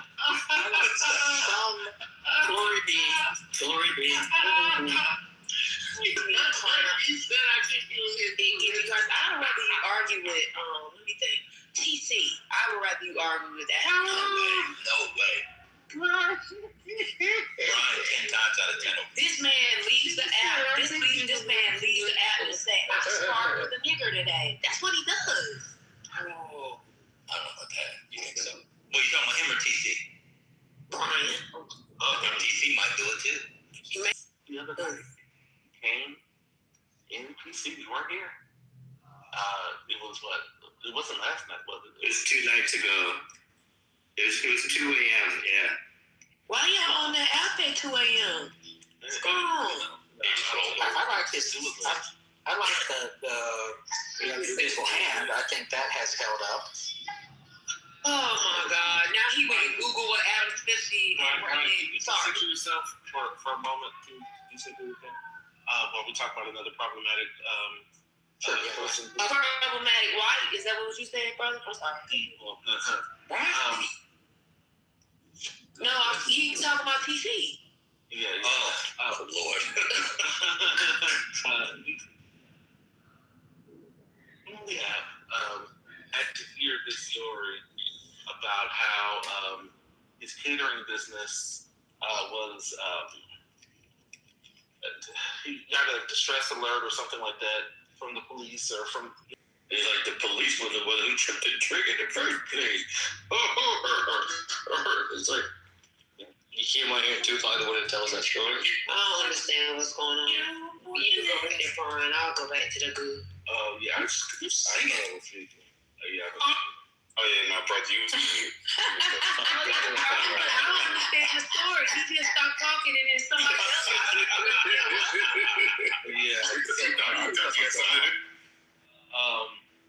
So no, it came problematic. And started talking about how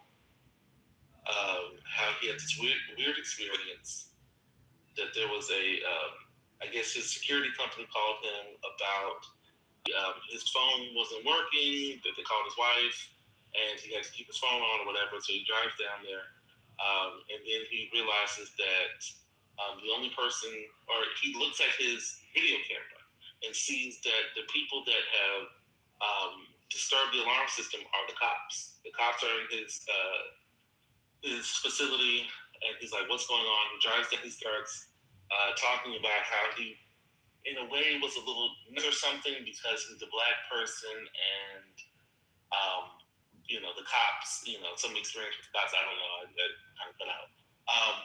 But then he went to the site, he talked with the cops, they said they were in there because the door was, now that was weird enough because he forced himself, into, on the stage and to tell us this.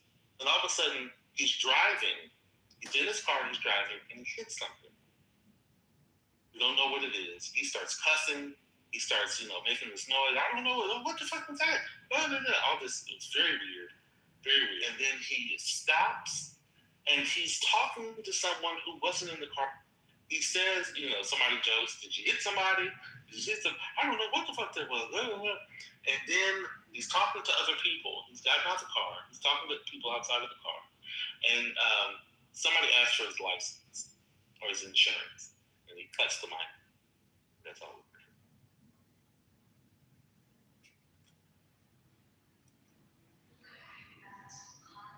Around on Clubhouse. It landed in the jail. Are you talking about the person that I said earlier? No, we're talking about TC. We don't know what it was. We just know that he. Politically correct wasn't open, was it? Yeah. It's 2 o'clock in the morning. It was 2 days. Yeah. 2 days ago. It wasn't 2 o'clock in the morning. It was early. Yeah. You're telling stories. It was 1 Patty? It was 1 o'clock for you, brother. Who hosted the room? Oh, I I think Britt. It was Britt, probably. Girl, because baby, I'm asleep. Wait, now why am I in? Because you've been making modded like the last few nights at bedtime. And I've ended the room multiple times. It was not funny because I'm not on the stage. Baby, let me tell you something. At 2 a.m. No. The room is closing like. I don't think it was last night. That's why I'm saying. Okay, yeah, that was clear. Crystal. Yeah, I'm sorry. I thought, but that's what I said last night. I kept saying. It didn't happen that time. I got it. Okay. Now, he might have shared that in 420. No, I haven't heard this story at all. He also shared it in here. I'm gonna check on him. Was y'all repeating the story? I missed it. No. Okay, no, we're not. He told a story that nobody wanted to hear. No, it's okay. He could have put out the great qualities of Hitler. Jesus. He wants to learn about. My assumption, I believe TC hit someone. Dude. That's what I believe. Oh, I thought you were saying it was like a person the way you was talking. No. I said maybe it was a deer. I have no. He hit something, and it messed up his tire. I have no idea what it was. Did he get arrested? He cut out before we got a chance to figure out what was going on. So we heard somebody say, something about insurance, or then he cut out. But he was talking to somebody who wasn't in his car before that.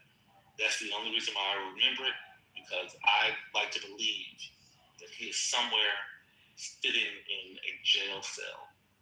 No, he did a room earlier today in IGB. And his Beijing, I'm just telling you what I imagine. So whether or not it's happening. This is what I'm still envisioning in my head. That he is somewhere locked in a jail cell, and his Beijing is fading. Brother has been acting very spicy. Is it like your birthday or something? Is it coming up or something? Like, I don't know what's going on. I mean, you're so spicy to the point that you've turned in your Clubhouse politically correct ticket to say that you're no longer a part of this particular house. I mean, just continue, carry on. I feel like I have to earn this back. I was banished for a while, so I didn't really look to the bottom. Is Concrete here? You were banished?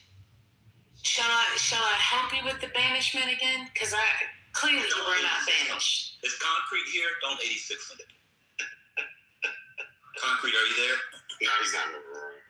Or is he on stage? Oh, he's on stage. I'm sure. He's on stage.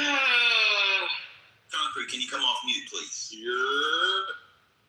The answer to the question on number 15 is D. Very obvious answer. I'm done speaking. Let me take a look. Well, it's your PTR. That's all. Yeah. I just don't remember the answer. Oh, yeah, that's D. That's a simple correlation causation error. Dan has been so helpful today. Look, let me tell you something. I don't know what I did with my life. I have an okay life being on welfare, singing opera, being a loser on here every day. But I really wish I was a little less caring when I was young. I could have gone to law and business school and literally be worth like $100 million by now. It's my biggest regret. It really is. It really is. You still got time. Nah, I'm too old now. I just ain't me. You're only 30. You're only 30. I just ate McDonald's. My innards are probably 87. Ma'am, he's not 31. He just told you. He just gave a story about how he enjoyed a cold Diet Coke.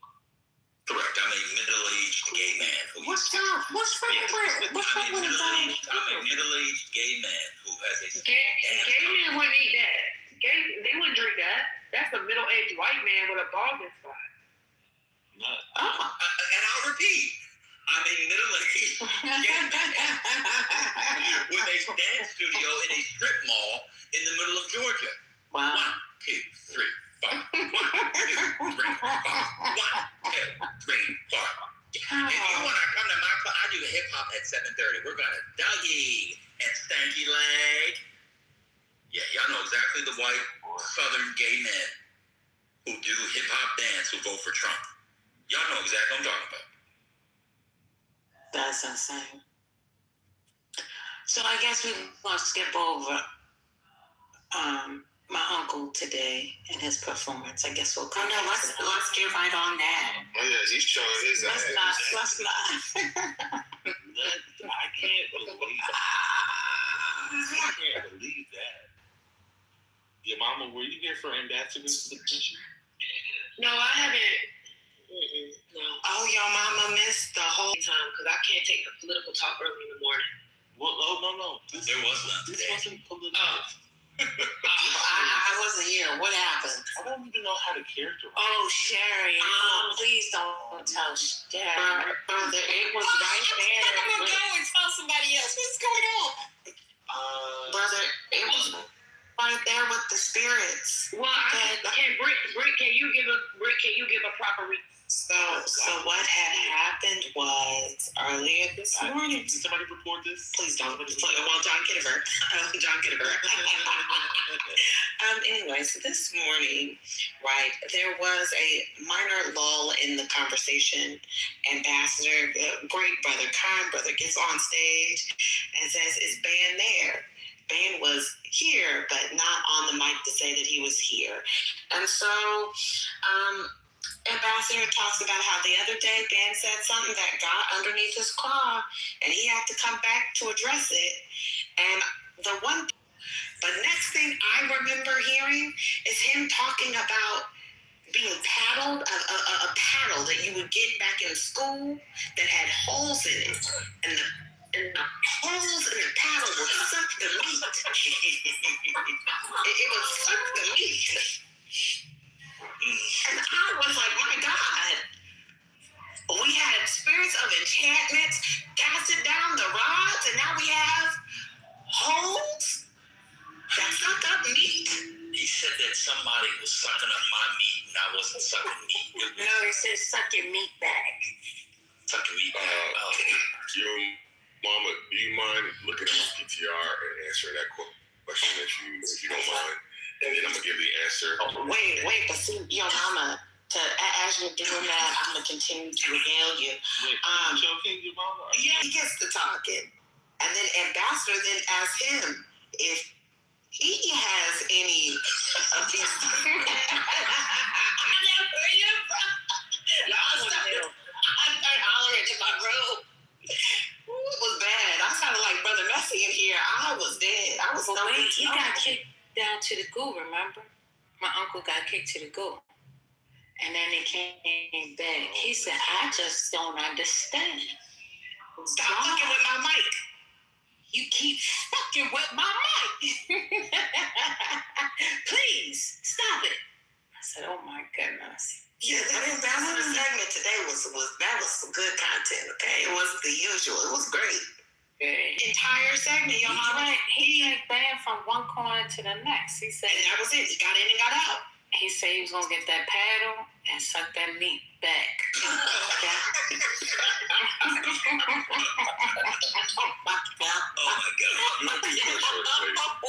That's what he said. Concrete, that's legit. He could have, edited it for. No, that's what he told me. Double, triple down on. I was like, wait. I was like, he said, that's right.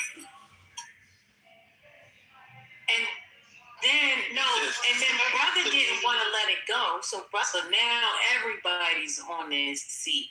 And then finally, I think he awakened to how it sounded, and he started laughing at the song. He was laughing because he I guess he realized how wild that song. That man sucked the meat back with the holes with no teeth. Ben, you are correct. The answer D. Just real quick, in the chat, before it goes away, that's a new angle of the Cole Allen shooting. No, Trent, I just want to give you your flowers because you gave your submission about Manfinity. You gave submission about Manfinity, and as soon as you left, he crashed. He crashed for about a good 5 minutes at you. So you missed it, but it was very good. You did the Lord's work today. Appreciate you, bro. Today, brother crashed on Infinity. He was broke. How you say it for steady? Like broken. I don't say it.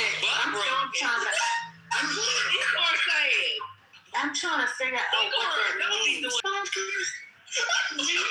don't know. Infinity was butt broken. No, I thought he said brother at first, but that's what I thought. Brother, no, brother got crashed. Broke, man. Yeah. Brother, man, butt broke, man.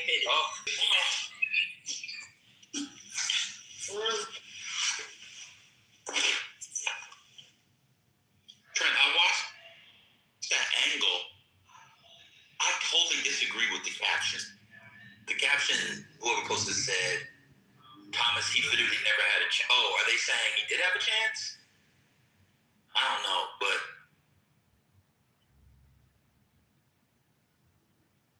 Y'all stop talking about. It's in the chat, but he on the video, he gets past 1, 2, 3, 4, 5, 6, 7, 8, 9 guys. And if he came out spraying, he could have sprayed all of them. Right. I'm sorry, yo. He could have sprayed. If he came out, he could have sprayed all of them. Because they was goofing off. Did you see them? Yes. Like, minutes before leading up, like they were scattered, bright. But let me shut up. Yeah, I disagree with the person that posted maybe a mag app like he didn't have a chance. If he came out, he definitely would have had a chance. They had their back turned. They would come from the other side. One guy was filling the thing. 2 of them was taking the metal detectors down. That looks even worse than me. No, that looks bad. That looks like bad security to me, Trent. I don't know what you see here. And how did he not get shot? How did he not get shot? How did he fall? They tackled him? Yeah. It's really sad, y'all. Y'all have no idea.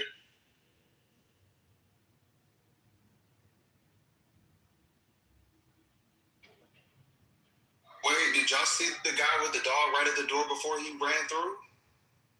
Mm-hmm. That's on the video?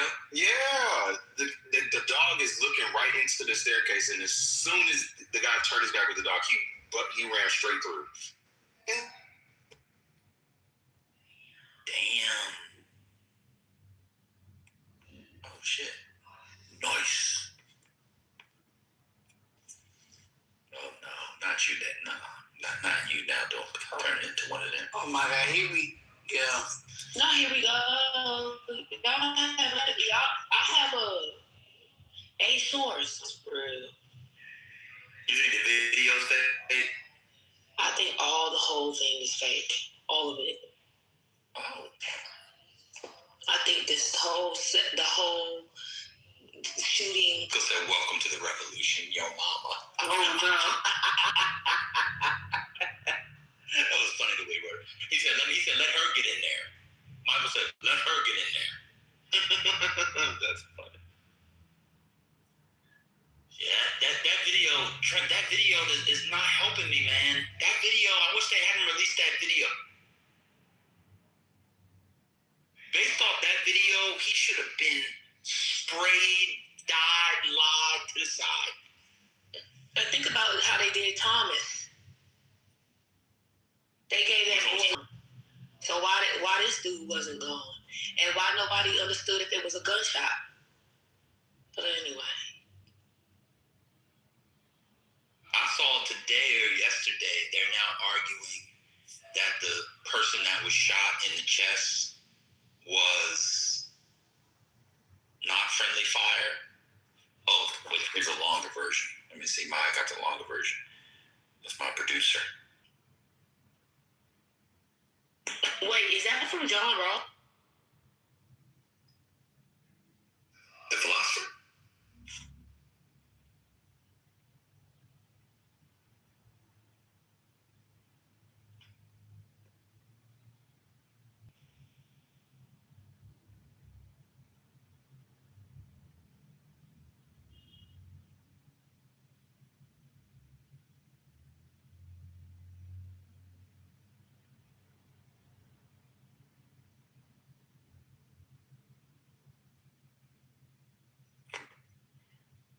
Yeah, the long version is insane.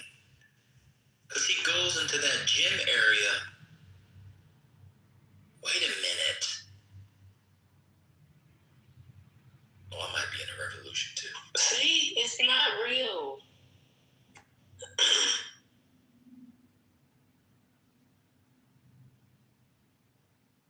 This is about as fake as Dr. Fauci. Wait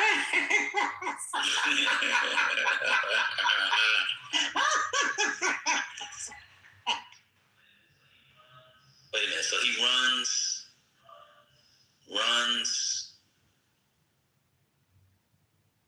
One of the enforcement officers pulled out his gun. Yeah, when on the slow down version, he shot. Yeah. He shot and missed. I don't know why the MAGA people are like, oh, he never had a chance. He literally did. He yup. They missed him. Yeah. But I am with your mama. I think it's fake. So.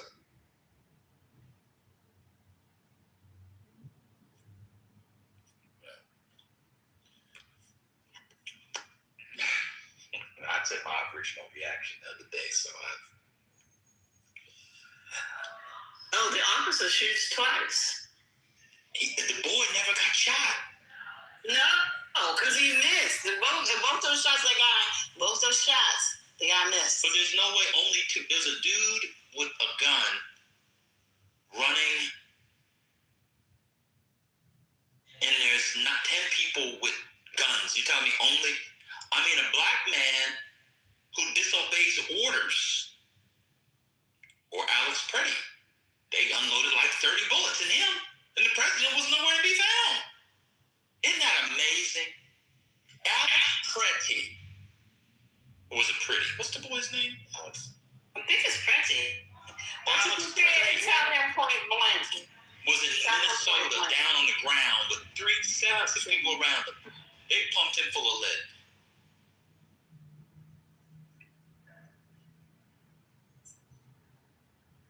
And did he have his knives on him? He didn't. They in the room. Is that correct? No. I think they found the knives on him.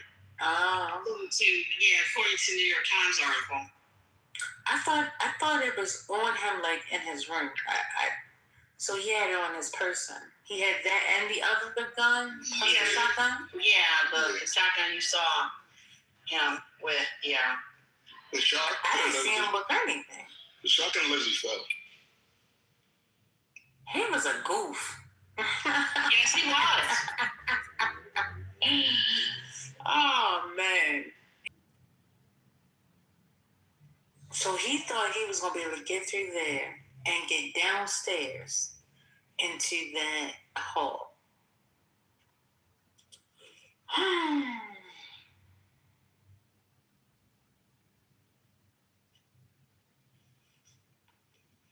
How he even get in the hotel? That's him. He was living there. I mean, he was there overnight. He was staying overnight. But this is the thing, First Lady. Secret Service. Please don't take me down this road. Oh, we that's on Sunday. Go ahead. Secret Service gets a list of everybody in the hotel. Is Van there? Yeah, what's up? Oh, I said it before. You had a black boy, albeit a sepia-toned one, who had fired off scratch. Oh, I guess police now are treating black assassins with respect. I said it the first day, but nobody want to hear me when I say it.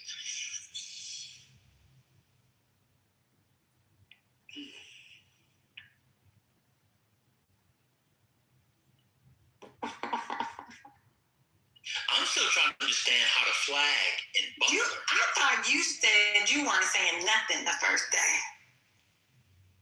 Correct. They're not recording today. I said what I said is that I'm not calling it anything.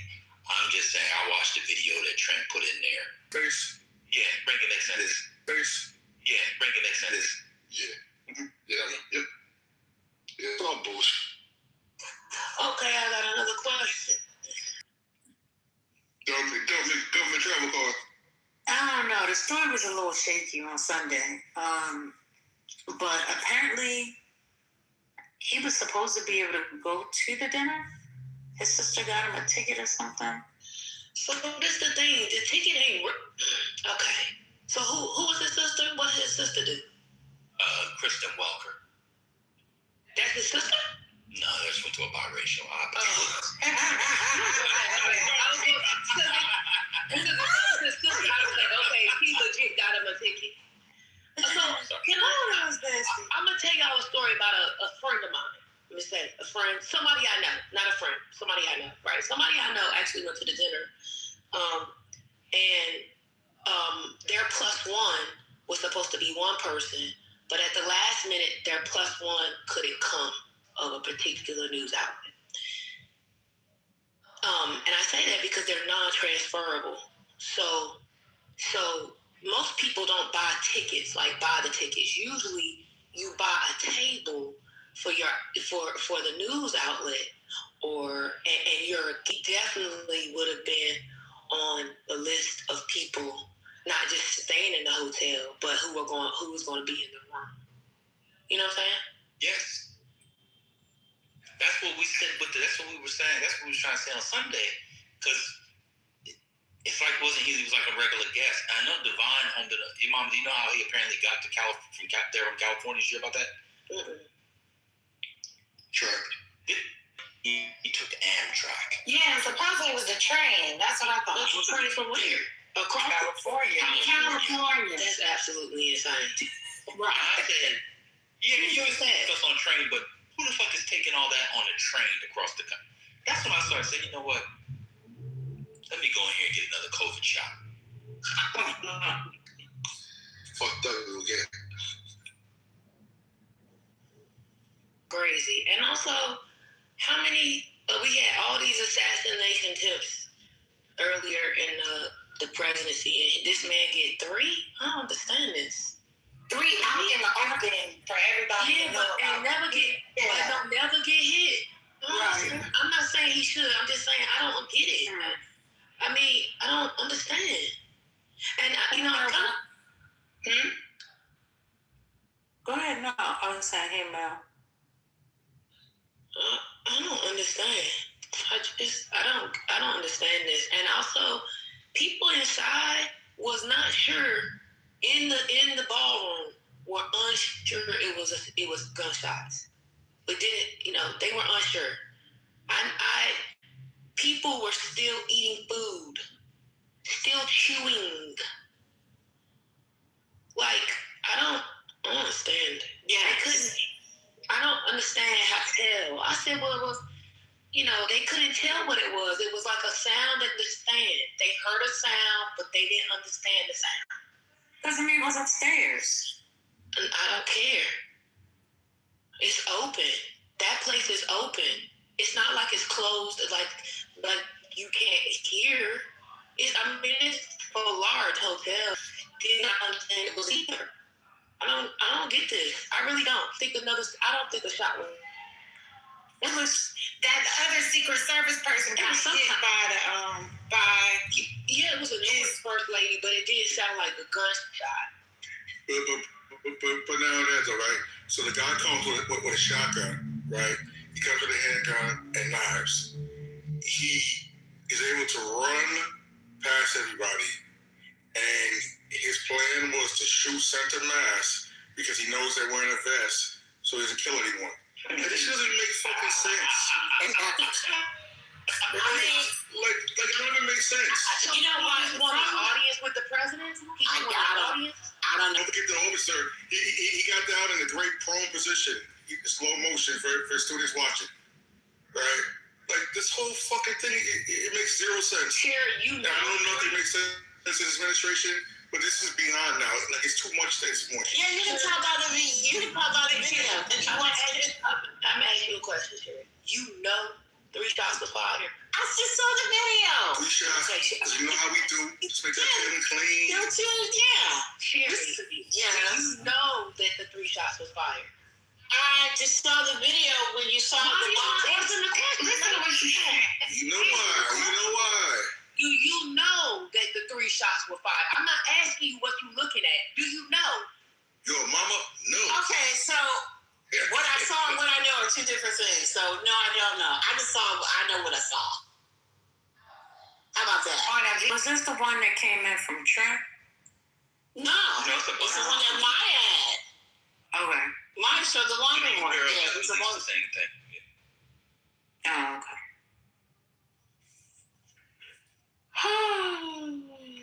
That damn Trump.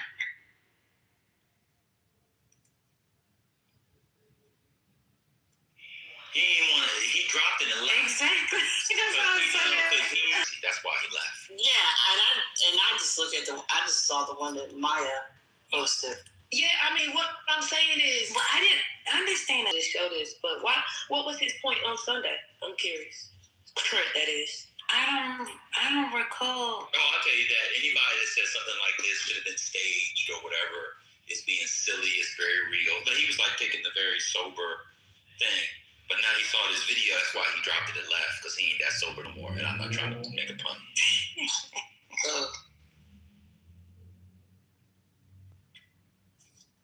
Man, y'all better just get y'all a little money you got. Take your family on vacation. Get a couple cigarettes. I recommend some Camels. Smoke them and die. The absurdists had it right the whole time. Y'all gotta get it in French. It's all. He's doing this for me. Thank you. I appreciate it. Thank you. I also found out there was found out somebody in Esco yesterday. It was very exciting. So I had the absurd 2 days ago. What's today? Thursday. 3 days ago. Somebody told me somebody in Esco, so I'm very excited about the absurds. But it just get your cigarettes. Y'all anybody who likes Camels? Anybody want to smoke some Camels? Salem's. Y'all don't like Salem's? Oh my God! Newport's a nigga cigarette. I'm probably gonna run out of PP, but I'm gonna go ahead and smoke it. I'm done speaking. There you go. I thought you meant like urine. I know. But running out of PP is fucked.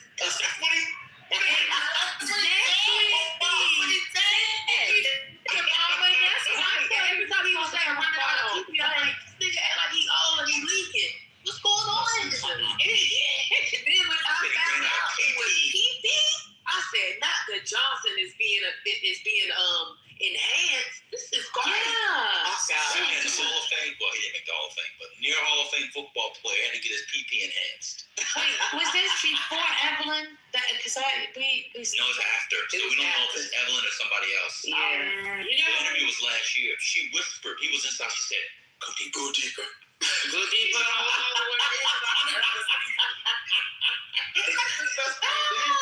In my ear.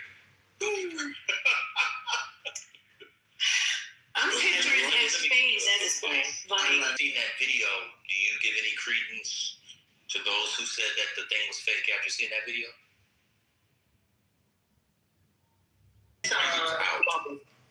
My finger slipped. No, why would I? Did I miss something? What did y'all see that? You didn't see the slow down version when he was right in front of the cop and the cop was right in front of him and they just happened to not hit each other 2 feet apart? Oh, yeah. That was crazy. this man got a shotgun. It looks like a shotgun, and he's point blank, and it looks like he shoots it. And I guess that's the cop he hit. I don't know. But yeah, that man was point blank. How he didn't hit him is beyond me. Trent said, it looks like he shot. How did the officer get shot? How come the assailant doesn't get shot? I don't know. Maybe I don't know. Maybe he does. Maybe that officer doesn't fire right when he's in front of him. Maybe it's when he turns and he misses him. I don't know. You're very dead. But wait. The other officer's bullets. Hello? Yeah. I don't think today they came out and said they did. Give it a few weeks, they'll change it. Yeah, I don't know. I think that was a shotgun in his hand. It was. Yeah, and he's that close. I don't know how you could, just the way a shotgun sprays. She didn't fall back. Yeah. She just turned around in the same position. Do y'all think this guy was that good of a shooter that he couldn't, no reaction, just shoot the gun? That's it. This is a lie. Well, maybe you got surgically enhanced. I don't know. Look, your mama, why don't you investigate? Go deeper.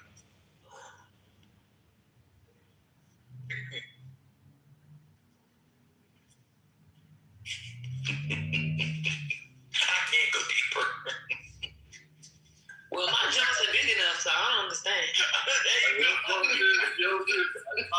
guarantee that you probably got me by 2 inches. I'm not even gonna get surgically enhanced. I was trying to stick up for the Media Brothers yesterday. Y'all was in there talking about big and small, about the regular medium. If you're bigger than 3 but less than 12, you can't get no love in here. Right as you said that, Crystal walked in the room, and now she's looking at me crazy. I'm trying to figure out what we're talking about. It's just like, this show the what's funny is it's exactly what she did. If I have to, have I run out of people before? My God, can we please not hear? This is insane. Come on. That is insane. Some things got to be sacred, Trent. She loves that man because she definitely could have done right. Yes. I see how Trent was able to get anyone. And all of it. Now that I look at it again, it is a bit suspicious. Yeah. I gotta say, but I'll watch Lioness on CBS Paramount. Some people do what they're told because of their mission. And this might have been the mission. I'm just saying, it's not he shot, he wanted to spray, he thought about it, he fantasized. I don't care. I don't believe it. It's not true. This man, y'all watch the faces in this place. Go back and watch the places. It's something you'll never forget. Them faces didn't, the only people who look scared are the people who in the administration, like they knew they had to play a role.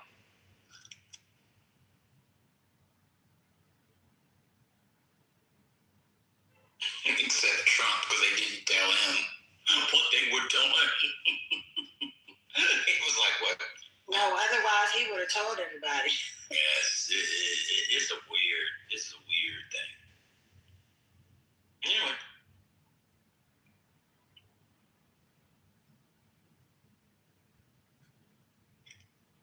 I try to give the first one in Butler, Pennsylvania. I try to give that one a benefit of doubt when people were saying it was fake and stuff like that. I try to give it a benefit of doubt, and the man did die. And then the guy that was on the golf course in Florida. But this is too much.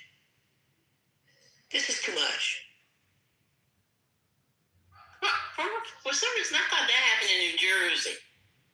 And then I thought, this young man, I don't know him,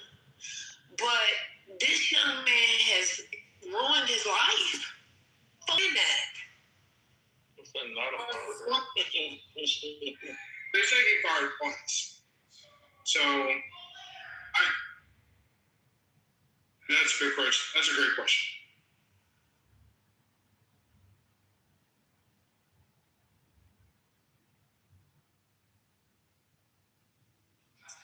Yeah, I just saw somebody tweet with a pretty big following.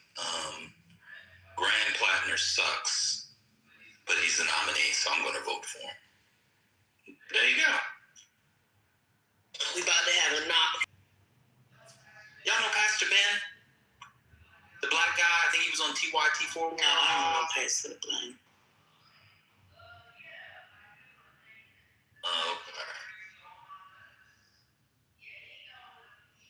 He's going crazy on leftists.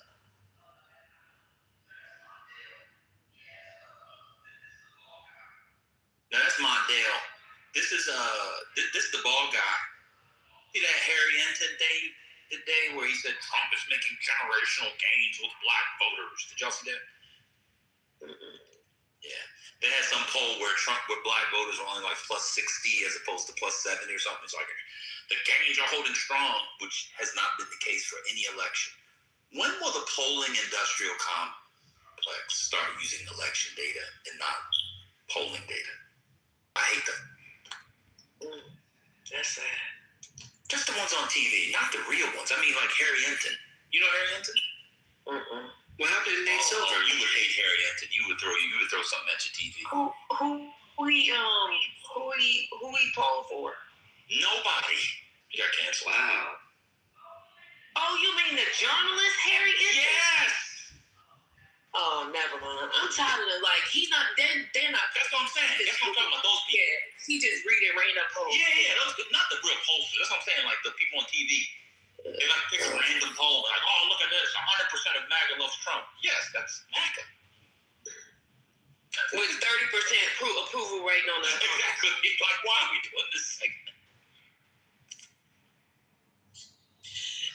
Nathaniel came back to hear my voice, y'all. Look at him in the chat. And lost his mind already. Your mama wasn't here. Devon told us that he was protecting you and leave her alone. And he was like, where is she? I miss her. It was a beautiful thing. It's a beautiful thing. I don't believe it. Don't you hear me say he really likes you, your mama? When you wasn't here, and then, I thought you say that, to be nice. No.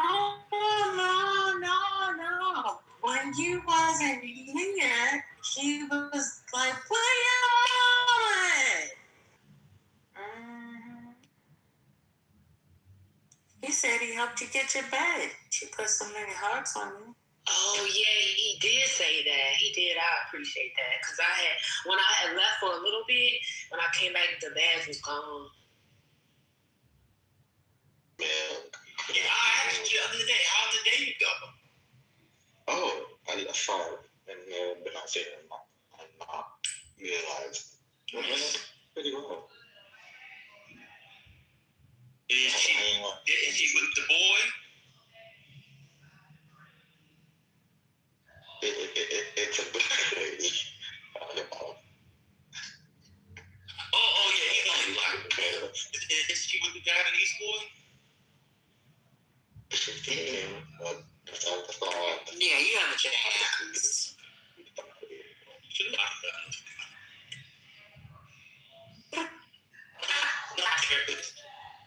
You can't just tell her she's no longer. Well, okay, then there's that.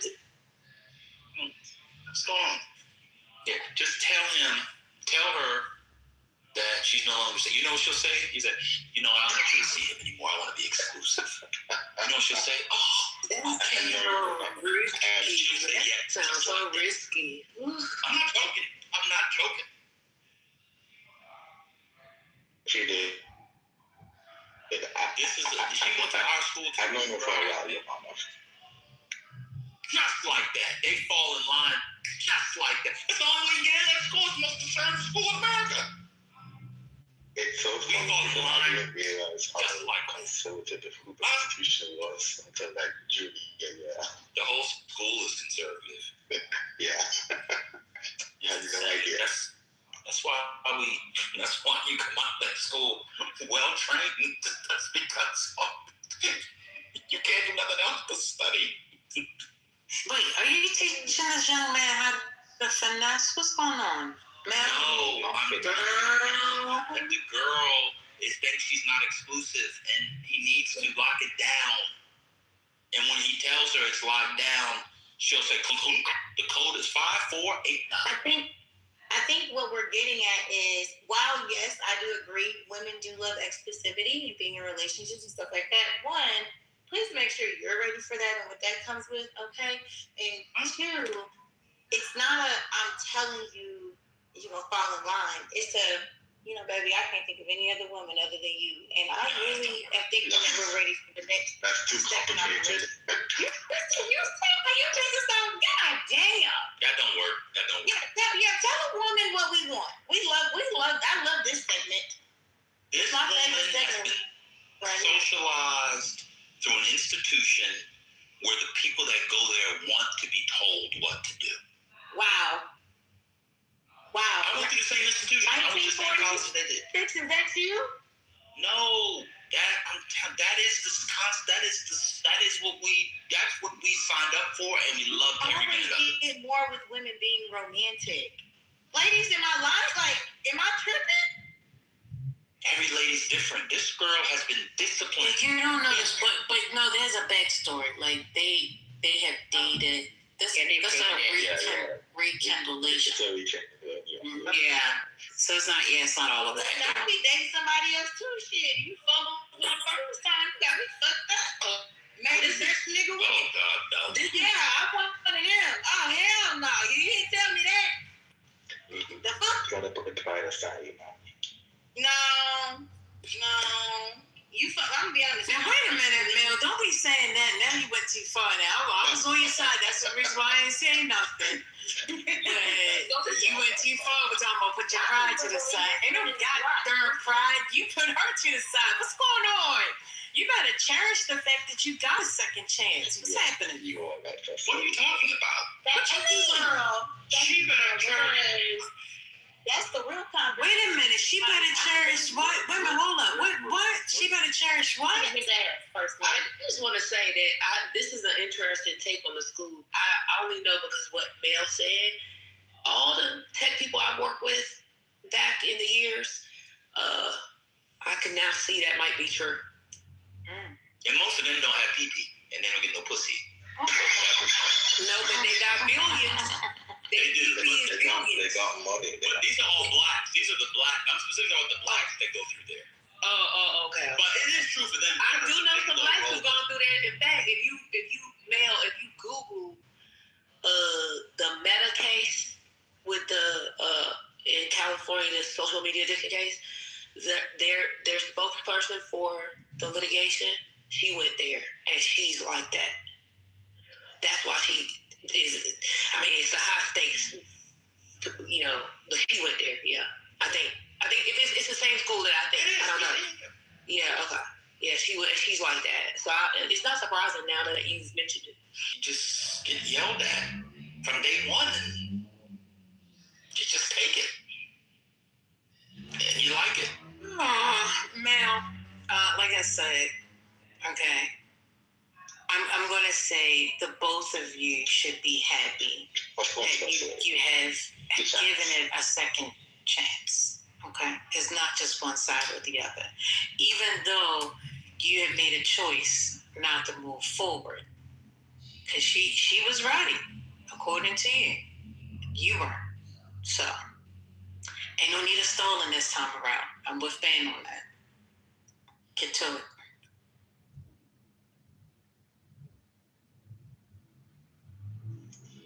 I will. We're gonna hang out at Woodman Williamsburg on Saturday. Gonna grab brunch. Mel, what decade are you in?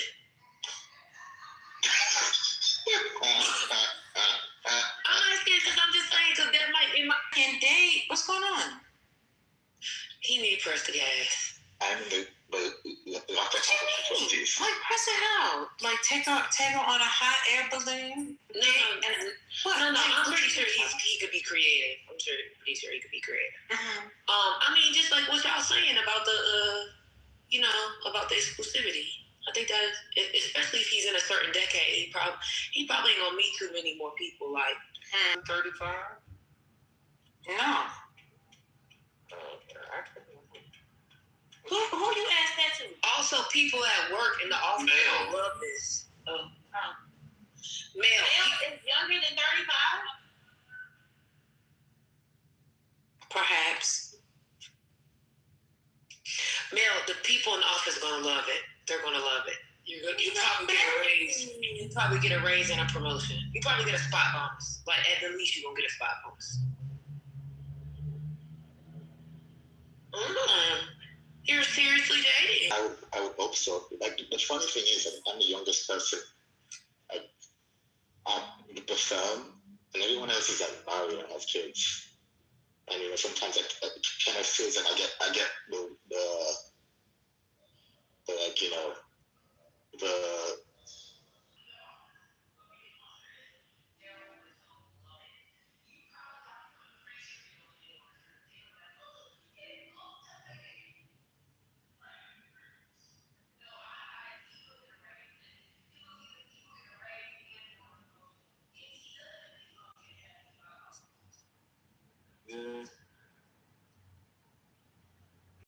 Yeah, you're definitely gonna get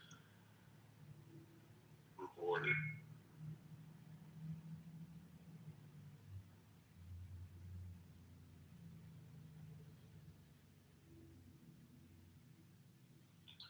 Unfortunately for the woman who you're marrying, it'll be her death now.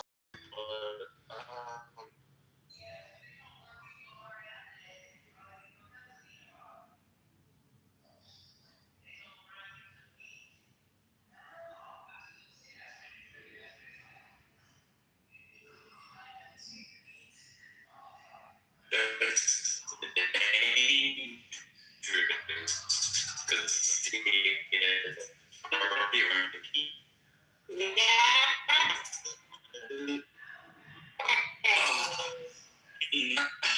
oh my God.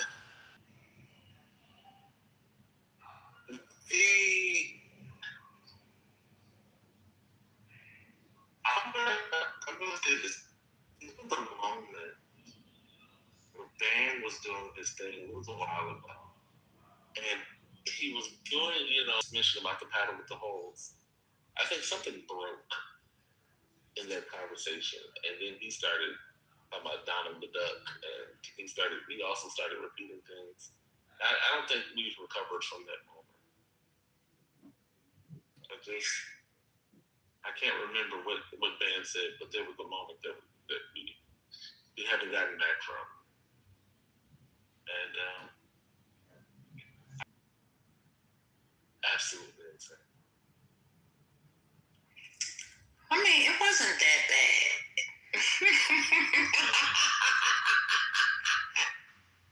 You might have to block me again, because that's wild. Oh my God. Oh, child. And he kept saying it. Did you guys talk about the lawsuits against the JP Morgan executive director today?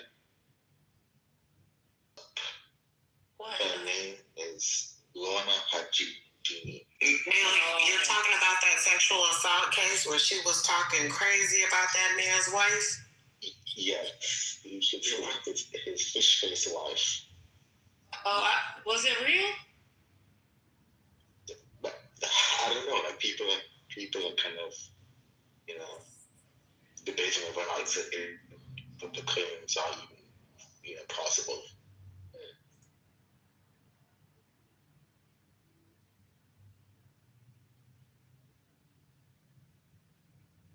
Maya said it was. Yeah, he said it was refused to provide evidence.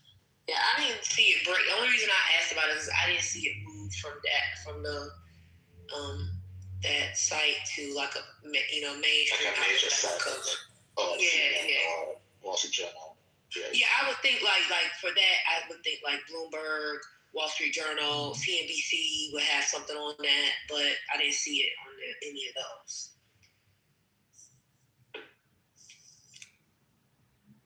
It's pretty insane. I kind of wonder her politicians kind of pattern, even if it's all proven to be false.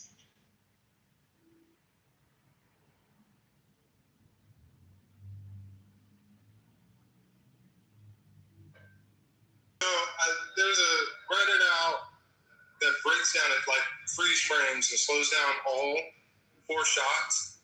And but that second shot is the one that he really should have hit. And it looks like the shooter ducks that shot just barely and doesn't hit him. The shooter should actually be dead. Or in theory.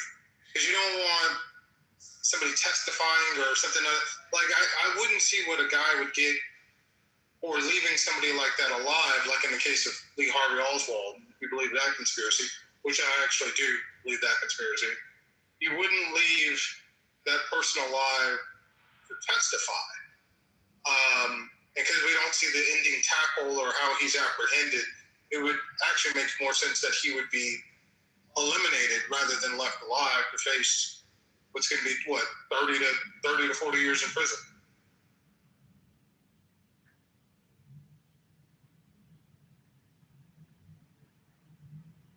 Yep. I don't know what's going on, man. It's crazy.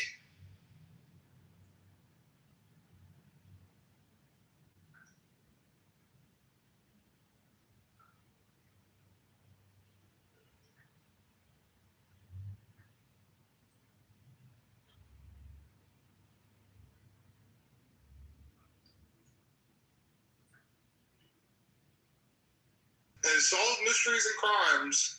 And this guy broke it down frame by frame. And when you really look at it, the first shot pretty clearly misses. Luckily, he didn't hit them officers behind, those women behind him. So your frame is saying that Allen shot his shotgun? No, that's not what you're saying. Talking about the officer. Okay.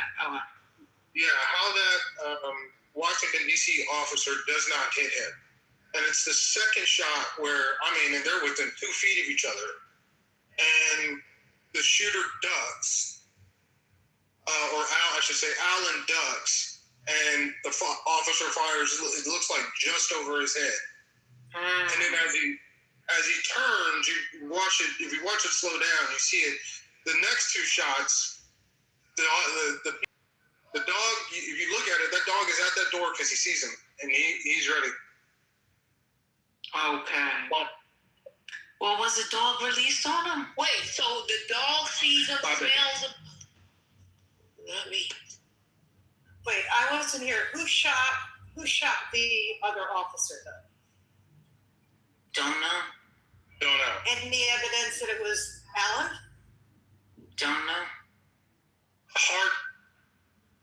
It's hard to say. It's hard to say because if that's a shotgun, you would expect there to be a lot more damage. But it's very clear the 4 shots that we see from the one officer closest or miss. Could they have hit someone else? Oh, yeah. Because originally, what the government said was that Allen had rushed through and then fired his gun seemingly like almost at the end in the direction of the stairs. So not really at any of the Secret Service or police officers, right? But that doesn't seem to go along with the video. Not unless he was trying to shoot the dog if he's standing by the door. So about this dog, did they release the dog? The dog is if you look at the beginning of the video, the dog is. I got it. I'm just saying that they released the dog so the dog could go and get him. No. Or they just held on to the dog. No, they just hold on to the dog. The guy comes through. In the middle of a shootout, they hold on to the dog. Well, if you watch it, you see the I won't be watching it. Okay. Well, I'm just describing it. The dog stops at the door. Right. Because the dog can likely smell the gun. And he's like... Or just the person, period. Huh? Well, no, it wouldn't be the person, it'd be the gun. Because there's people... As the door opens, that canine officer pulls him back, running through the shot. Okay. And so there's not time for that guy to release the dog. I mean, I guess he could have. But at that point, like, it's happened so fast, that guy's flying. I mean, really, he should have tried out for the Raiders. We can use him in the back. I mean, if the dog is somebody somewhere they shouldn't be. I'm just thinking out loud. That's all. Go ahead. I can't say for sure, but I would imagine that dog is trained to smell explosives and gunpowder, which is why it was sitting. You see it sitting at the door, and can't tell if the one opens the door. But it's again, it's hard to tell. It's hard to tell who opens the door. I'll go look at it again.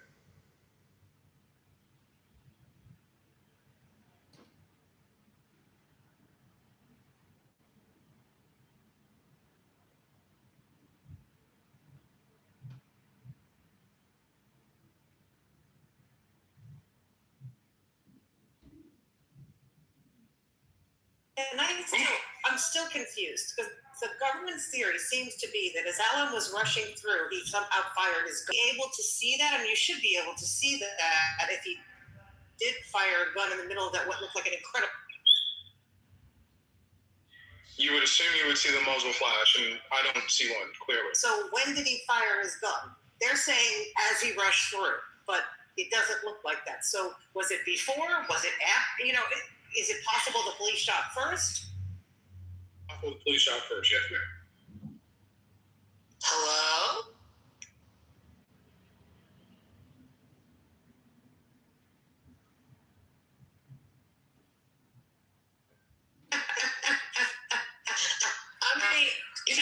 I'm watching this shit on TV. I'm watching it on TV.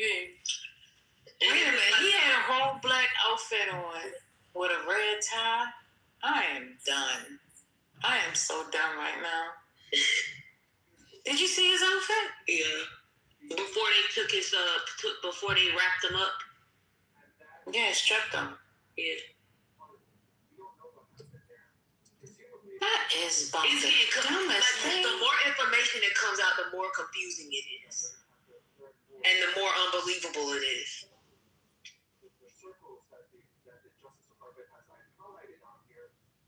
I don't see the dog then. I don't know what they're showing on CNN. But if you look at the beginning of the video where that comes out, that's why we gotta get you Twitter. Because if you see the beginning of the video where he comes... Wait a minute, so are you saying that there's an officer that was staying... Because I see where he comes through the door, the man with the black and red on. Yeah, there's a dog. There's an officer there with the dog. That's a canine unit. And right before that video starts, that canine is sitting at that door because he smells something. And it's likely he smells the gunpowder. This is the thing. I hear you keep saying that, but I believe a dog would have really been alarmed. They would have been able to go in there. That's crazy how he just comes out that door while that man's standing right there. Go ahead, your mama. No, this is why I was asking earlier about how he get in there, because the dog, on all of the corners of the building, in the front, the side, and the back of the building, there were police everywhere, plain clothes and in uniform with dogs. How he even get right there without that dog getting him, or them knowing that he had a gun because of how the dog was acting? That's what I don't get. Wait, your mama, that's what I'm not understanding. He's walking through the gym before him. Did you not see the full video? I don't know if they're showing on CNN. Yeah, but when he gets to the door, when he gets to the door, what I'm saying is, like, how does he even get in there if the dog? If what you're saying is true, and what we know of, like, all of the dogs outside and all the not out just outside, but at every entrance. It wasn't like there was an open way of, like, one entrance. Like, in order to get into the ballroom, he had to go by police. He had to. Have you seen the video? Have you seen the entire video? Yeah. I've seen more than the entire video. Okay, so you've seen where he comes out the gym, he goes and retrieves something, and then he goes into the area where the ballroom is. So that's it's an open hotel. So that's public. It wasn't that night. It wasn't. The hotel or not, but it's possible that he'd already stashed the weapon. I think that's what had originally been reported. And then they're actually breaking down the magnetometer right there because they think basically everybody's already inside the ballroom. But the gym video was from the 24th. The dinner is on the 25th. I said the gym video is on the 24th, and the actual dinner is on the 25th. When he's in the gym, he has jeans on with a black shirt. When you see him walking the hallway, that's all on the 24th. Yeah, that's what I'm saying. So he stashed the weapon beforehand, yeah. So that's what I'm saying. The night of the night of the dinner, there was just no way. Even at the bar, there were police there. Like it was police everywhere, like dogs everywhere, casing up and down. I don't understand how he just could walk freely with nobody. With nobody even no dogs jumped out of him, none. And what's the purpose of the dogs if they not gonna act? Right. And they're not gonna be silent like that. That's what I'm saying. If a dog smell gunpowder, they're going to alarm everyone. Anyway, okay. One second. I just got a quick question. So this stairwell that he comes down to, you mean tell me there was no dog at the top of the stairwell? Perhaps there wasn't somebody at the front? Huh? Like mine is saying there's two gym videos, so maybe we're talking about two different things. But I'll go back and look at it one more time. But I do want to say something. The dogs, like the dogs at the border, when they sense drugs, they don't start barking. They actually sit.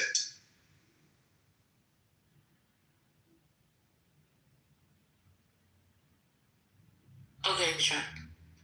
So, again, the stairwell that he came down is obviously two entrances, right? The one he comes out, and then the one he goes in to get down to the one that came out. Understand? Oh, so y'all think that he went through the stairwell? So the gun was in the stairwell? Where y'all think the gun was hidden at? I don't know. I just want to clarify one thing for people in the chat. So technically, like at events where a sitting president comes into a room, it's almost like something happens where most people who've been to a number of events know the president has arrived. Once the president of the United States is en route, they sweep again. So this is what I'm talking about. At the bar that night, there were police there when the president comes. That's how most people, there were some people who did not stay for the dinner because they didn't want to hear the president. And they ran out when they thought time was getting close, and they went to the bar. And at the bar, you couldn't even leave out to go to the direction of the ballroom because the president was in the building. Now, when he sat down, they might have loosened up like they were doing, like they were taking down the stuff. But before then, so he must have. How did that man know what time that security president sat down so they gonna loosen up? But before that man walked in that building, I'm talking about the president of the United States. Before he walked in that building, the building got secure again, and that's because they wanted to do another sweep before the president and the first lady walked in that building. The outfit is very strange. Very strange. Very strange. Yeah, Mom, I'll tell you, you're making good points. You're saying good points, but I also want to say that this wasn't exactly a dummy. You know, because he was a NASA fellow. That's why. And I would just say, I don't know if they snuck again, but I'm gonna just tell you, in every other time I've been near a president of the United States, whether it's at a convention, whether it's at a dinner, whatever, that's what happens, Maya. It's like protocol for the United States Secret Service. He likely wouldn't have flagged the list. But he might not have flagged the list, but what I'm saying, Trent, is at that time, like, I don't know when he got a hotel room, but a lot of the tickets in that room in that hotel that night was jacked up for normal people. So how? Yeah, $3,500. I'm talking about the room, the hotel room. Yeah. I got the hotel room apparently on April 6th, so like 3 weeks before. That's what the government said. 3 weeks before, that's when they jacked up most of the whole. How was it open? So okay, I don't know for sure. I understand. I understand that. But what I'm saying is, y'all know how these events work, right? Like they, anytime you get closer to a major event where it's in a particular place, the hotel itself will raise the prices, and usually certain floors are sold out because people don't want to leave the hotel after the dinner because they get sauced up, and the after parties and such, etc. I don't understand how he was able to still get a room, why a room was still available on April 6th. You understand what I'm saying? Like, I just don't understand that. I think there are two possibilities, and I don't have an answer. One is that this is a very popular event, but a lot of these 40 to 50% of people live in town. So many of them did not get a hotel room. Second, the Hilton has about, 1,200 rooms, very big hotel. Third possibility is also that they had just released, you know how they put the block on rooms? Maybe they had just released it and he got in it at that point. And at that point, they had there's 70 rooms left. And they might not jack it up. No, I mean, the release in the room, that makes sense. But how this being, the president, Trump didn't go to the White House Correspondents' Dinner last year. So how would he know for sure, if he was on, when did he start planning this? I don't know. It's just, none of this makes sense to me. If you weren't alive, it would make more sense. That it would be more conspiracy but everything that he did, he really didn't get that close to the president, and so everything that he did seemed intelligent, but not completely out of the ordinary. He found a small hole. He rushed on head-on security, right? It's not like he was hiding up in the rafters. He rushed in head-on security and was essentially apprehended before he caused any real damage. It's a security and failure in some things, but also security win on others. That's fair that the security win, but and I get that they can't know everything, but I'm just wondering, as it was intended, we apprehended him, and we're gonna, do the thing that the American judicial system does, which is he's innocent until proven guilty, and we're gonna go to the proper channels for the proper legal channels moving forward.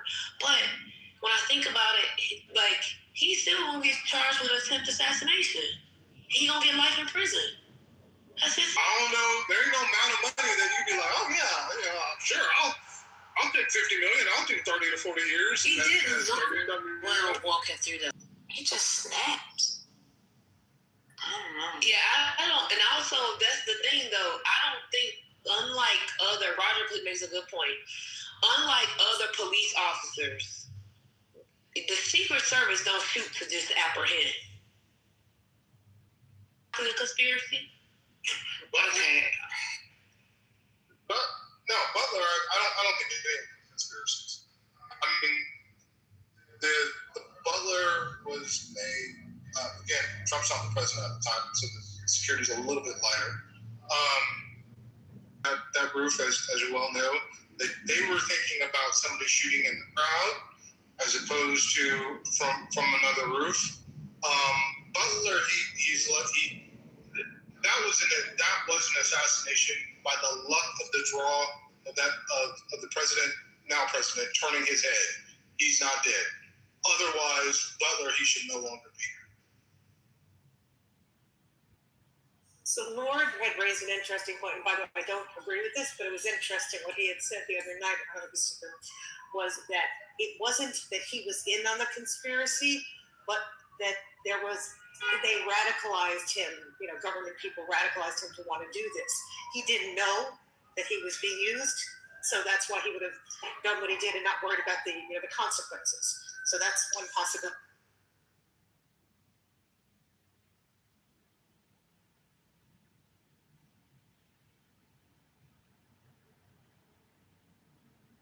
But I still have not seen anything. The Redditors, they said they don't see that either in the videos that we see. But I also say, look, there are people that are radicalized, that I listen to on this app right now that are radicalized. Whether they recognize, not, on the left and right. So if you consume enough media and you believe that one side or the other is toxic, demonic, evil, all the things, vermin, Nazis, all the things that we say, and, maybe you take too much Adderall or what have you, and you take these actions. So I don't find this conspiratorial. He sounds like a lot of people on both sides of the aisle that I hear all the time. Radicalized to do it on his own. I don't think he was set up. I do think that there are some questions about the shot and what he actually did, which has not been answered yet. Also, which they could probably get on, is life in prison. But they did also, I think, charge him with firing a shotgun in the commission of a felony or something like that. They'll have to take that away unless they have the proof of that. It won't matter probably, but I don't think that charge, we haven't seen the proof for that charge.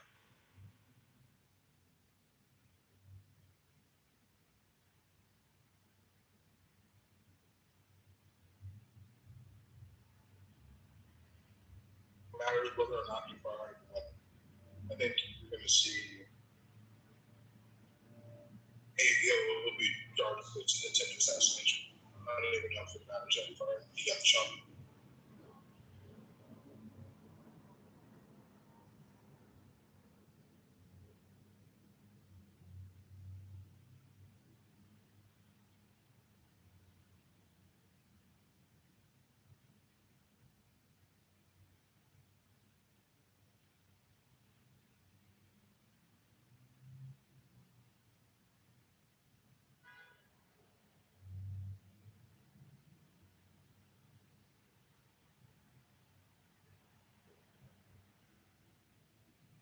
But there's two videos, that's correct. There's two videos of the gym. And the second video, I guess maybe he's retrieving the gun from the gym and then went out. And if he'd put it in the gym closet, that would make sense maybe why they missed the gun.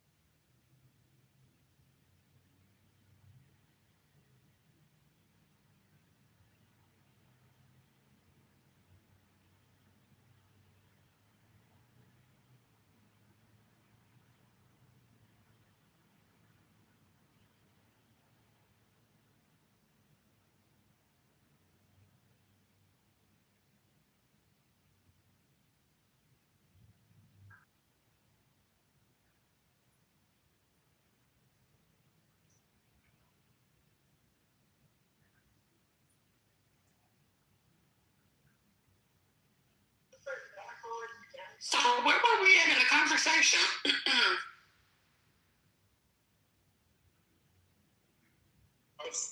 I was looking at some of these reports. He was armed before he went downstairs.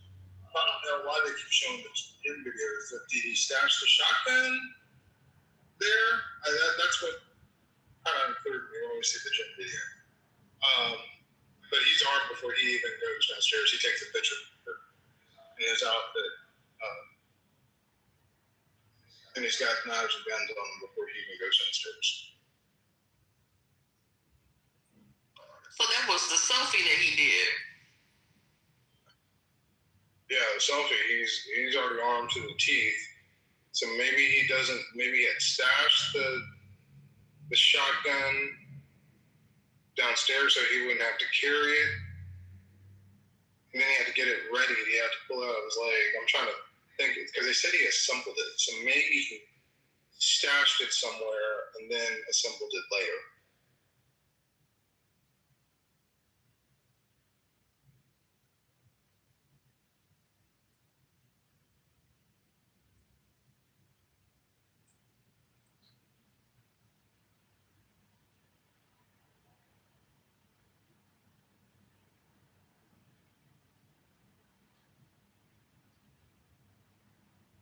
Mina White, knock it off in the chat.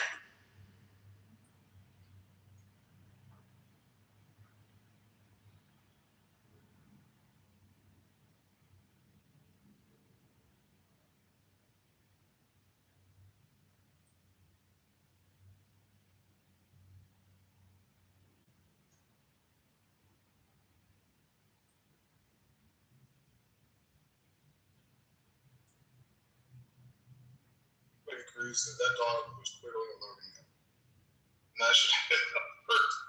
That dog was on it. Like, that dog was like, hey, there's somebody right here with a gun. I don't know if these people are experts, but they're saying that dog smelled the gun. And that's why that dog was sitting like that.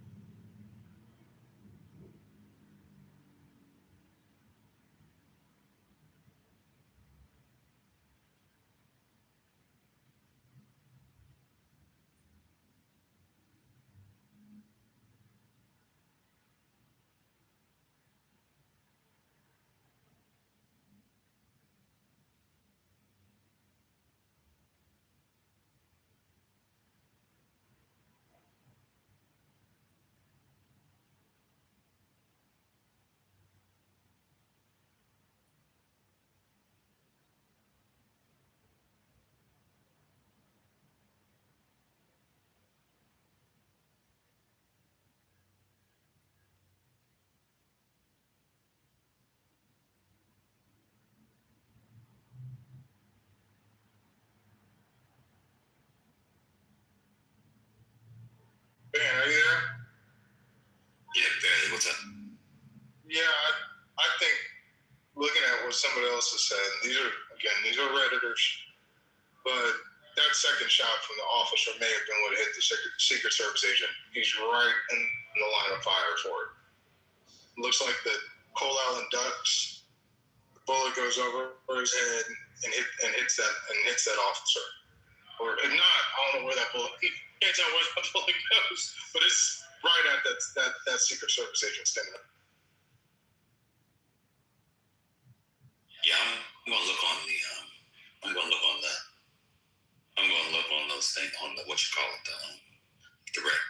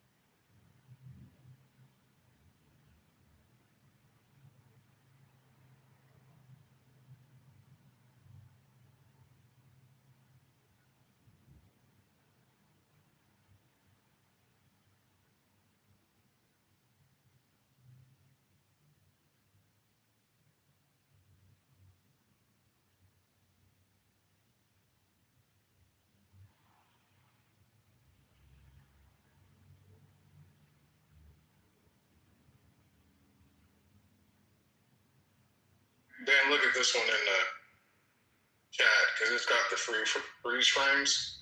Okay.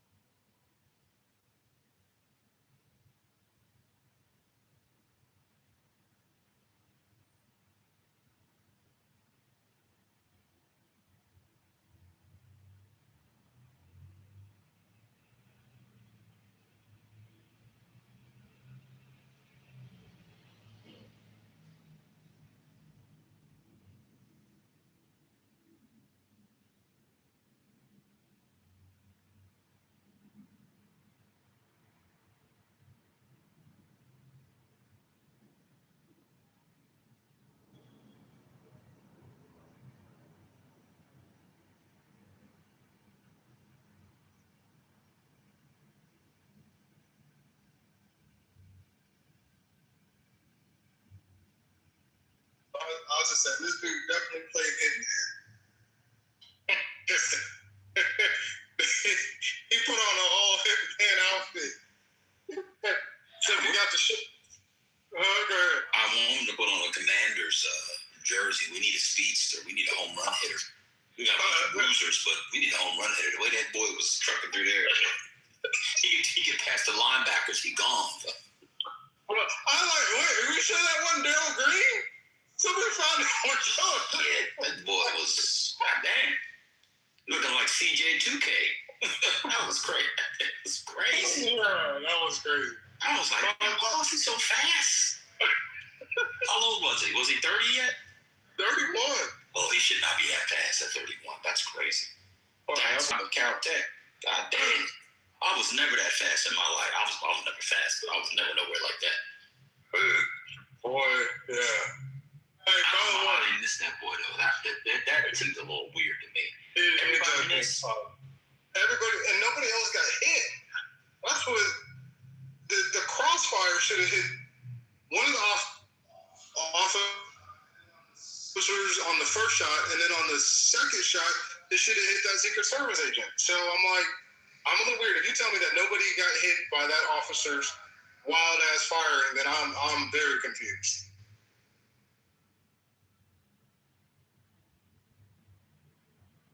Where's the video when he got taken down? Anybody get the takedown video? There is no takedown video that I have seen. So the idea is what, he got tripped or something? I think they said he fell and officers apprehended him. But I have to admit, it is, yeah, and he might have been tackled. Yeah, because he had a perp at point blank range and got off 4 shots and missed all 4. And then what were the other guys doing? I mean, by the time, and then he shot, there was like, I don't know, there was like 3 Secret Service guys, took them a while to get their guns out. The other thing, I'm going to tell you when I don't know if you saw the report in the Washington Post, but the Washington Post reported that the level of security was not the highest level of security. Something's off. Yeah, something's off. I have to agree on that. Like, it does not make sense that he was able to, at some point, because he was armed apparently in his room. Yeah. Armed, and, you know, like, they're lucky he didn't take out other people in the, you know, there are a lot of people in the, you know, in the area. He would have obviously had that opportunity had he been a mass shooter instead of targeting the president. So yeah, there's a lot of things to ask questions about, but it's a problem when we allow everybody and their mama to have guns. In the U.S., you're going to have these dumbass situations. So on the did I get this? I got that. On the so-called manifesto,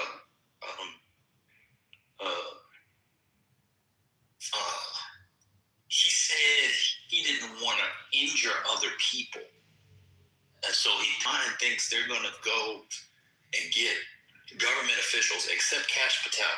I'll never understand that. No one will ever be able to till the day I die. That was the weirdest part of a manifesto I've ever seen. Everybody except Kash Patel. That was very strange. Remember in Jenny with Reacher when the guy was like, why didn't he jump the quarter? Like, why would he put the quarter in the slot machine? Right? Like, he's like, yeah, that's just insane. But what I was thinking real quick about this, Donald Trump, Trent, me, Arthur, anybody. Who thinks you're going to be able to get to the president from the gym through the outside, there's another ante-room you have to go into before you get into the ballroom, I believe, without taking some people out. You know what I'm saying? You don't have to take out Wolf Blitzer and Rachel Maddow before you get to the president. Something's off.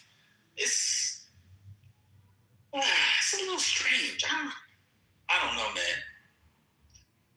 The video's not helping. I don't know why I guess they had to release the video because the hotel had it, but the video actually makes the whole thing more suspicious to me because I don't know how you miss. You don't have to be the best shot in the world to get somebody that close. he missed her is he must not have fired the shot. Fired. But they said today, I think Janine Perry said today that he fired the shot. It does not look like he fired the shot. Yeah, I'm not a gun person, but I know if you're that close with a shotgun or whatever he had, you know, that you're not gonna miss. Like, it's impossible. Maybe you could. No. Not only you not missing, that person is. I don't care what kind of vest they got on. They're dead. Yeah, they are going to the emergency room immediately.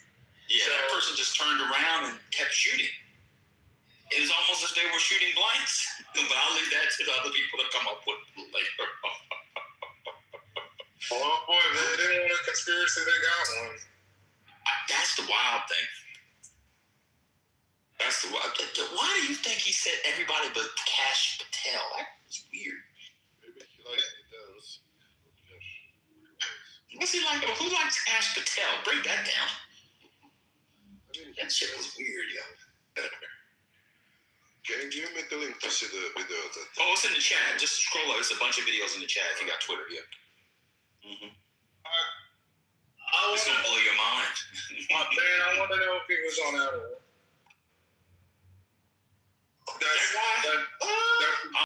Adderall is causing extreme psychosis in this nation.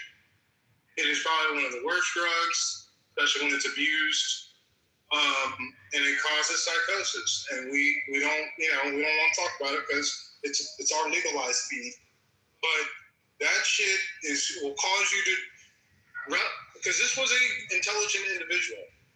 That will cause them to make for others when I'm storming the ballroom. Like, you're right. You know how it doesn't make sense? Because this person is extremely intelligent, but not in the right mind. Well, that being said, I mean, he would have fired off something. I don't know. All options are on the table for me. I'll take anything. Your mama said the thing about Todd Blanche. Yeah, the Todd Blanche thing was definitely true with the James Comey indictment. I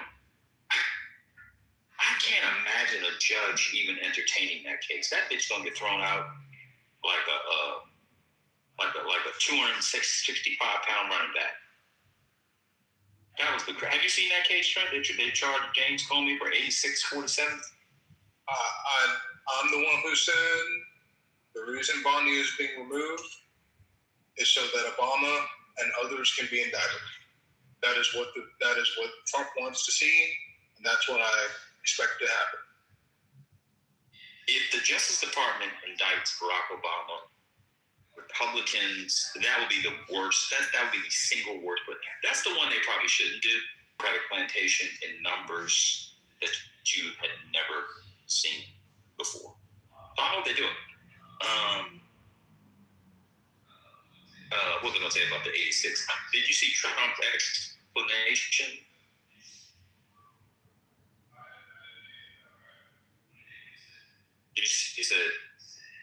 He said, everybody knows that 86 needs to kill him. That's what the mob says when they give kill orders. Hey, Johnny Barbino, 86 him. What? Donald Trump has. People realize that when he would talk about the tariffs, it actually made it worse. The legality of the tariffs. This is another one. Like, no mob boss says 86 them. Like, that's tell Nico, we ran out of a pasta fagioli and no more ossobuco. And he goes, I get some more baked ziti. My 86. Like, that's the only time people use 86. Maybe I gotta thank the king of England. Yeah, I saw that. Yeah, you know what I'm gonna say. Yeah, I saw it. We're taking the tariffs off Scotch. I saw that. And that the Highland whiskey is the only thing that has concerned me. So I'm okay with it. Today I gotta lay off my man. Like he looking out for me. Trump gonna be out of office soon. He'll still be alive. He ain't gonna die. And he's gonna want to go to, his golf course in Scotland. He's gonna want to go home to New York City, his apartment buildings. I don't know if you noticed this, but there's certain people who he would otherwise fuck with, he doesn't fuck with. The English, the king, got him.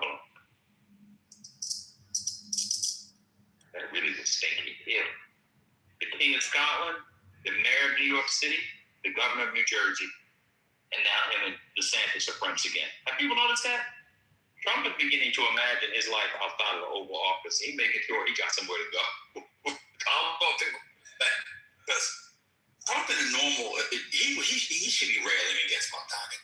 There's no reason to be, you know, he ain't railing Mamdani because a lot of that New York building stuff's got to go through New York. I mean, got to go through the mayor's office. He's trying to get back to Scotland. He got a nice golf course in Scotland. I don't know if y'all know about the Scottish golf course. He ain't saying nothing about New Jersey either. Bedminster's in New Jersey. Donald Trump is silly, but he ain't dumb. He don't say shit about Mamdani. Y'all might notice that? Y'all think it's a coincidence?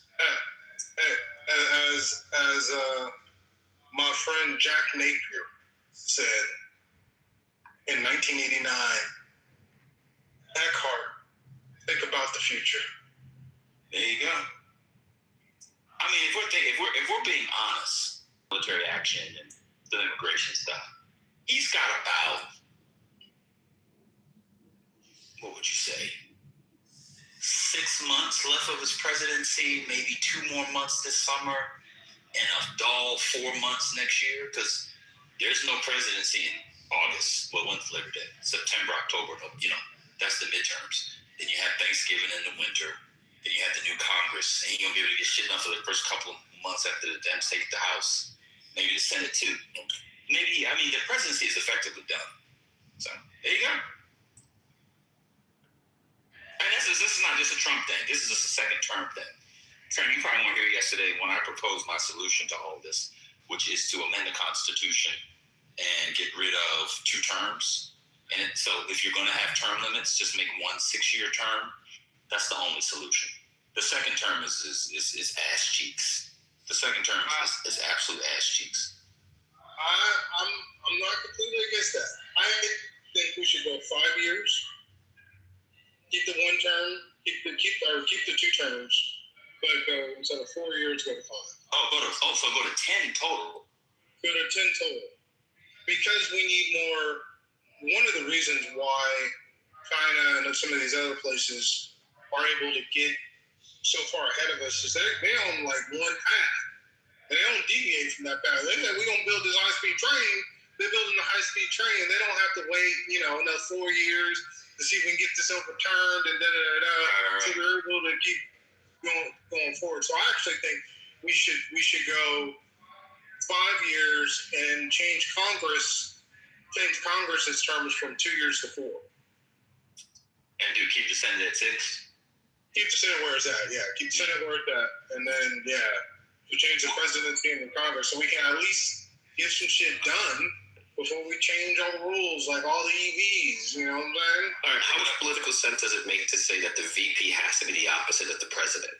Does that make too much sense or not enough? That's just crazy. Or relatedly, or Arthur, relatedly, go back to the runner-up becomes the VP. Y'all remember that happened at the very beginning. I don't know, man. People always say we gotta do like the founders, but we changed a lot of founder stuff. We don't do the electoral college like they used to do either. So I'm down with the loser becomes the vice president. Oh, it would be wild, yo. No, that would be fantastic. They didn't blow off Jefferson's head on the Adams and they hate each other. It'd be okay. I think it'll work out. But that was before. I mean, everybody had guns, but that was a different time. You know what I'm saying? What had ARs? Yeah, fucking bayonet. But I was gonna say, my idea for the 6-year comes from my best friend's growing up. His dad used to always say that, and take you to baseball practice, football practice. It's like, I know you boys want to talk about sports and girls, but what if the president said, he would do shit like that. It was great. But I was going to say, that's only if I believe in term limits. Y'all know me, I don't believe in term limits. I think this should repeal, is it the 22nd, 25th? No, whatever, 22nd, no, 23rd, whatever amendment number it is. I don't know why we got 2 terms anyway. If somebody runs and wins, they run and win. I think that is FDR kept winning. Then beat them. I But you can get too much. Yeah, but you get too much. You can accumulate too much. What's the word I'm looking for? Something power. But you accumulate just too much power without term limits, and I agree. And then part of that is the problem. Part of that is the problem with our Congress now. If we keeping people up there until they die, I mean, I'm okay with that. But I think at some point you got to get somebody new in there. See, this is where, I think that's a slightly loser attitude. If you have these old motherfuckers, we just need to beat them. I like to win on the field, not at the owners' meetings. If you don't like the tush-push, don't hope the league is going to change it. Just find a way to stop the tush-push. And teams are increasingly stopping the tush-push. I don't know if people saw it, but the percentages went down. No, your mama. This is the real world. I want that motherfucker repealed. I want to go back to FDR days. I want it repealed. Term limits are for losers. The Democrats. We gotta pack the court. You don't have to pack the court. Just win the presidency and appoint court members. There you go. Look at Ed. You have the Commanders. Hey, when was the last time the Giants won the NFC Championship game? Probably. And when was the last time the Giants won a playoff game? Probably. People like to come after the Commanders. We were in the NFC title game 2 years ago. The Giants are looking at a boy named Jackson Dart and scammed to Pittsburgh on the draft was dastard. Yeah, the Philly should be the Cowboys. They should be in prison for what they did to the Steelers. That was nasty. When I saw that, I actually didn't believe it. I'm not exaggerating. I read it 3 times. I was like, there was no way they had this boy on the phone. And the Eagles, I read it 3 times. Yeah, let's get into it. Now we can have a real fun room. I was going to be doing work tonight watching the game, but the score of the game right now is Knicks 109, Falcons, oh my God, I said Falcons. Hawks 54. It is the Falcons. I'm pretty sure it is the Falcons. You got that right. Oh, my God. Out there. What the fuck? And the Knicks, I said it again. The Hawks were up 2 games to 1. This is a wild thing, man. Minnesota might lose tonight. I mean, Denver might lose tonight too. Y'all gonna be really shocked when the Rockets are serious. I'm not. Gordon is back. Half of Minnesota is hurt. So I think, Okay. Are you gonna stay home and watch it? Yeah, that's right. Oh Lord, you sound beat already. I'm half that guy. Imagine being, No, continue, sir. No, imagine being a Nuggets fan in Serbia. It'd be one thing. So that is kind of interesting. On the story we talked about. So 10 years in total and 5 years break, and then you can come back. Is that what Jacques Chirac did? Yeah. Yeah, I feel like maybe Mitterrand made as well. Macron, yeah, I mean, he's young, so he No, Mitterrand. Didn't Mitterrand? Wait. You can do 10 consecutive years, then a break, and then another 5, or 5? No, 5. It was 7 when Jacques Chirac was. Now it's 5 from, I don't know, 2015 or something. So 5 plus 5, and then you need to make a break, and then you can go again. 2 terms. So. I don't know about that. Just give me 10. But just give me 10 years. Let me ask you this. Let's say that you had like Obama 2 terms, then Trump 1, and then Igor, you're talking behind the vodka bottle. Get closer to the phone. We can hardly hear you, brother. I'm saying like if you should just rest up. If Obama after Trump won, Obama maybe I might be okay with a third term after a break, but I don't know. I would probably stay on a policy, let a policy come to fruition, rather than this fucking, really, because most of the time, once they get to that second year, they're already in re-election mode. Once they get to that, especially that third year, it's re-election time. Yeah. There's some positives to that, but a lot of fucking negatives. Yeah. I don't.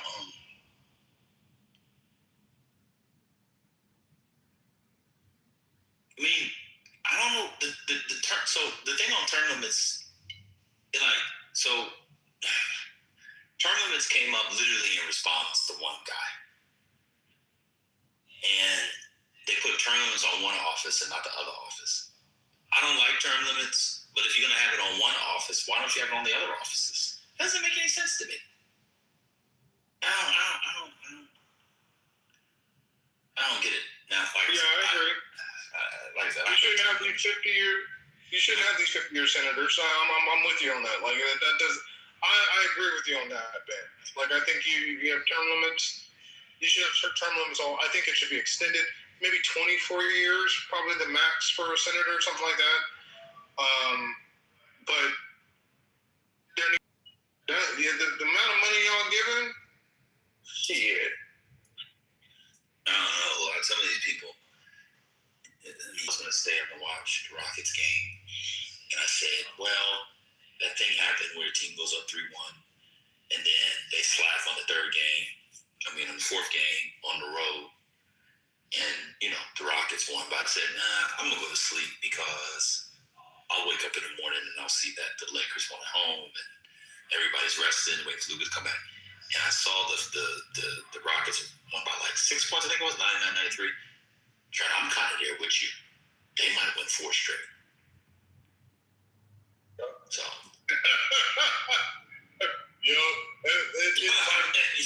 It might happen. And it's just because they're so young and they're able to outrun them. 100%.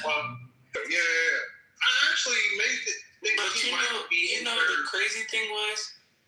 Yeah. The crazy thing was people thought that LeBron just looked tired because he was taking the last game off to get ready for.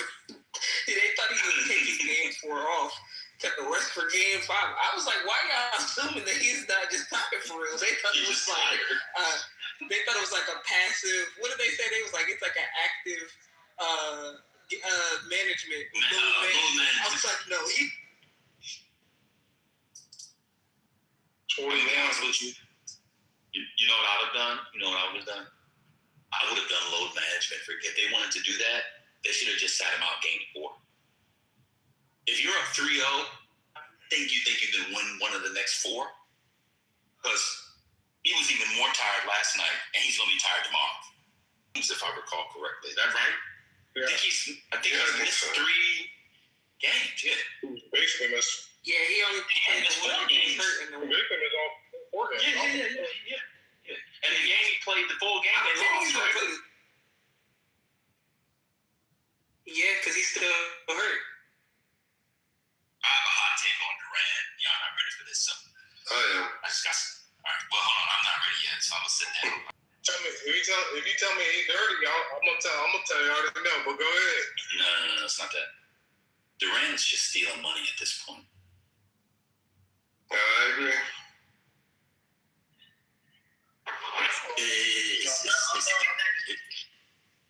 Huh? I'm looking. I was like, dude, what do you have here?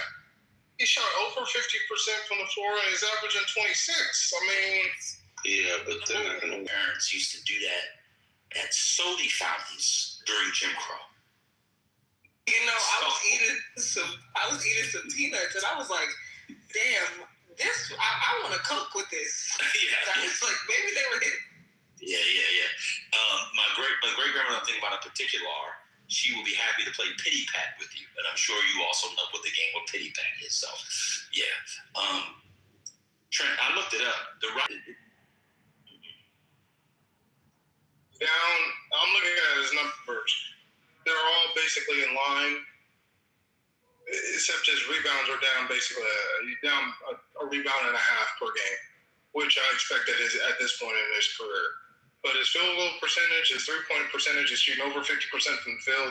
3-point percentage off just about 42, 41%.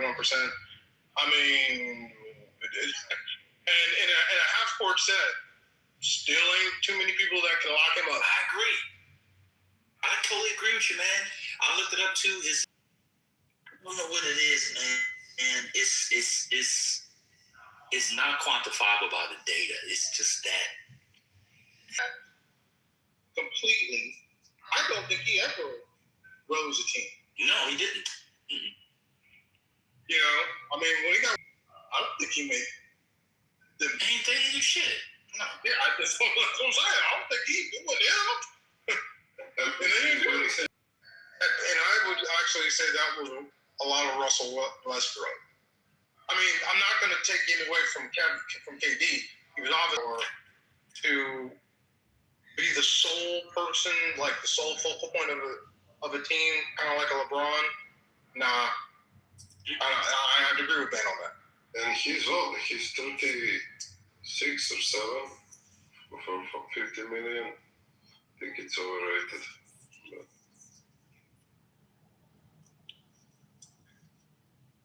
But is Doncic coming back for playoffs or he's on for the season? Yeah, he'll be back in round 2. Okay.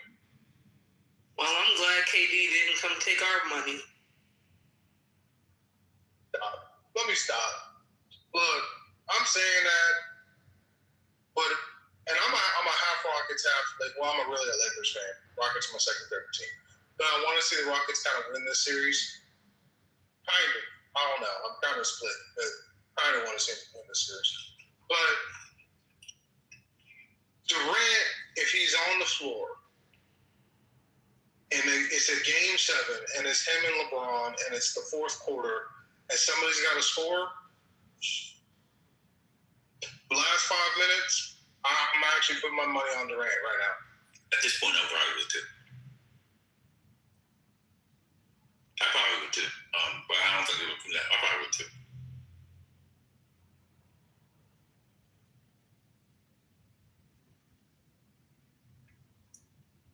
I saw somebody crashing out, as per usual. And he said that Kobe was the number 2 player. I forgot how he got there. Oh, he was making some link between Michael Jackson and Samuel L. Jackson. I can't even remember why I'm telling this story. Fuck it. It has to do with Kobe and basketball. I can't remember. Anyway, I can't remember. Anyway, who y'all think coming out of the East? Damn, I forgot why. What the fuck was I telling you? But who y'all know if I like the Celtics? It's actually a close game I'm watching. Yeah, it's 58-49 Philly at. Yeah. YouTube TV? Okay. I think it's on YouTube. Yeah, I got it. Hey, I heard the Cowboys weren't going to get Pickens a long-term deal. What's the point of that? They said they weren't. I don't know if they. I'm not gonna lie. If I'm being 100% honest, I don't know that they should just yet. But I think he might need to do it again, just because of, you hate to say it, but the players that are not good character guys, when they get a deal, like who's gonna be Brandon Ayuk? Like, you know what I'm saying? So it's a lot of risk there. That's all I'm saying. If he'll play on the tag, the $30 million. If he does it again, then give him a deal. But I think the Bengals fucked that up for a lot of wide receivers. Like a lot of teams are not going to get. Yeah, with the T. Higgins thing, I feel like a lot of teams now are like, I'm not doing 2 long-term number 1 wide receiver deals because the Bengals are ass. Like I don't know how they can ever improve their defense with the cap situation they had. So they traded pretty much. The trade-off was we don't have Trey Hendrickson, we got Dexter Lawrence, and a bunch of rookies on defense, and that's it. Well, the problem. Well,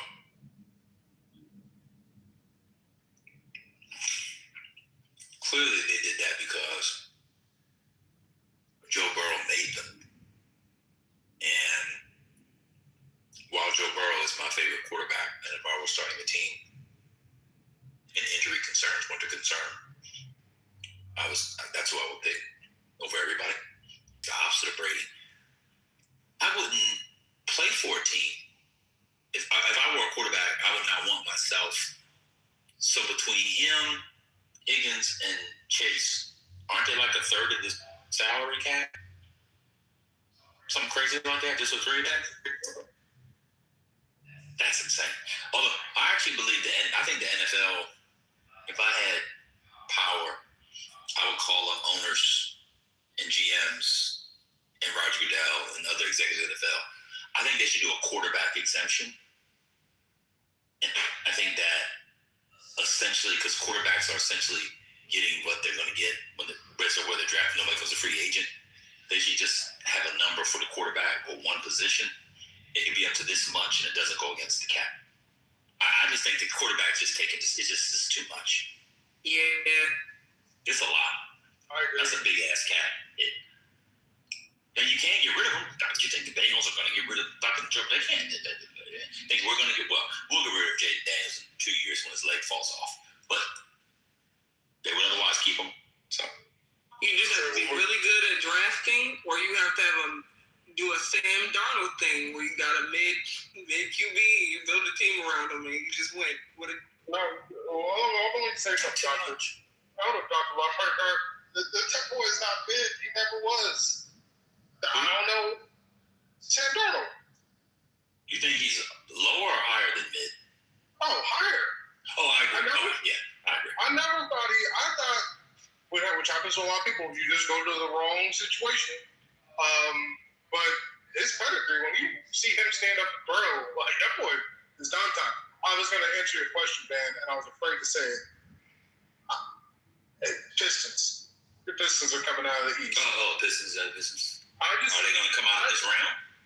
I don't watch enough basketball to know, but I know when a city is having its time, and Detroit is having its renaissance.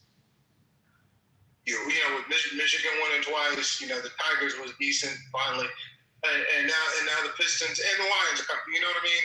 Like Detroit is on that resurgence. So I actually thought they was going to come out. They actually have a problem with Orlando. I mean, they will win, but doesn't. Mentor QB, but I actually think Kirk Cousins is going to ball out for the Raiders, and Mendoza's not going to see the field. This is like my fear. This is the only thing that could happen to the Raiders. They make the playoffs, and Mendoza doesn't see the field in his first year. That would be hard. But I see it because the team is not bad. The team is not bad, and Kirk Cousins is good because y'all traded somebody and got him back. So now y'all are. Yeah, that's correct. That's right. Crosby came back. You look around. I'm like, oh shit, we got a squad. We need a lead receiver. But the quarterback situation is out of hand because you got to luck up and get like a Purdy. You know what I mean? Somebody that can play out of the box and you can get them cheap for the first 5 years. And that's how the 49ers could load up. But otherwise, drafting these high-ass QBs, they eat up too much freaking money. Look at the Browns and their situation. I don't know if exemption is the right thing to do, but we got to do something about quarterback pay because it's out of control. That's what I meant. Sorry, when I was calling Sam Darnold mid, I didn't mean he's mid. I meant like you have to have a quarterback that's perceived as mid so you can get him on a mid contract. Like that's what you have to do to be able to build a good team. I don't know what's wrong with the Bucks. They should be able to build better around Baker because they ain't paying him that much, and he's like serving. I don't coordinator like the guy in Philly. Fangio. I don't get rolled up. Why are you on top like that? They underachieve every year. Yeah, they underachieve. Where did they go last year? Did they make it to the conference finals? No, they lost in the first round, I think. But it was in the first round? No, they didn't make it to the playoffs. The Panthers. Oh, they missed the playoffs? Yeah, they lost the division to the Panthers at the end. That's what I'm saying. Yeah, they did. Yeah. That's right. Yeah, that's not good enough. Baker had an MVP season the season before. That's not good enough. No, that was right in his last season. I swear I was his size in 11th grade. I was taller than 5'7" in 11th grade. Like, that's a small guy.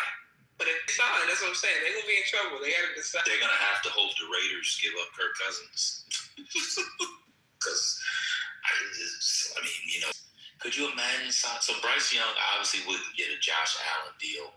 He would get like a...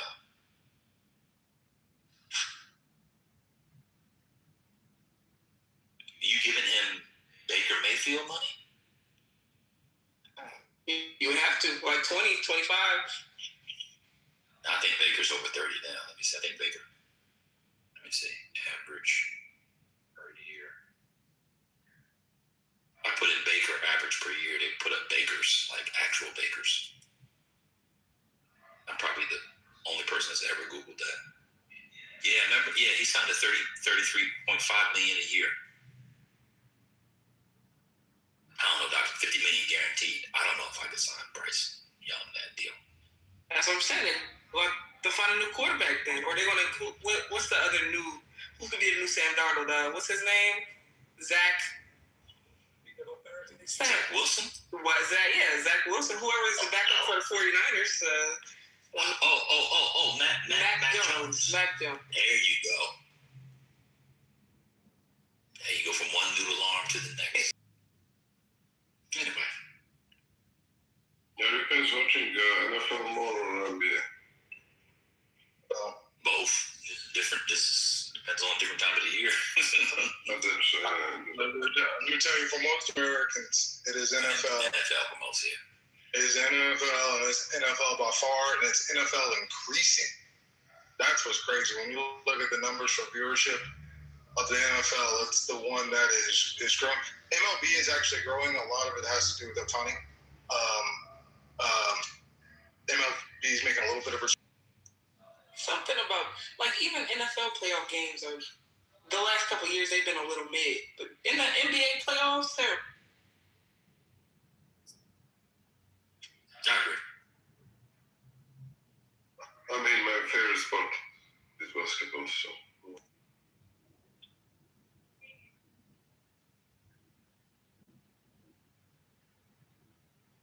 Have you ever been to the U.S. to an NFL game? Me? No, I've never been in the United States. It's an overrated experience. Is unmatched. Anything outside of a major playoff game in the NBA, which can be great. Cowboys, Eagles, and Dallas is crazy. Oh yeah. Don't go watch it in Philly, but in doubt. Okay, and we gotta apologize to the Knicks. Me or? Hey, this shit crazy. You said me or we? You the man? We. Oh, okay, yeah. Well, you know, I'm a secret Knicks fan, so if they end up winning the East, I'm gonna act like I was rooting for them the whole time. Oh, you might want to set those tickets for my boy. I forgot about that. Oh shit. NFL game beats a rockin' college game. So do you think like Michigan, Ohio State beats Eagles, Cowboys, or? Yeah, it's close. If both teams are good, yeah. Yeah, both teams are good. Yeah. Like a LSU Bama or something like that. So most electric I've ever felt inside a game was the Rose Bowl. Was Ohio State, Oregon. I imagine I've never been to Michigan, Ohio State. Surprisingly, I imagine that's been fantastic as well. But on any given Sunday, Saturday, NFL is going to be better than any college game. No, I don't know. You ever been to Texas, Oklahoma? I've been to Texas, Oklahoma. No, college games, right? If it's not Texas, Oklahoma, then it's Texas and Trinity Valley. A lot of college games there's very few that are meaningful if you're looking at the totality of a team, right? Every Sunday or every Saturday there is a good game on, but if usually these teams ain't playing nobody special. There's a lot of fucking blowouts in college football, and a lot of meaningless games. That's not the case in the NFL. I will. I'm not even kidding. When did that start. Who's the best player? Who's the best player? Jokic. I remember Stojakovic. He's Serbian, right? Yeah. I remember him. Turkoglu was Turkish. Who was Serbian? This is gonna sound horrible. It's gonna be a little pseudo. If I had like a glass of wine or a drink, and somebody asked me what race Vlade Divac was, and I wasn't thinking, I would have said black. I don't know why I think Vlade Divac was black. I know I can't be north and west. Yeah. He and David was the best friends, and then the war started, and they stopped talking, and he died. And there is a good documentary if you guys want to watch. Oh, really? Is it in? Mother and brother, that is like his biggest regret. He ever, lost connect, because Vlade Divac was chill. He was smoking, making the mess. Dražen Petrović was insane worker. And the national team, they were putting them together. So I feel like one reason the Serbian players, one reason why we know Divac is because he was on the Lakers. But a lot of the other ones, that was, I think, a big hotel. Yeah, they were in the Kings. Yeah. I think they might have got to the Western Conference Finals one time. Yeah, I guess. Chris Webber was on that team, right? Yeah, Chris Webber, and what was that play? Old one, the small one. He was good. Bibi is what he said. Yeah, I forgot. Yeah. Mike Beebe. Mike Beebe. Yeah. That was Webber, Divac, Stojkovic, Mike Beebe. Yeah. Do you remember Jaric?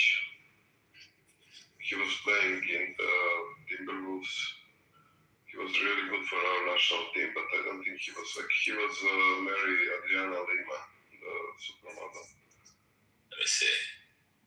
He was decent in the NBA, but he was very good in national team. Jadic? How you spell it? Tadic or Jadic? How you spell it in English?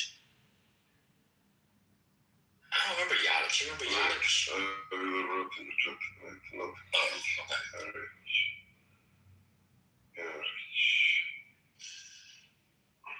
Oh.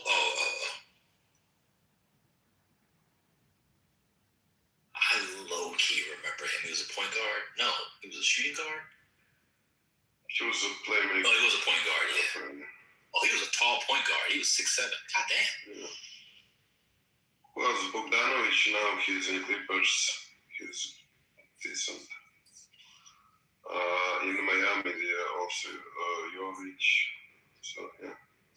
Oh, yeah, Bogdanovic was kind of nice, yeah. Man, y'all had a nice run. For a small country, y'all do produce. I mean, Yugoslavia had great school, and we are the second tallest people in the Europe turned. So, do you remember Darko Milic? He was a second. Yeah. Of course, yeah. He's the biggest fraud ever. He was the second pick, and he was just Was it the Pistons? Yeah, and he was in the draft with Wade, LeBron, yeah. Carmelo Anthony. Yeah, he ended up second pick, yeah. He's now doing kickboxing, he's fighting in the ring. Yeah, he's not alone. Is he good at kickboxing? No, he's shit.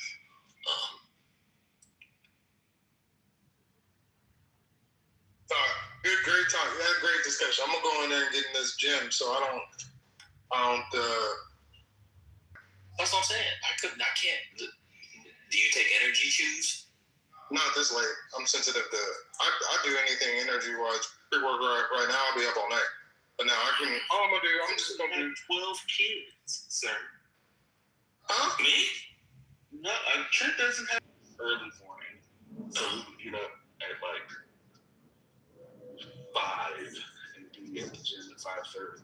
Yeah, I could do that before night. No, I hated that. I can do evening workouts, but I understand what we're doing. I keep up with myself. Yeah, let me give you some because we about to say marriage band. Get on that leg press late at night. Ain't got to be heavy, okay? Because when it's time to go to bed, you be ready.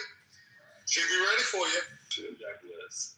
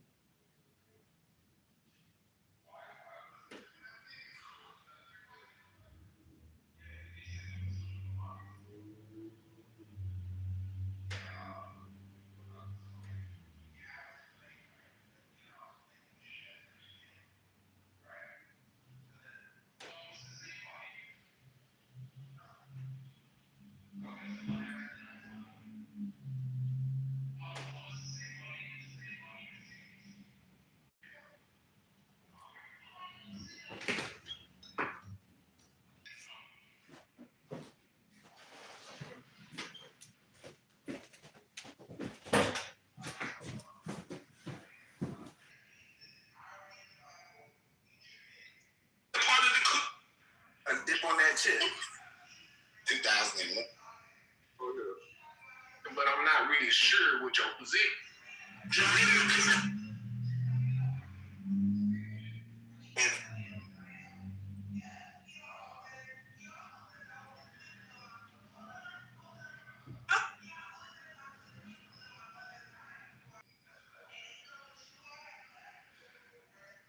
For fucking 2 years, and then they fucking spiked to the roof, which is what we're facing now, where we're facing 80% fucking increases across the board on policies, and there's nowhere to run with it. So these long-term effects of Democrats can be laid on there, and these people have no sense of what they have going on, and so there is no like